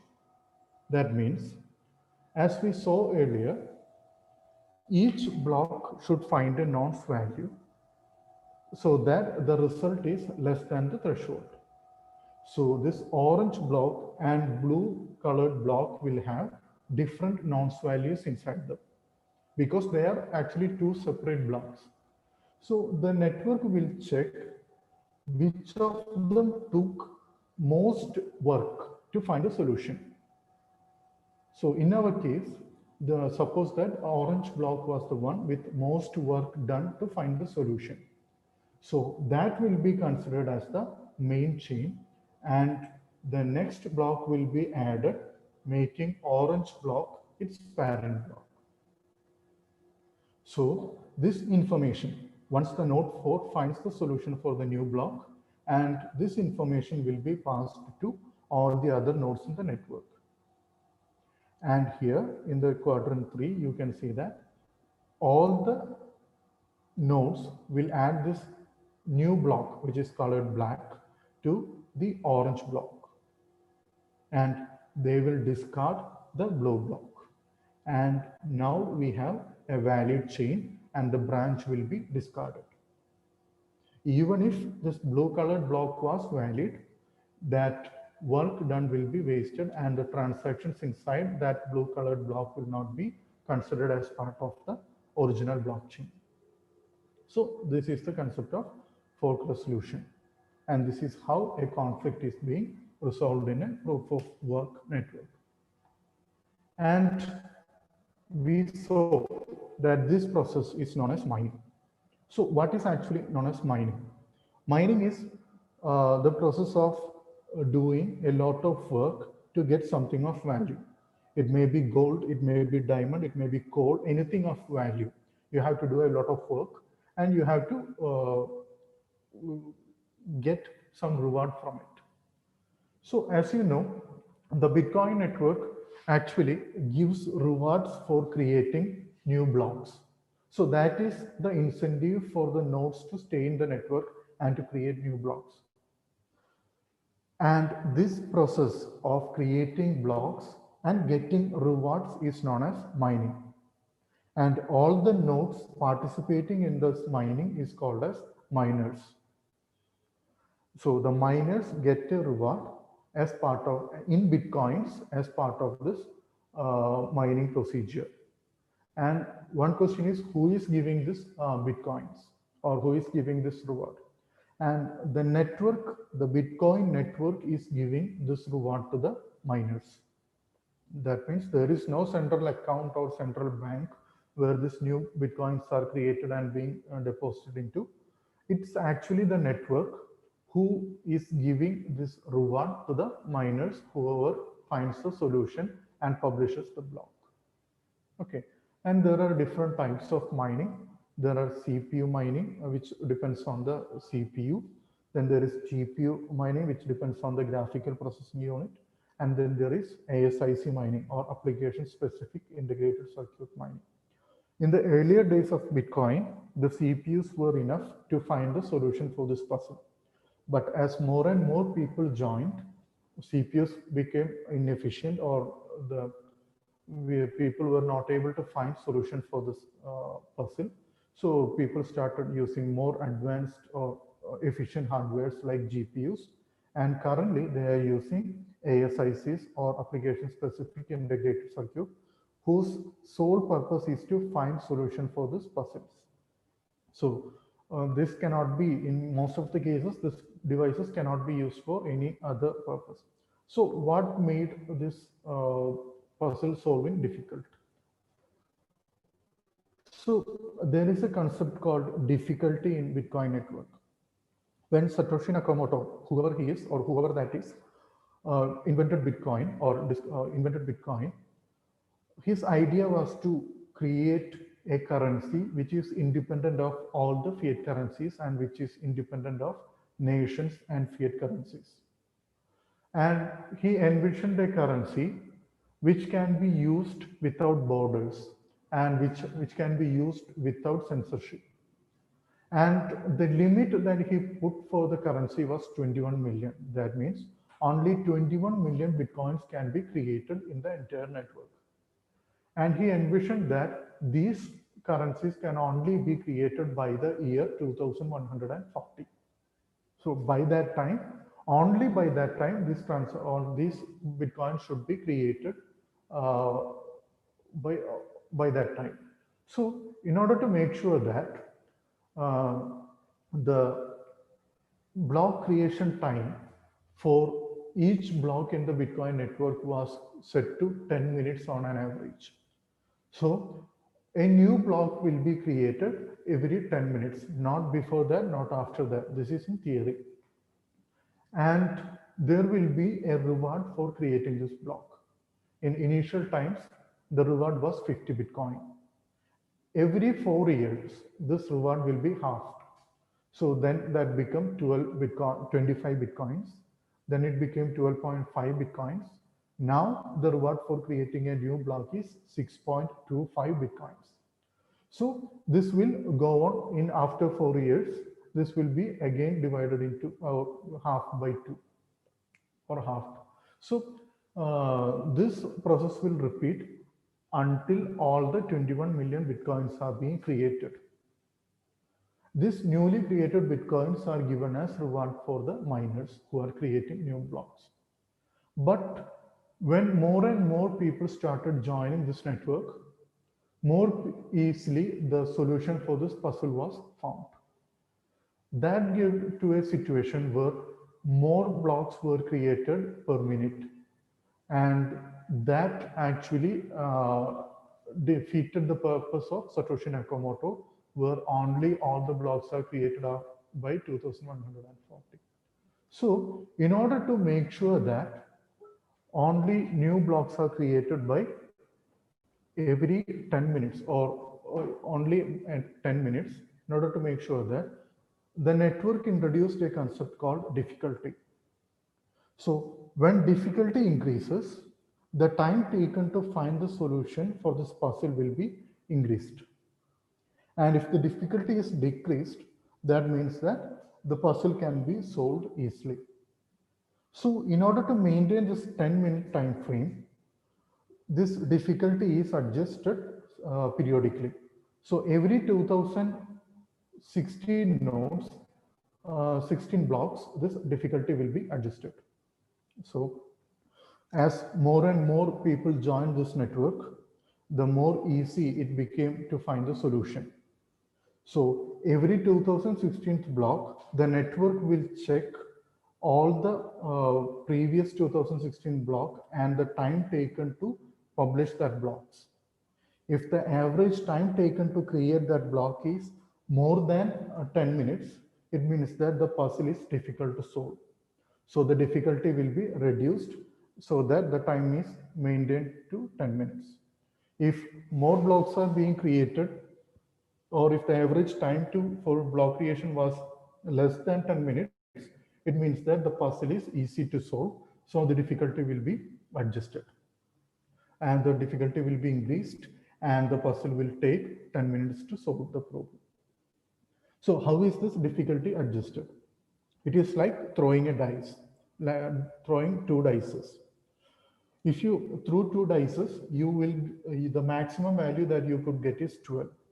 And if you are asked to find a value below 12 while throwing the dices, it is pretty easy.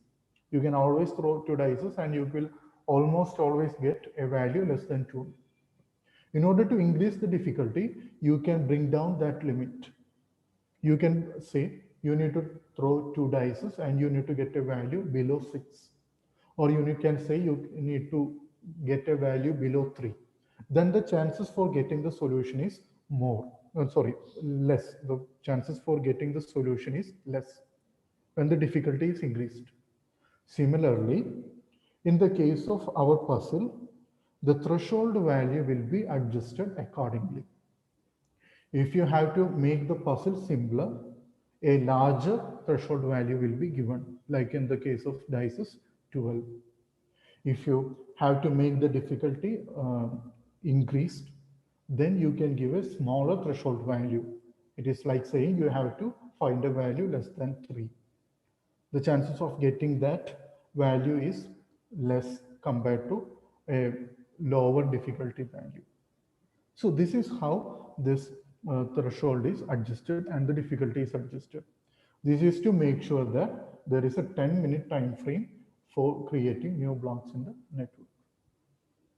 So that is the concept of difficulty.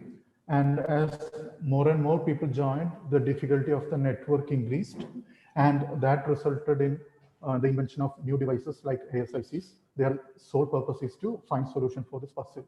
Even more and more people started joining in the network, so even ASICs were not enough. So people started creating mining pools like this in the image as you see. So the sole purpose or the main purpose of this big infrastructure is just to create new blocks.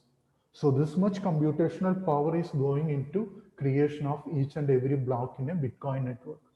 So this much computational power, this much electricity, this much cooling, everything is needed for running a mining pool. So mining pool is where different miners pitching together to mine new blocks. They will contribute in money or infrastructure or in hardware. They will contribute their computational power. According to their contributions, they will be rewarded back. So this is the concept of mining pools. And this is how new blocks are created in Bitcoin. This is how new Bitcoins are created in a Bitcoin network. Okay, so what is the advantage of it?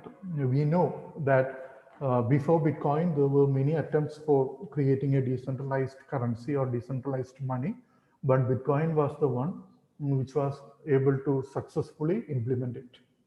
And there are different disadvantages also. As we saw earlier, there is a 10-minute gap between the block creation. So imagine going to a restaurant, paying in Bitcoin, and walking around the restaurant for 10 minutes just to make sure that your payment went through. So it will be an awkward situation. Similarly, the throughput of the network is very low. Only a few transactions can be done in a 10-minute time interval. And it is a high energy efficient, energy consuming, and it is a high computational power consuming architecture. So it is not at all a good environment friendly solution, but even since because of the value of Bitcoin, people are investing on it. Okay, and there is always a chance of 51% attack. That means if majority of the participants in the network decide to rewrite the blockchain, it can be done. But it is always, the network is always monitored for 51% attacks, and people are working together not to reach the 51% attack. Okay. And due to the disadvantages of this proof of work, another consensus algorithm called proof of stake was introduced. This can be compared with a proof of stake. This is also a lottery-based consensus algorithm, but instead of investing in computational power, the miners are actually investing in cryptocurrency. So the miners will invest in some cryptocurrency, and based on their investment, they will be given chances for creating new blocks, and all the new rewards will be given to their stakeholders. So instead of in proof of work, people are investing using the computational power, the hardware and infrastructure, but in proof of stake, people are investing using cryptocurrency, and based on their investment, they will get more chance for creating new blocks, as a result getting more reward. Again, there are also problems with this concept. It can be expensive, and there is a nothing at stake problem, because if I am staking in creating a new block, I can always stake on 2 blocks at the same time. In the case of proof of work, I can only mine on top of 1 block, means I can only create 1 block at a time because of the limitation of the computational power. Here I have no limitation in hardware level, so I can always create 2 blocks with my stake or with my authority in the network. And this network works on the based on the stake given by the participants in the network. So again, the more money you have, the more chances you have to get rewards. That means rich get richer situation. And there are different variants of proof of stake, like delegated proof of stake, DPoS, etc. And Ethereum, a common public blockchain network, second only to Bitcoin, is actually planning to move to proof of stake consensus also. So this is a good consensus algorithm. There are various types of implementations for it, but this is the basic concept. Instead of investing in hardware and computational power, the stake is given in as the cryptocurrency they are holding. Okay, so these two are major or important lottery-based consensus algorithm. Next, we will look into a voting-based consensus algorithm in like PBFT. So in order to understand that, let's recap our previous scenario. There is a commander and 2 lieutenants always. In this scenario, we can see that there are 3 nodes in the network. They cannot reach into an agreement. If one of them is malicious, they will not be able to reach into an agreement, because the lieutenant 1, if he have to make a decision, he cannot make a decision based on the majority of votes. He gets an attack message from one side, he gets a retreat message from another side, in both cases. So in this scenario, they cannot, in this network cannot reach into an agreement. In order to overcome this situation, in this problem was known as Byzantine generals problem, and in order to overcome this solution or this problem, another consensus known as practical Byzantine fault tolerance was introduced in 1999. This is not a consensus algorithm specifically made for blockchains. If you have read this paper, you know that this is a message passing consensus algorithm, means this is used to come into an agreement in a distributed network about the messages being passed through the network. But this idea was adopted to distributed ledger technologies, and different variants or implementations of this concept is being used in the DLT world. So I was primarily working on Hyperledger Sawtooth. So Hyperledger Sawtooth allows us to implement the variant of practical Byzantine fault tolerant. They are calling it PBFT, practical Byzantine fault tolerant algorithm itself. So we will be discussing based on that. Okay.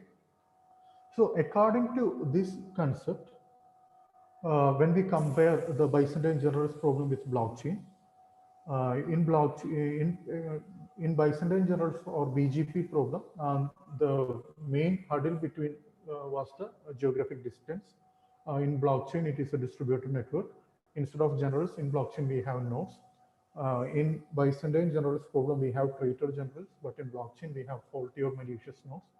Then there are unreliable messages. Then there is an history, etc. Okay, consensus history, etc. So this is the scenario in which we are going to apply the PBFT algorithm.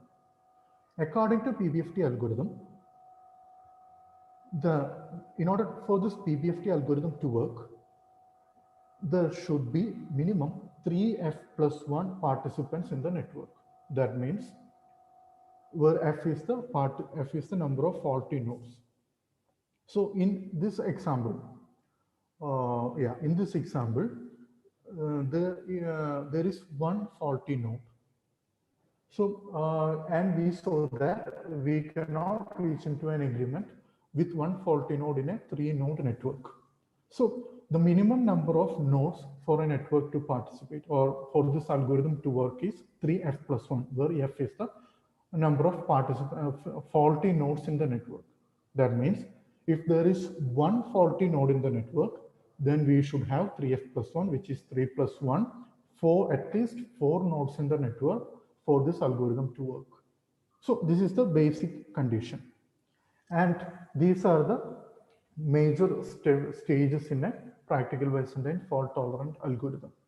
There is a request phase, then there is a prepare stage, there is a prepare stage, there is a commit and reply message.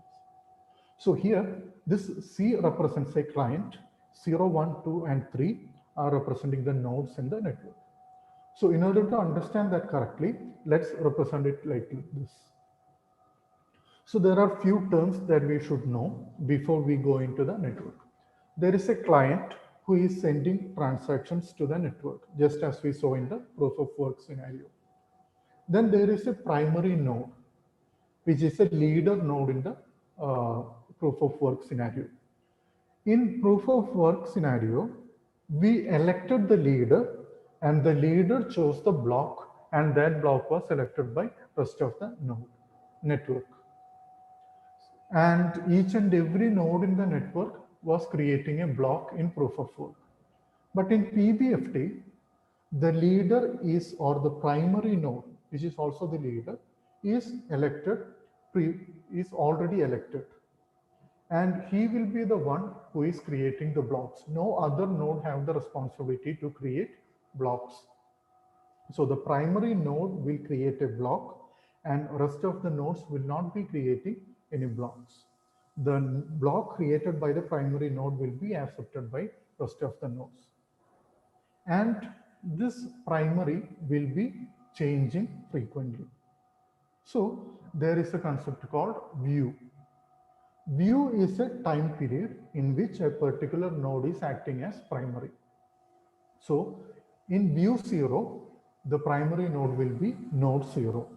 So when the view changes, the primary node will also change. That means in view 1, the primary node will be node 1. During that period or during that view, the primary node will be creating blocks and verifying all the transactions coming to the network. No other nodes will be creating any blocks. Okay, so in our initial stage, our view is 0. Our primary node is node 0. And we have other nodes, node 1, 2, and 3. Okay, and we are considering, according to the PBFT theorem, we know that the network can tolerate up to F faulty nodes. That means in a 4-node network, the network can tolerate maximum 1 faulty node. That means even if there is one faulty node or not, the network will work correctly. That is the concept of Byzantine fault tolerance. So in our scenario, we are considering node 3 as a faulty node. In reality, there is no way for us to knowing that that node 3 is going to be a faulty node or not. But we are assuming that the node 3 is faulty because according to this algorithm, the network will work just fine even if this node 3 is working or not. So in order to understand this concept, we are considering node 3 is a faulty node. Okay.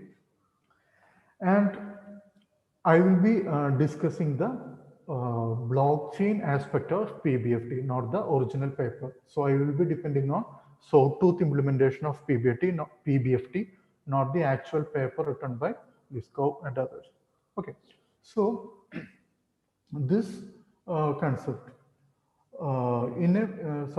consider this as a blockchain network. Node 0, 1, 2, and 3 are the 4 nodes in the network. Node 3 is a faulty node. Primary node is node 0. So node 0 will receive all the transactions from the client.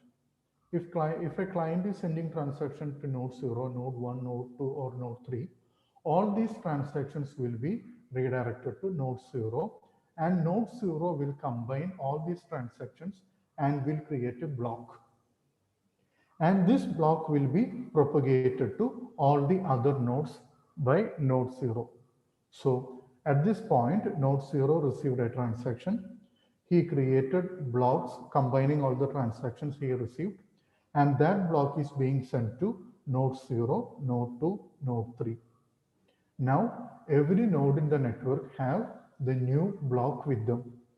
They already have a copy of the blockchain. Along with that, they got a new block which is sent by the primary node, in our case, node 0. After sending the blocks to every participant in the network, the primary node will send a pre-prepared message to each and every node in the network.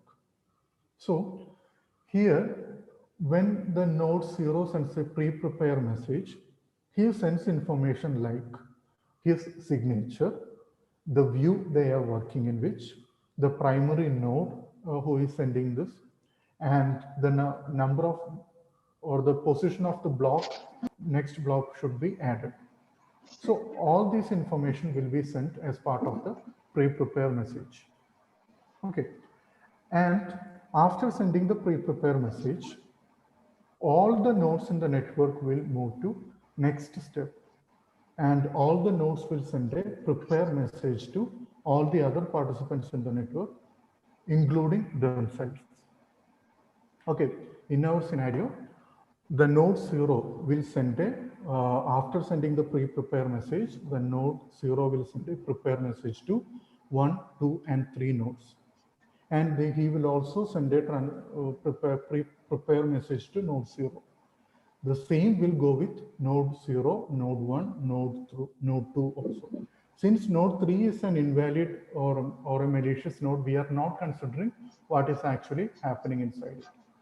So all the nodes will send prepare messages, and all of them will receive prepare messages from other nodes in the network.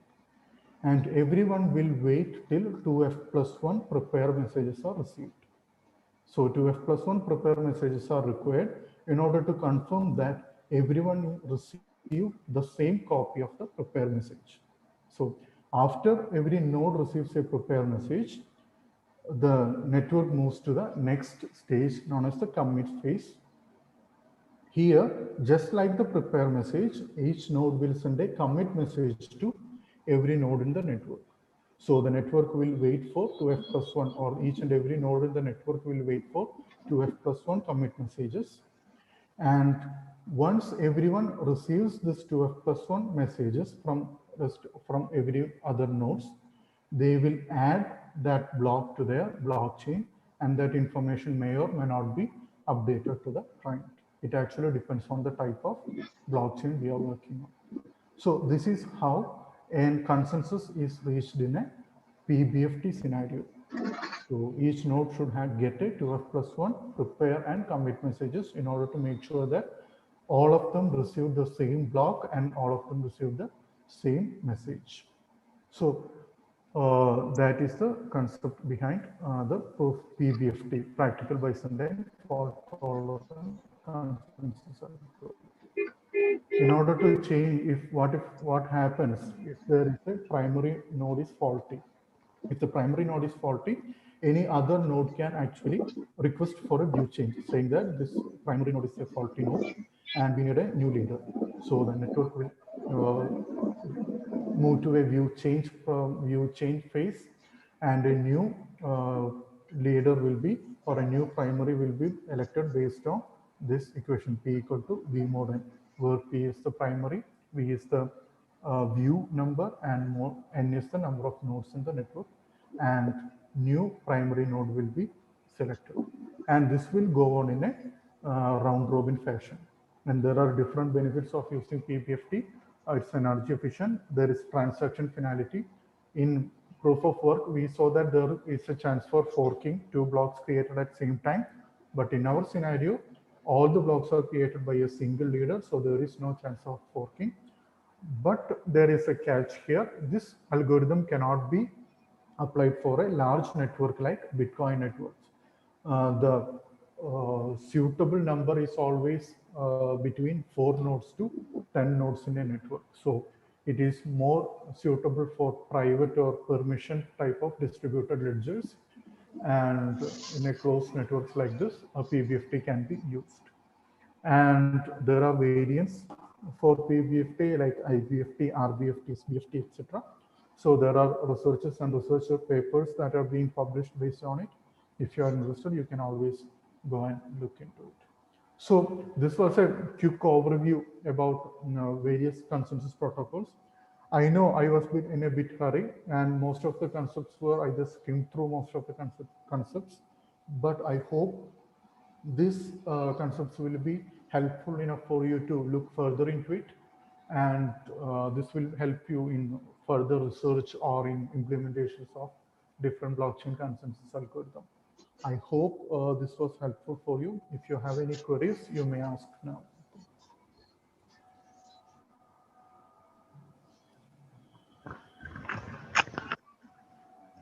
Hello? Hello? Yes. You can ask questions either through chat window or by directly, by unmuting yourself.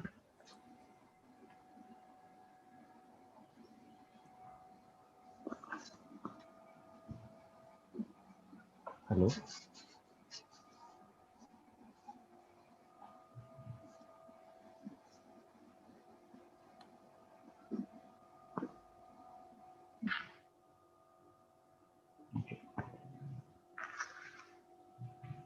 Okay. So I would like to call upon Srijay sir. Srijay sir is there? Hello? Hello? Hello. Hello. Hello, sir. Is it audible?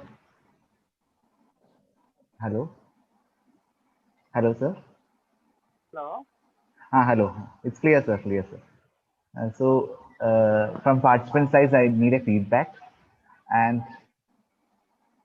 your opinion about this section. Okay. Sir. So we had a very good session on consensus protocols in blockchain by Sri Franklin John. He has clearly explained the working of three such protocols: proof of work, proof of stake, and PBST with their pros and cons. On behalf of all the participants of this FTP, I extend my sincere thanks to Mr. Franklin John for this excellent session. Thank you. Sir, we have one question. What type of consensus is used for private and consortium blockchain? Franklin, sir. Hello. Yeah, I saw that question. So it actually depends on which type of private or consortium blockchain we are using. So it's not actually about which type of consensus we are using. It actually depends on which type of platform I am using and which type of consensus does that platform support. So in case of Hyperledger Fabric, they are following a practical Byzantine fault tolerant architecture. So the network in itself will make sure that the network is a Byzantine fault tolerant network. In case of Hyperledger Sawtooth, we have different alternatives. Like there is proof of elapsed time consensus, there is raft consensus, there is PBFT, etc. So it actually depends on the use case you are trying to solve or implement using this consensus algorithm, or depends on the type of blockchain you are actually trying to work. And one more thing that we need to consider when we think about a consortium chain or a consortium DLT is that in public blockchain network, this consensus like proof of work depends on cryptocurrencies and mining, just to make sure that everyone in the network is working legitimately. But in a private network, such type of cryptocurrencies are not needed. It is the need for the network to maintain in itself. So there is no need for reward variance. There is no need for rewards for participating in the block creation. So it will be better if we can rely more on other consensus algorithms like PBFT or Raft, etc., which doesn't actually rely on cryptocurrencies or anything like that. So it will actually improve the throughput, and it will improve the efficiency of the blockchain network. So if in a consortium blockchain, if you are opting for some, if you have some particular consensus algorithm or particular blockchain platform in mind, then it will already have a consensus algorithm attached with it, or it will at least be a Byzantine fault tolerant blockchain network. So I hope that clears your question. I hope so. Now, any other queries?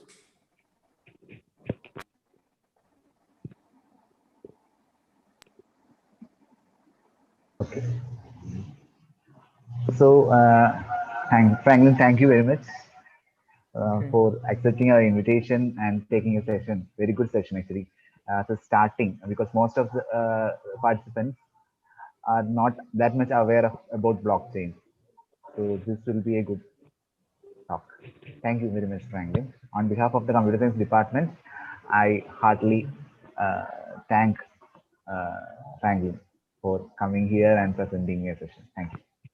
Okay, thank you very much for inviting for this session. Thank you for giving me this opportunity. Thank you very much. So I have shared the feedback form. Please fill that form. So next session we will start at 4 o'clock. So you can have a break. A 30 minutes break is there. After that we will start. So it's a yoga session. So be ready for that. Thank you.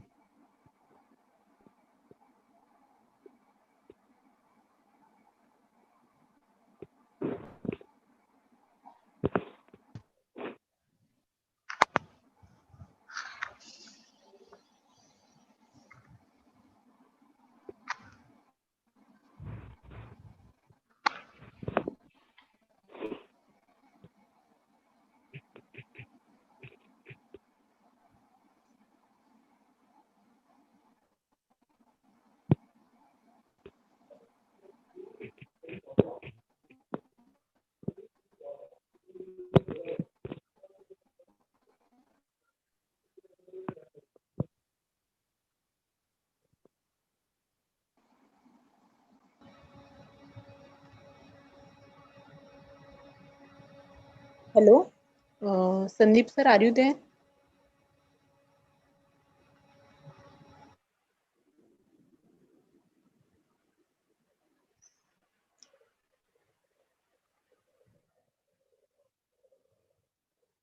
Hello?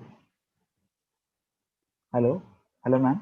Yes, sir. Actually, the same link we have to use to fill feedback form, which you shared at 1 p.m. No, it's a different form, ma'am. Then So, where in chat window so, also I didn't. okay, I will share in the WhatsApp group. Okay, okay. Thank you, sir. Share it. Okay.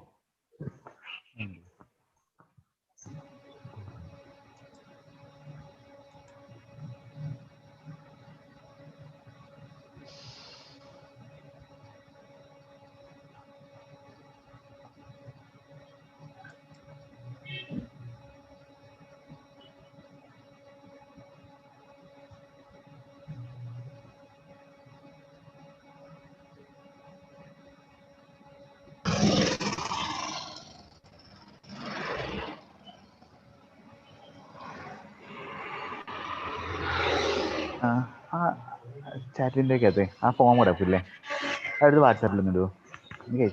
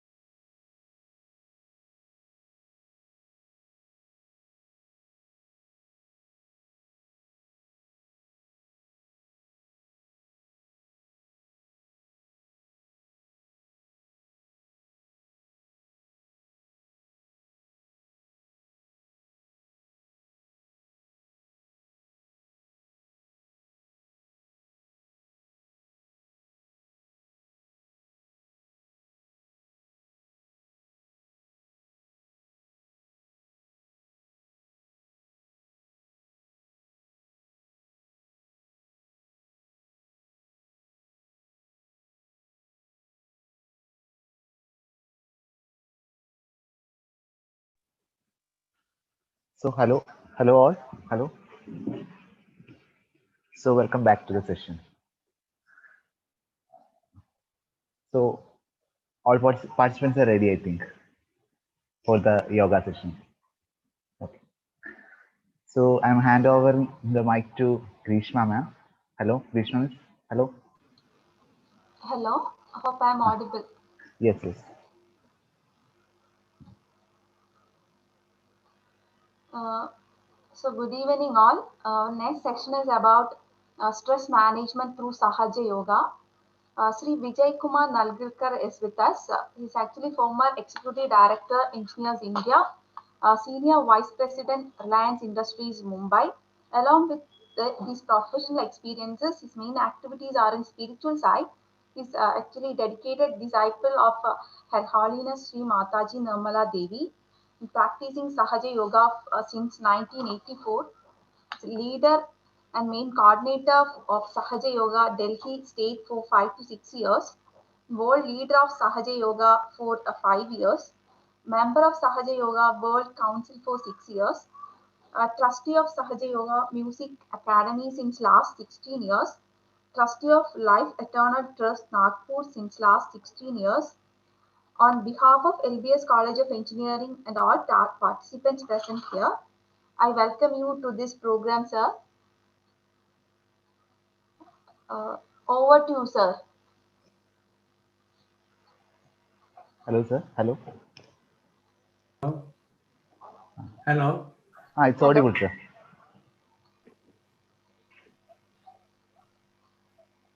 Hello.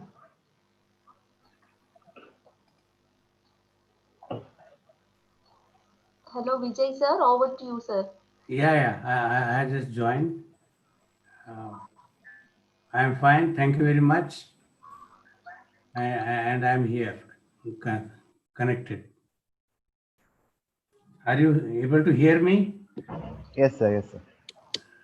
Okay. Thank you. So,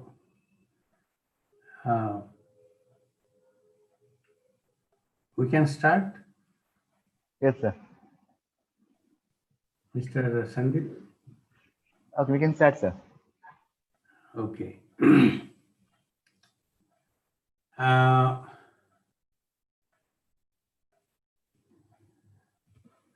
The subject given is stress management through Sahaja Yoga. So let us know what is stress first, and then what is Sahaja Yoga.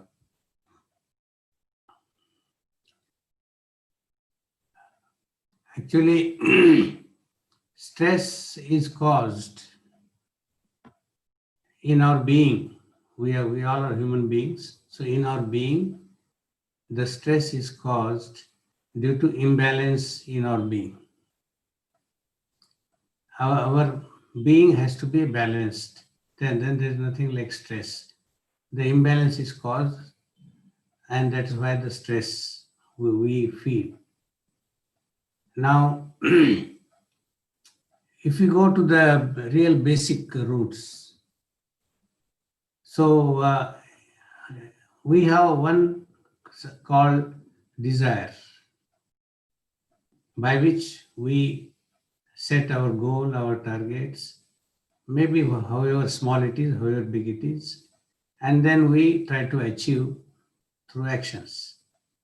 So if we do not able to achieve the required percentage, then we feel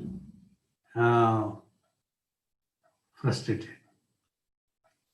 Now, this kind of stress feeling, which is also called tension these days, now this is only a product of the modern world, modern developed world.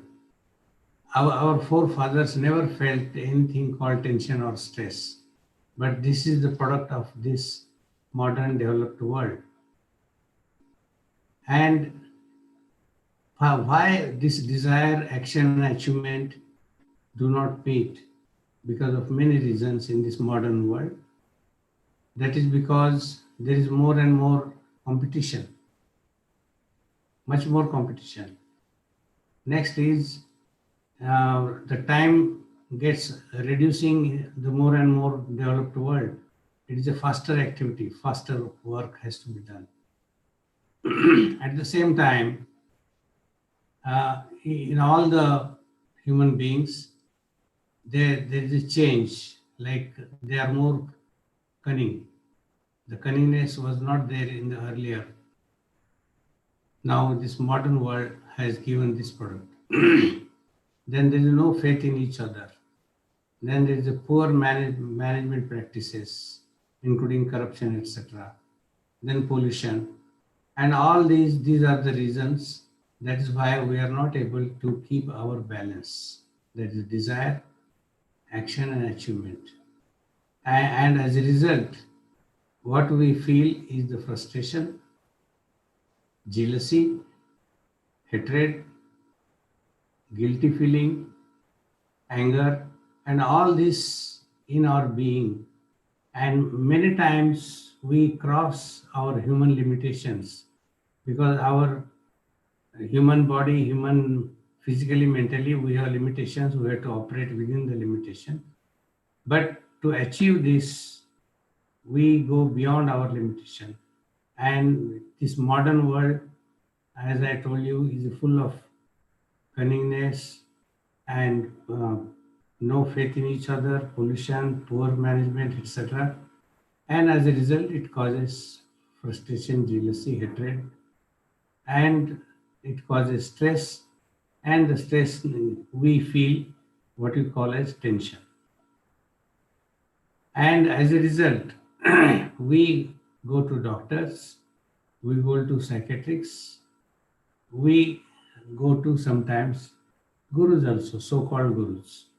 They may not be the real gurus, but we go to them and we get caught up because the doctors treat and we get so many side effects.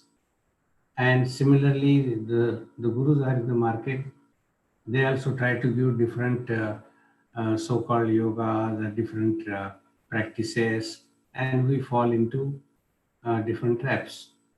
And as a result, the real cause of rooting out the stress and tension is not obtained. Sahaja Yoga is a system by which we deal with the roots, and this is a natural process, and by dealing with the roots, the so-called the stress feeling is automatically removed from our being. Now, first I will explain what is this imbalance in our being. Before we go to what is a meditation and how we become thoughtless, first let us see what is the imbalance. We have in our being, can we go to the chart? Yes. What we see physically from outside, we have called as a gross body. With our five senses, whatever we see is a gross body of every human being. But every human being, irrespective of color, country, male, female, anywhere, so we have what is called is the Sukshma Sharir, that is a subtle body, subtle body, and what we see outside is the gross body. This subtle body has, you can see in this chart, three channels in our being. The yellow one is called a Pingala Nadi. The channel means Nadi in the Indian language. And the blue, what we see is the Ida Nadi. The blue deals with all our feelings, sentiments, emotions, and the past. It is also called Chandra Nadi. And the blue, what we is the Pingala Nadi. it deals with all our futures, and it is also called our planning, futuristic thinking, our goals, our aims, and activities, physical or mental both. So that is a blue. There is a yellow.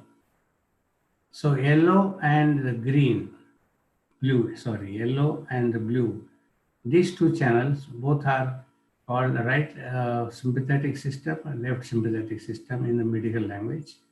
Whereas these channels are existing, but medical doctors, they can't see these channels. And so there has to be a balance between these two right and left channels, which is called Ida Nadi and Pingla Nadi, Surya Nadi and Chandra Nadi. So there has to be a balance. So the blue Ida Nadi is called is of desire Shakti. It is a desire. And the yellow is action, activity, Kriya Shakti. And the blue is the Icha Shakti. So the Icha and Kriya, so that has to go hand in hand, and so there is no imbalance. But if there is no matching, so it causes imbalance. Now, the God has created a one channel in between these two right and left sympathetic channel, which is called parasympathetic system, which is in the center, which is called Sushumna Nadi. Now, this nadi is the central nadi, and the job of this nadi is to bring balance between right and left sympathetic or the channels. So at the bottom, you will find a triangular shape, which is actually sacrum bone in every human being. And in this sacrum bone, there is one divine energy, divine power, cosmic power, residing in a sleeping state, dormant state, and that is to be awakened, and that travels upward, Urdhva through this central channel, which is a parasympathetic system, Sushumna Nadi. And as it travels upward and upward, it comes to the last, you will find this, the center shown, we call as chakras. Now, I will not go into the details of each chakra. So the Kundalini has to cross all the chakras, what is called as the centers or plexus in medical language. They call all these plexus. So it crosses these plexus centers, and the last is the Sahasrara. You will find on the top of the head, which is a fontanel bone area. Now that chakra, 1,000 Sahasrara means it has 1,000 nerves.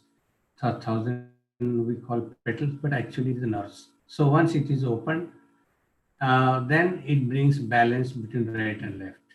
And then you have no more imbalance in the being. So you are in the balanced state. Suddenly the entire stress developed due to imbalance, it goes off. Now this Sahasrara is also called it is in the limbic area. So the below that there is one chakra called Ajna chakra. So the moment the Kundalini, which is rising from the sacrum bone, triangular bone upward, the moment it crosses this Ajna chakra, it gives you nirvicharta, thoughtless awareness.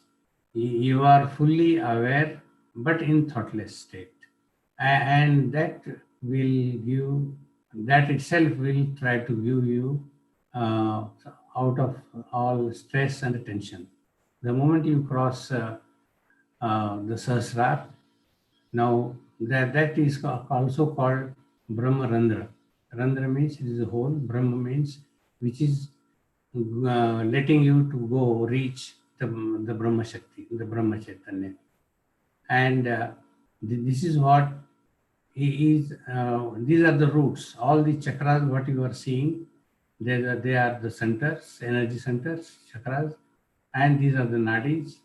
And at the top, when you open Sahasrar, the Brahmarandra, you are uniting with this all-pervading power, all outside our being, whether it is a solid, liquid, gaseous state, everywhere, anywhere in this creation, anywhere in this universe, it is only controlled by Brahma Chaitanya, Brahma Shakti. So you are getting united with that Brahma Shakti by awakening Kundalini, which is in a dormant state in every human being right from your birth there. And that is how you are born. As soon as you are born, after a few months, your sahasrar gets closed because of what is called as calcification, and you remain as a detached.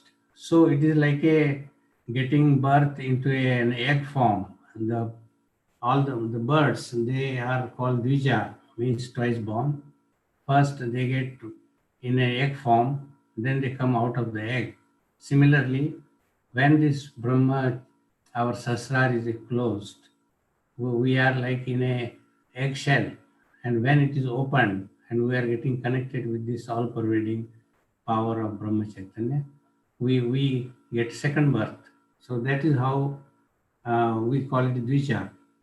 Every bird which comes after the egg is called Dvija, second born.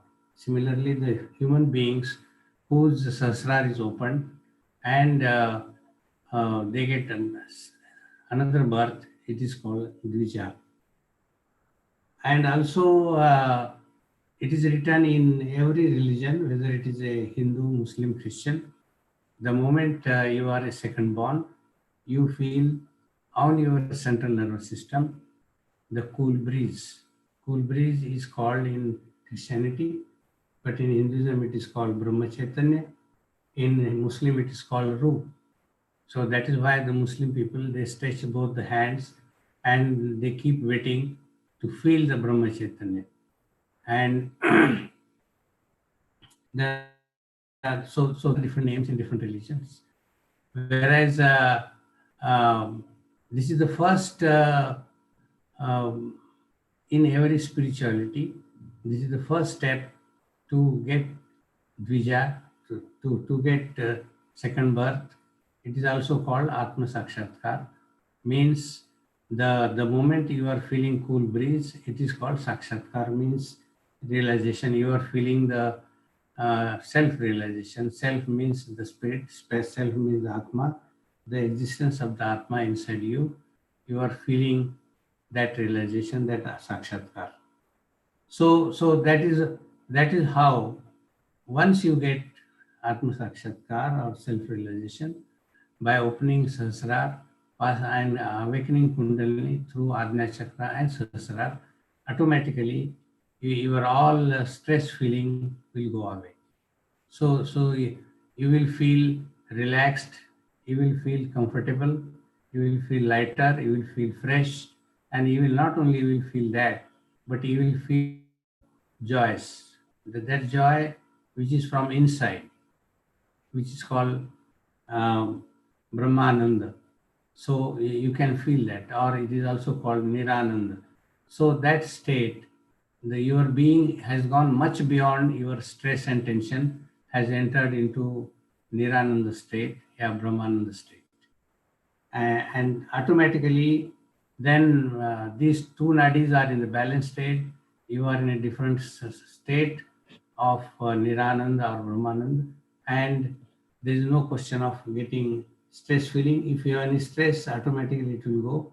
Similarly, when Kundalini is rising through these different channels, the first center below the Kundalini is called uh, there are seven chakras, seven centers.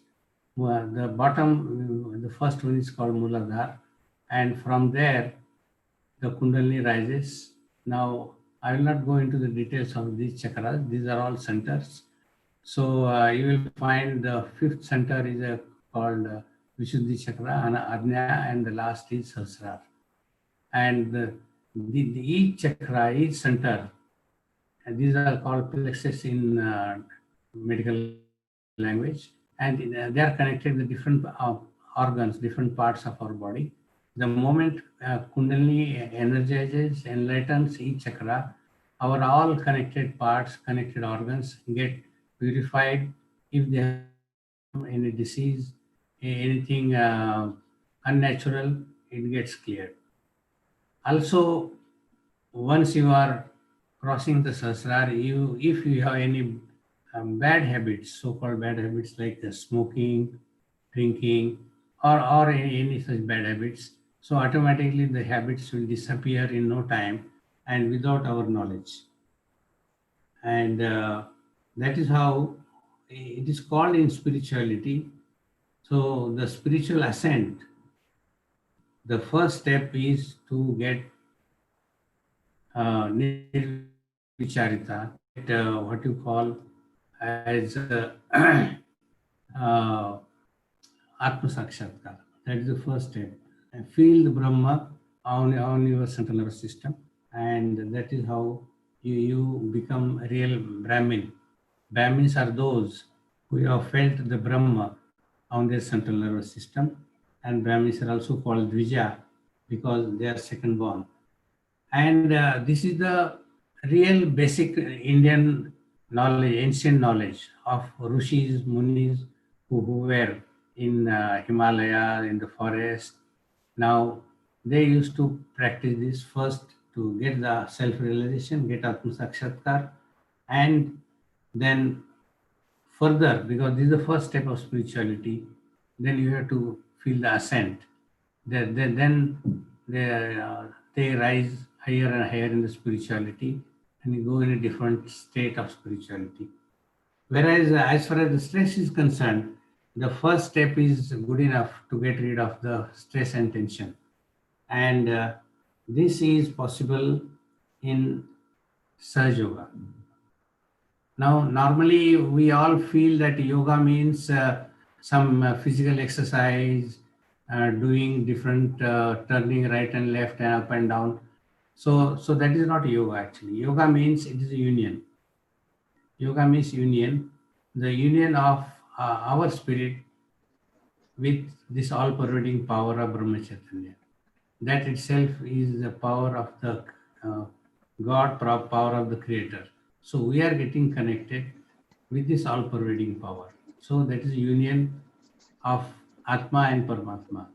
So that is the real yoga, and that is why Sri Krishna has said in Gita, Yoga Kshema Vahamyav. You get yoga, and Kshema is my duty. Kshema means all-round well-being. The moment you get yoga, I will give you Kshema. So the same here, Sahaj Yoga is a system which is giving the same yoga by awakening Kundalini and opening chakras, opening Sahasrar, and uniting you with the all-pervading power.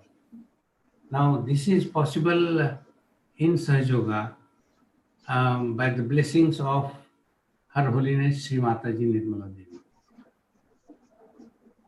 Okay, can you show that Sri Mataji chart? Now, Sri Mataji, now Sri Mataji started this yoga in 1970, and now there are at least more than thousands of people in all cities in India. You name the city, and there are centers, Sahaja Yoga centers, and they are all practicing Sahaja Yoga. I will not say thousands, but they are in lakhs. They are practicing. Not only in India, but outside India in 160 countries, whether you take Europe, USA, you take Australia, Russia, Middle East, including Muslim countries, they are following the Sahaja Yoga. Sri Mataji herself, born in 1923 in Nagpur, and she is a medical doctor, passed in 1946 from Lahore Medical College. That time, Shrimati is the daughter of Mr. Salve, who was a mayor of Nagpur, who was also member of parliament, and who of the first parliament, and he was in the committee of writing Constitution of India along with Dr. Ambedkar, and he was a he was a advocate, well-known advocate from Nagpur, and he was a highly spiritual person, knowing almost all the religion details. And Shrimati was born to him, and Shrimati started practicing Sahaj Yoga from 1970. Shrimati married to Mr. Srivastava, Dr. C.P. Srivastava, who is the first batch of IAS of India. He also worked with Lal Bahadur Shastri in the PM office that time, and he was also in UNO for last maybe 20 years or so. He was Secretary General of Maritime Organization, MTO, and he was given award by Queen of England, and he had so many awards, including Padma Bhushan of India. So this is the people, and this is the background of Sahajoga founder, Her Holiness Srimati Nirmala Devi.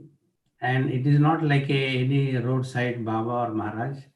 And everything is so disciplined, and you will find all ancient Indian system is followed.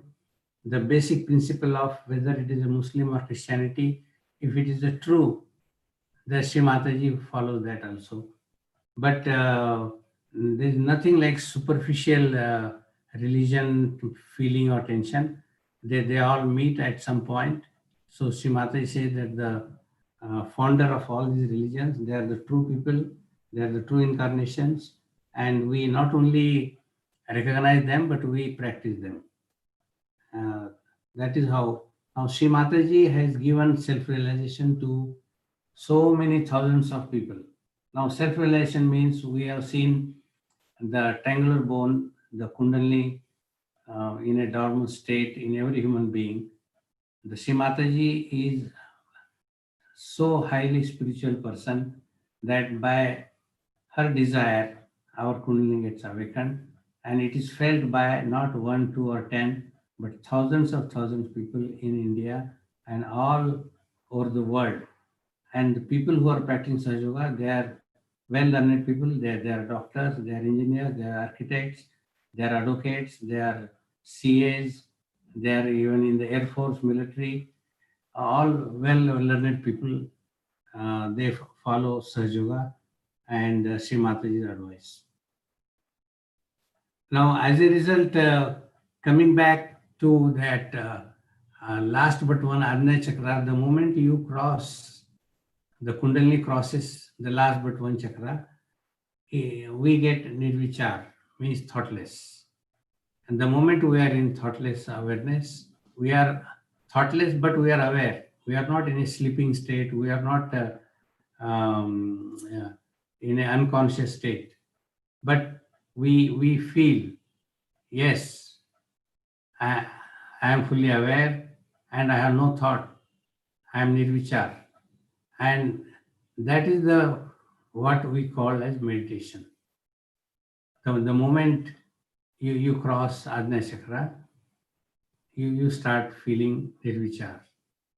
And the moment you cross Sahasrar, immediately you feel the Brahma Chaitanya or the divine cool breeze on your central nervous system.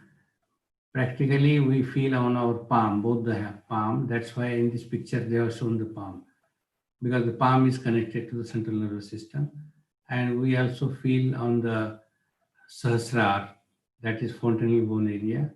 We feel cool, and something is flowing out from the Sahasrar. We can only feel, and we cannot see, because all these are, this is called Sukshma, subtle system. And Sri Mataji has given name Sahaj to this because Sah means with, Ja means born. Born with us, Sahaj born, Sahaja, born with us is this Kundalini Shakti, which is residing in the triangular bone called sacrum bone. And the sacrum bone name itself is a very old name of this bone, sacrum bone, means there is some divine sacred power sitting inside.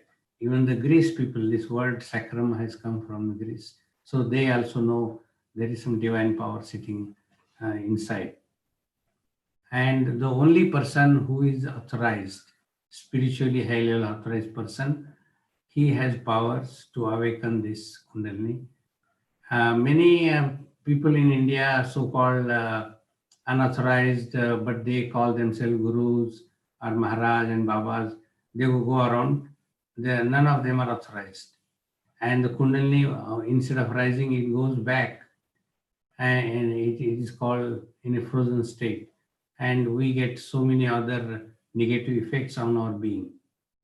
Whereas only the high spiritual power, authority, like Param Pujya Sri Mataji, Nirmala Devi, Her Holiness Srimati Nirmala Devi.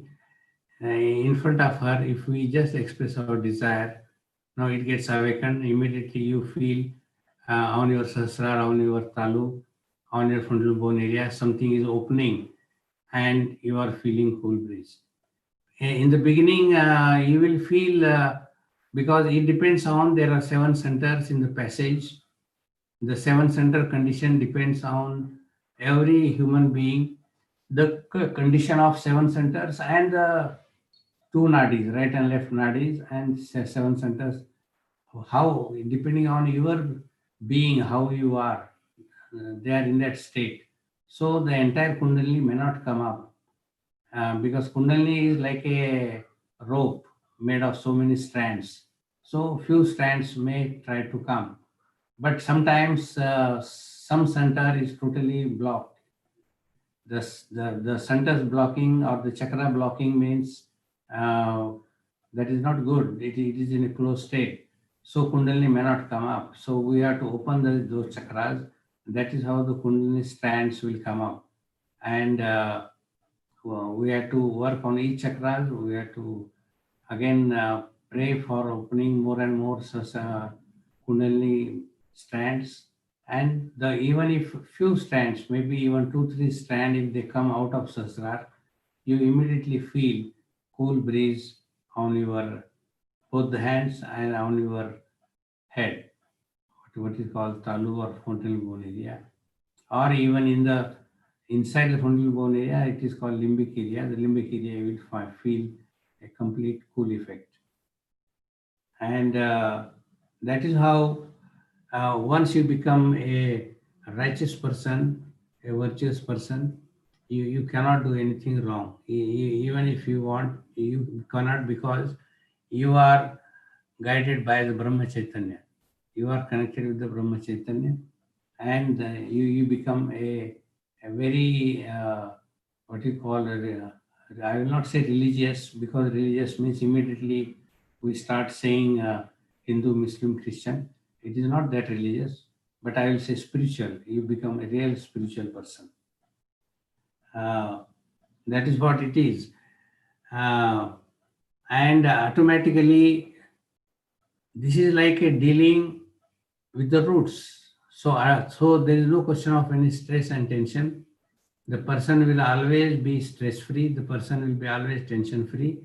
And to practice Sahaja Yoga, you don't have to go to any particular place, or there is any training of 1 month course or 2 months course. Then we don't give any certificate, class 1 certificate, class 2 certificate, nothing like that. You can practice anywhere, sitting in your house, doing your job, and while you are on job also you can do. So it is like a online process. You don't have to take any break and go take holiday and go somewhere in some institute and attend some classes. No, nothing like this. It is very simple. That's why it is called Sahaj. it is spontaneous and very easy. What you have to do is only you have to ask, because Sri Mataji is the divine power, and Sri Mataji has started this. By her grace, we all feel this divine cool breeze, and we become what is called as Dvija, or it is called Avliya, it is called Nabi in a different religions. So all become one. So there is no difference between so-called the outside world religions. So they are all at one meeting at one point.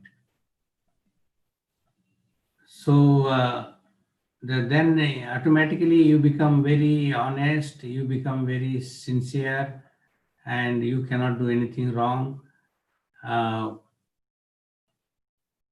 So you become a real spiritual person. And it is beyond the problem of the stress, it is beyond problem of tension. And you automatically become very forgiveness person, very humble person, and very trustworthy person. And that is how you will find these days. I was in engineering college, passed in 1969.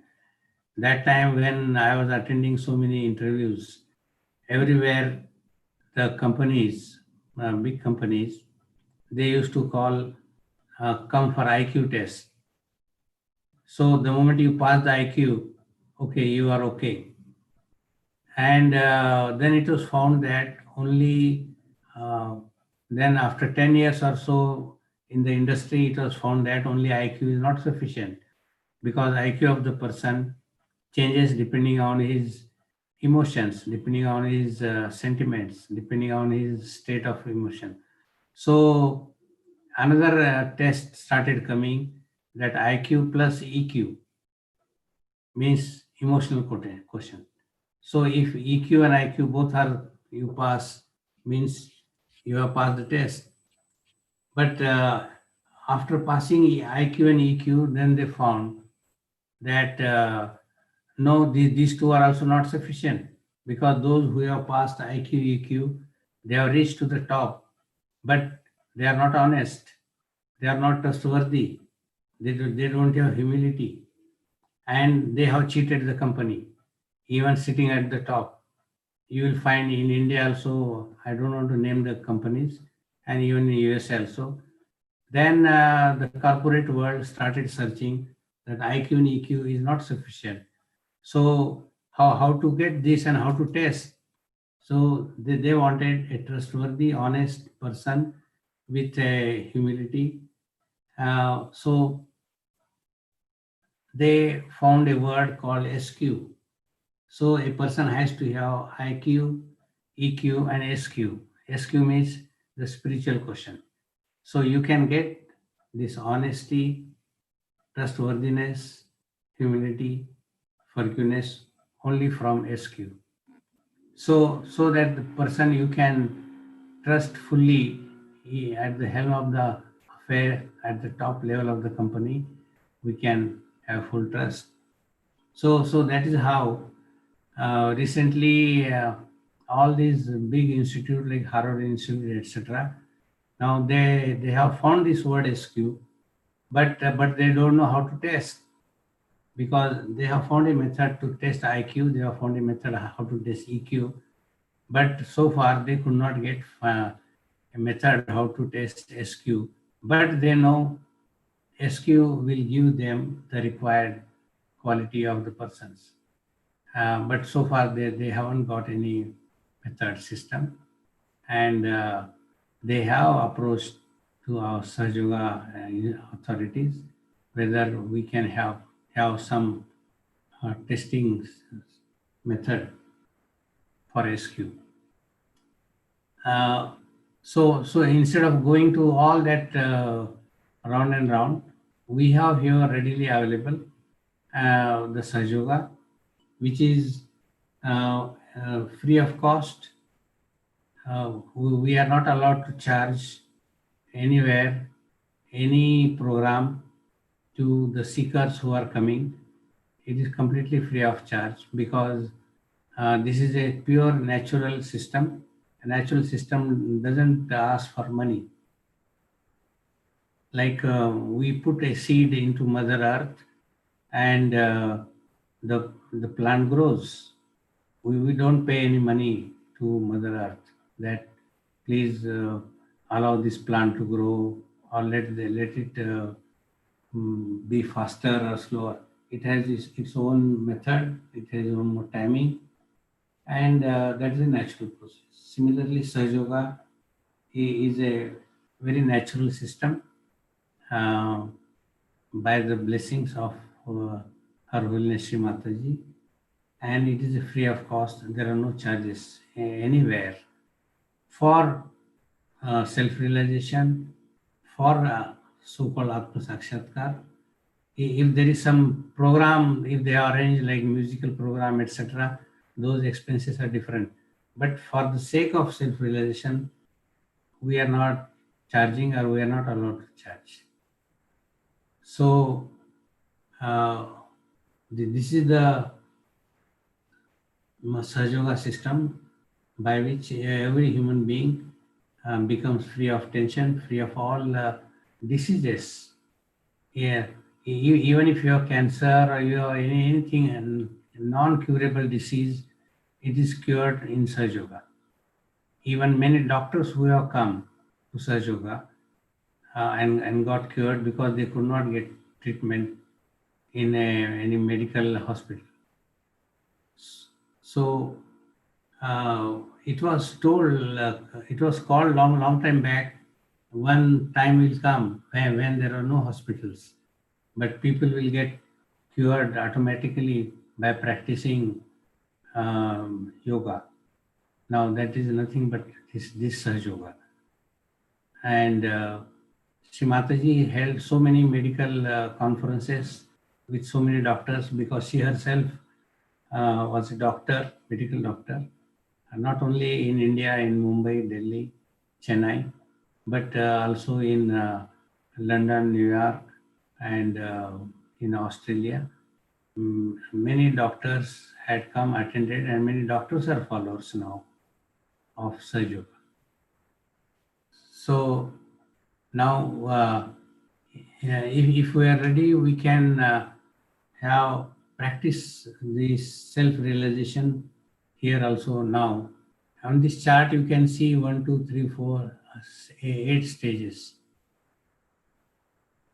Sorry, 9 stages shown. So, Chandrakant, can you now we will practice so-called self-realization, so-called Atma Sakshatkar. So please now I will hand over to Chandrakant. Can you get this done? Yeah, thank you, sir. Thank you, Vijay, sir. So all participant, it will just 8 or 9 minutes, the whole process will run, but it will be one of the best experience of your life. So these are the 9 steps which you need to do. So the first step, what you need to do is all the step you need to do with your right hand, because right hand is your action power. So keep your both the hand on your lap, palm will be facing. This is a base position. Now raise your right hand and put on your upper on your heart on little left side. So this is raise your right hand, put on your heart little left side. This is an step number 1. Step number 2, raise your right hand, put on upper part of abdomen. Okay, you all can do together with us. The step number 3 is raise your right hand and put on lower part of your abdomen. Okay, step number 4 is again raise your right hand and put on upper part of abdomen. So step number 2 and step number 4 is exactly same. Then step number 5, raise our right hand, put on our heart little left side. So step number 1 and 5 is exactly same. Step number 6 is raise our right hand, move from your left side, keep it on back side and rotate your head toward the right side. It's a very simple step. Step number 7, raise your right hand, put on your forehead horizontally, press it little bit, squeeze your palm, move your head little down. Step number 8, move your right hand below your backside of your head. Be relaxed like the way we do relaxation. And step number 9 is stretch your palm, put on top of your head, press it little bit hard and rotate 7 times clockwise direction. So these all the steps we are going to perform now. I will be going to play one small video, and in that you need to perform this step. And I will request you, please do this very sincerely. After this, you will awaken your kundalini, and you can feel a cool and hot breeze on your palm and top of your head.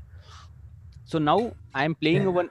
No, they have to close the eyes. Once you start doing, you have to close the eyes, and you will open only when he tells to open. Yeah. And please do it with without any doubt in your mind. Yeah.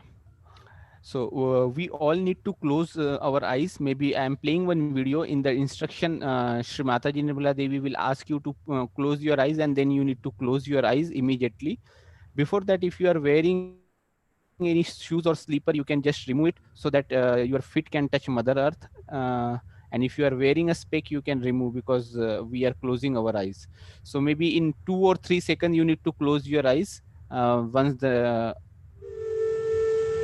Keep your eyes closed.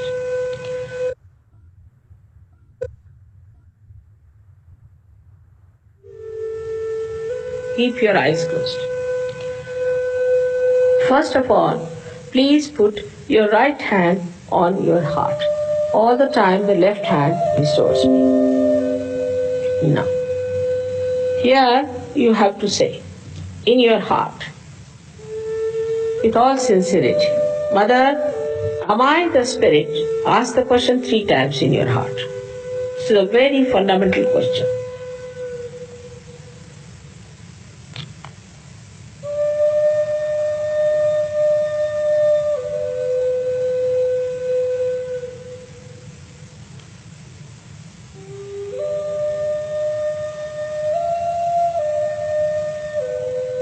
Now bring the right hand on to the left hand side of your stomach, in the upper part.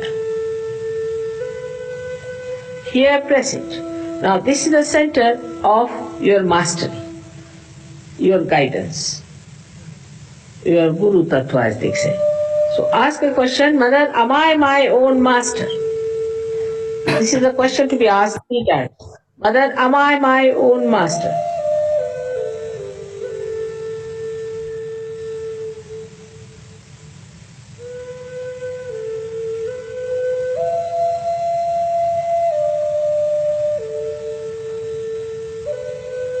Now, bring your right hand down below, in the lower part of the abdomen. Now, this is the center from which all the divine work is done. All the pure work is done. So to ask 6 times, because this center has got 6 petals. Mother, please give me pure knowledge. 6 times you just ask. As a result of this asking, the Kundalini starts getting awakened.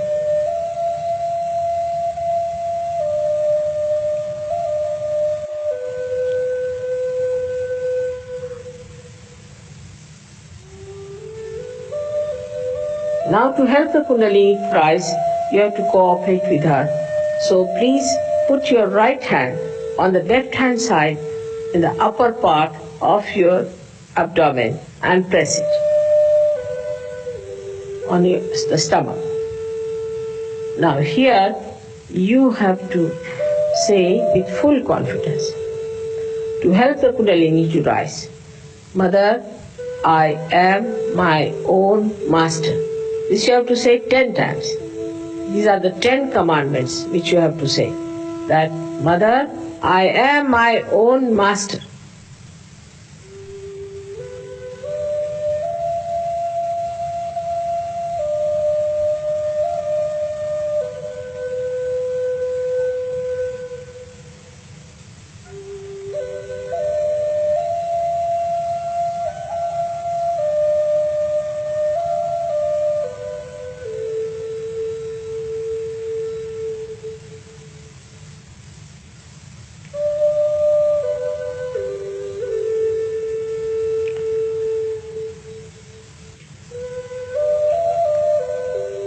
Now, 10 times with full confidence. Now, please raise your right hand to your heart.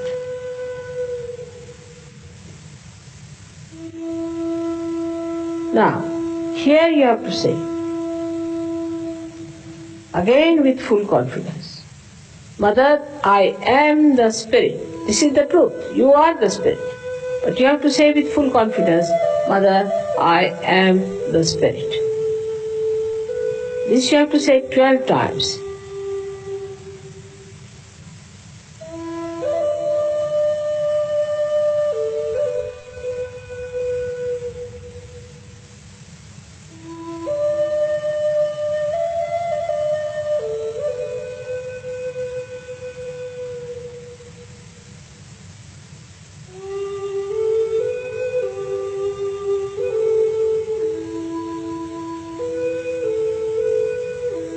Now one has to know that God Almighty is the ocean of love.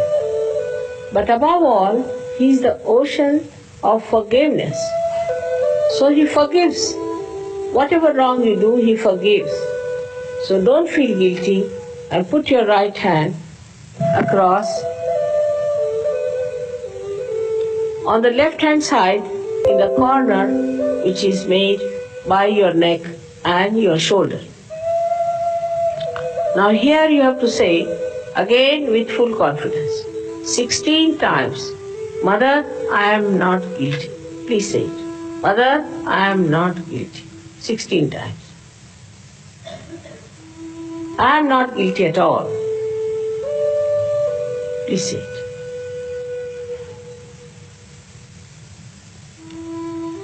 Please say it.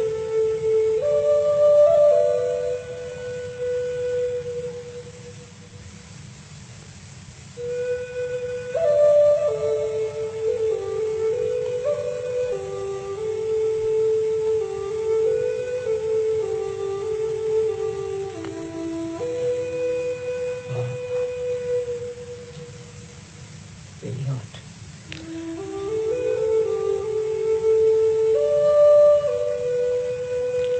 Now raise your hand across on your forehead. And it's a very important center. Here you have to say from your heart, Mother, I forgive everyone. Please say it from your heart. How many times is not the point. Mother, I forgive everyone. Now some would say that it's very difficult to forgive. But it's a myth that we do not forgive or we forgive. We do not do anything in both the cases.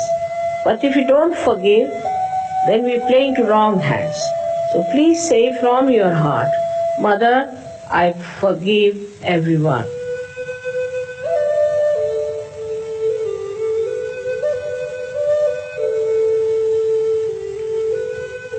Now please take your hand on the back agya, the same center, on the back side of your head and allow your head to rest on it and push it back a little bit. Now here, you have to say, for your satisfaction, because you always feel guilty, that, O Divine, if I have done anything wrong, please forgive me.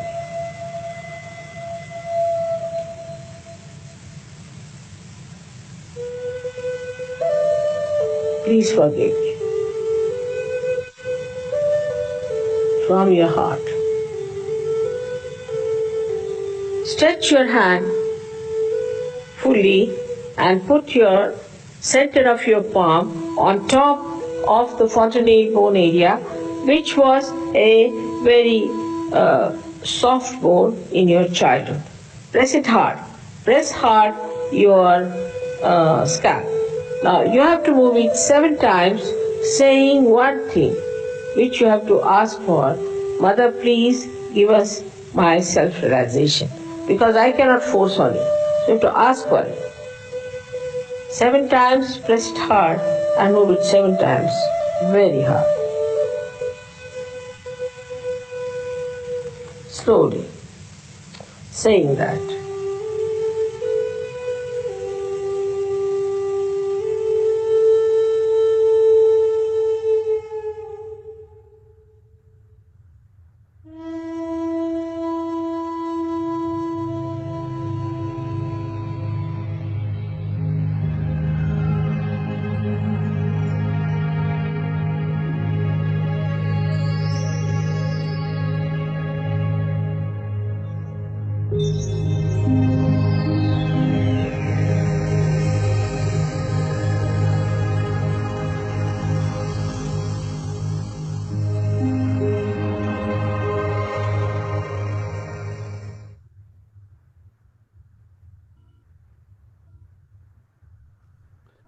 Now slowly we can open our eyes very slowly.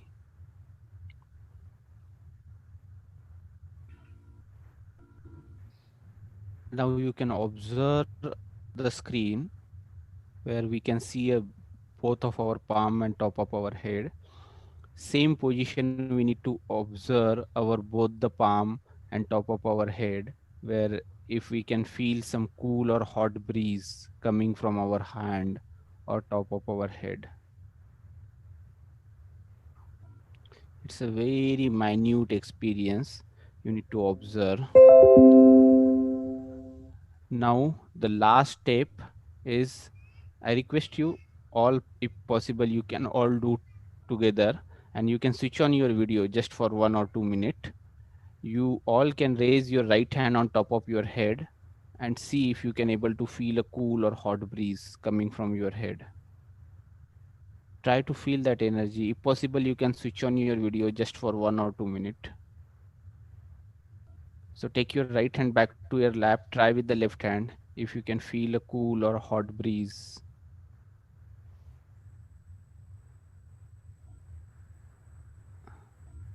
It's a very minute experience, so you can see. Now take your left hand back to your lap. Again, try with the right hand if you can able to feel that energy. Now stretch both our arm toward the sky, move our head little backside, and we will ask one question in our heart. Mother, is this the experience of self-realization? क्या यही आत्म साक्षात्कार की अनुभूति है? And slowly we can do namaskar the way we used to do namaskar in front of our heart. And slowly we can open our palm like this. Maybe you can feel some cool or hot breeze between your palm. So this is the practical part which we have covered. So maybe Sandeep sir, how much time we have? I think that today we can close, and tomorrow we will continue. Okay. So just 1 or 2 question we can take, last 1 or 2 question, if anyone has. So if anyone has any last 1 or 2 question, maybe you can ask to Uncle Vijay Nargilkar sir, so they can address. So anyone has any question? Sandeep sir, the participants will be same who are present today. They will be tomorrow. All of them. Almost same. Some more will be there, sir. Okay, these participants will be there. So they can, if they are feeling shy asking question, they can give in writing to you, and tomorrow you can read those questions. We will answer. Okay, sure. We will do that. Okay. So if you have any questions, you just send me. Okay, we will talk. We will discuss that tomorrow. Please feel free, and you can ask any question, any type of question. But feel free to ask. Hello.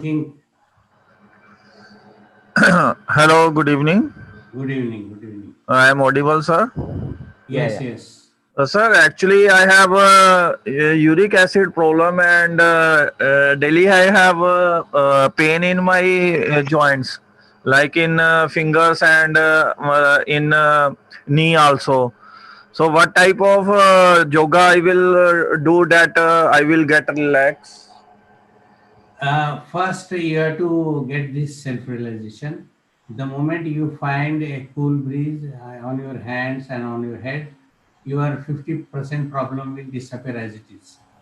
And but your attention should not be only on your problem. Your attention should be on your head, sasrar, whether I am getting cool breeze or not. Then put your attention there and take it out attention from your problem.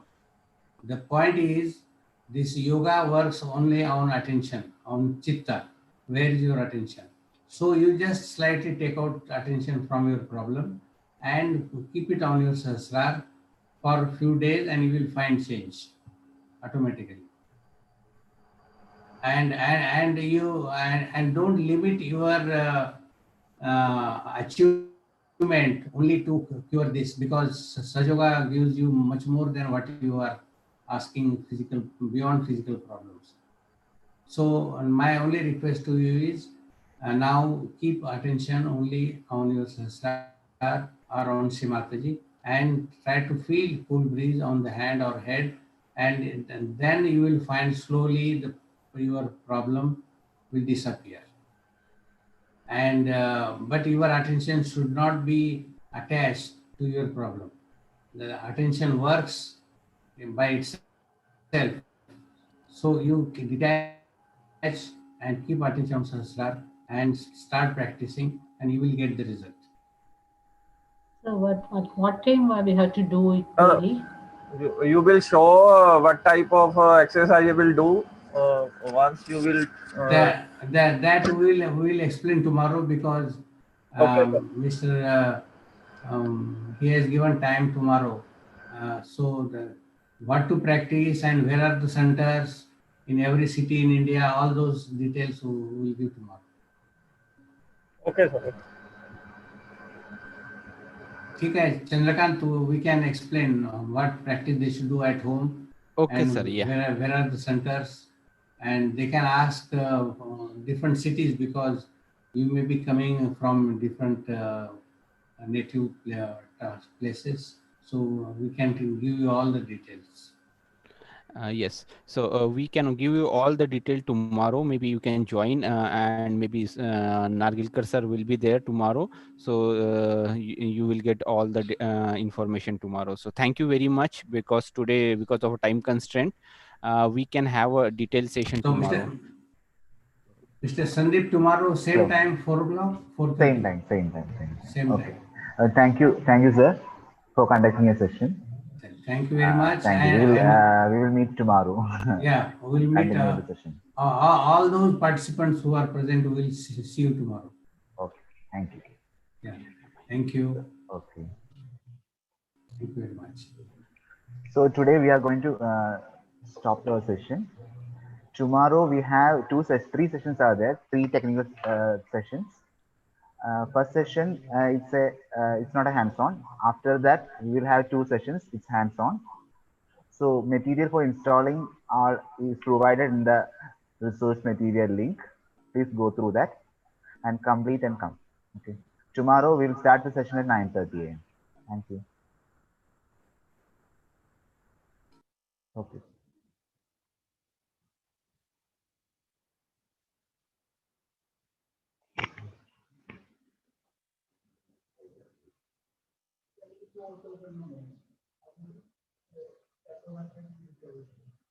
ഏതാ ആ ഇല്ല save ചെയ്താ പോരെ അതേത് ഫോൾഡറാന്ന് കണ്ടു വെച്ചോ ആ ഒരു ഫോൾഡറിലേക്ക് ഷെയർ ചെയ്തില്ലേ അത് നമ്മുടെ ഇവിടെ തന്നെ ഉണ്ടാവുമല്ലോ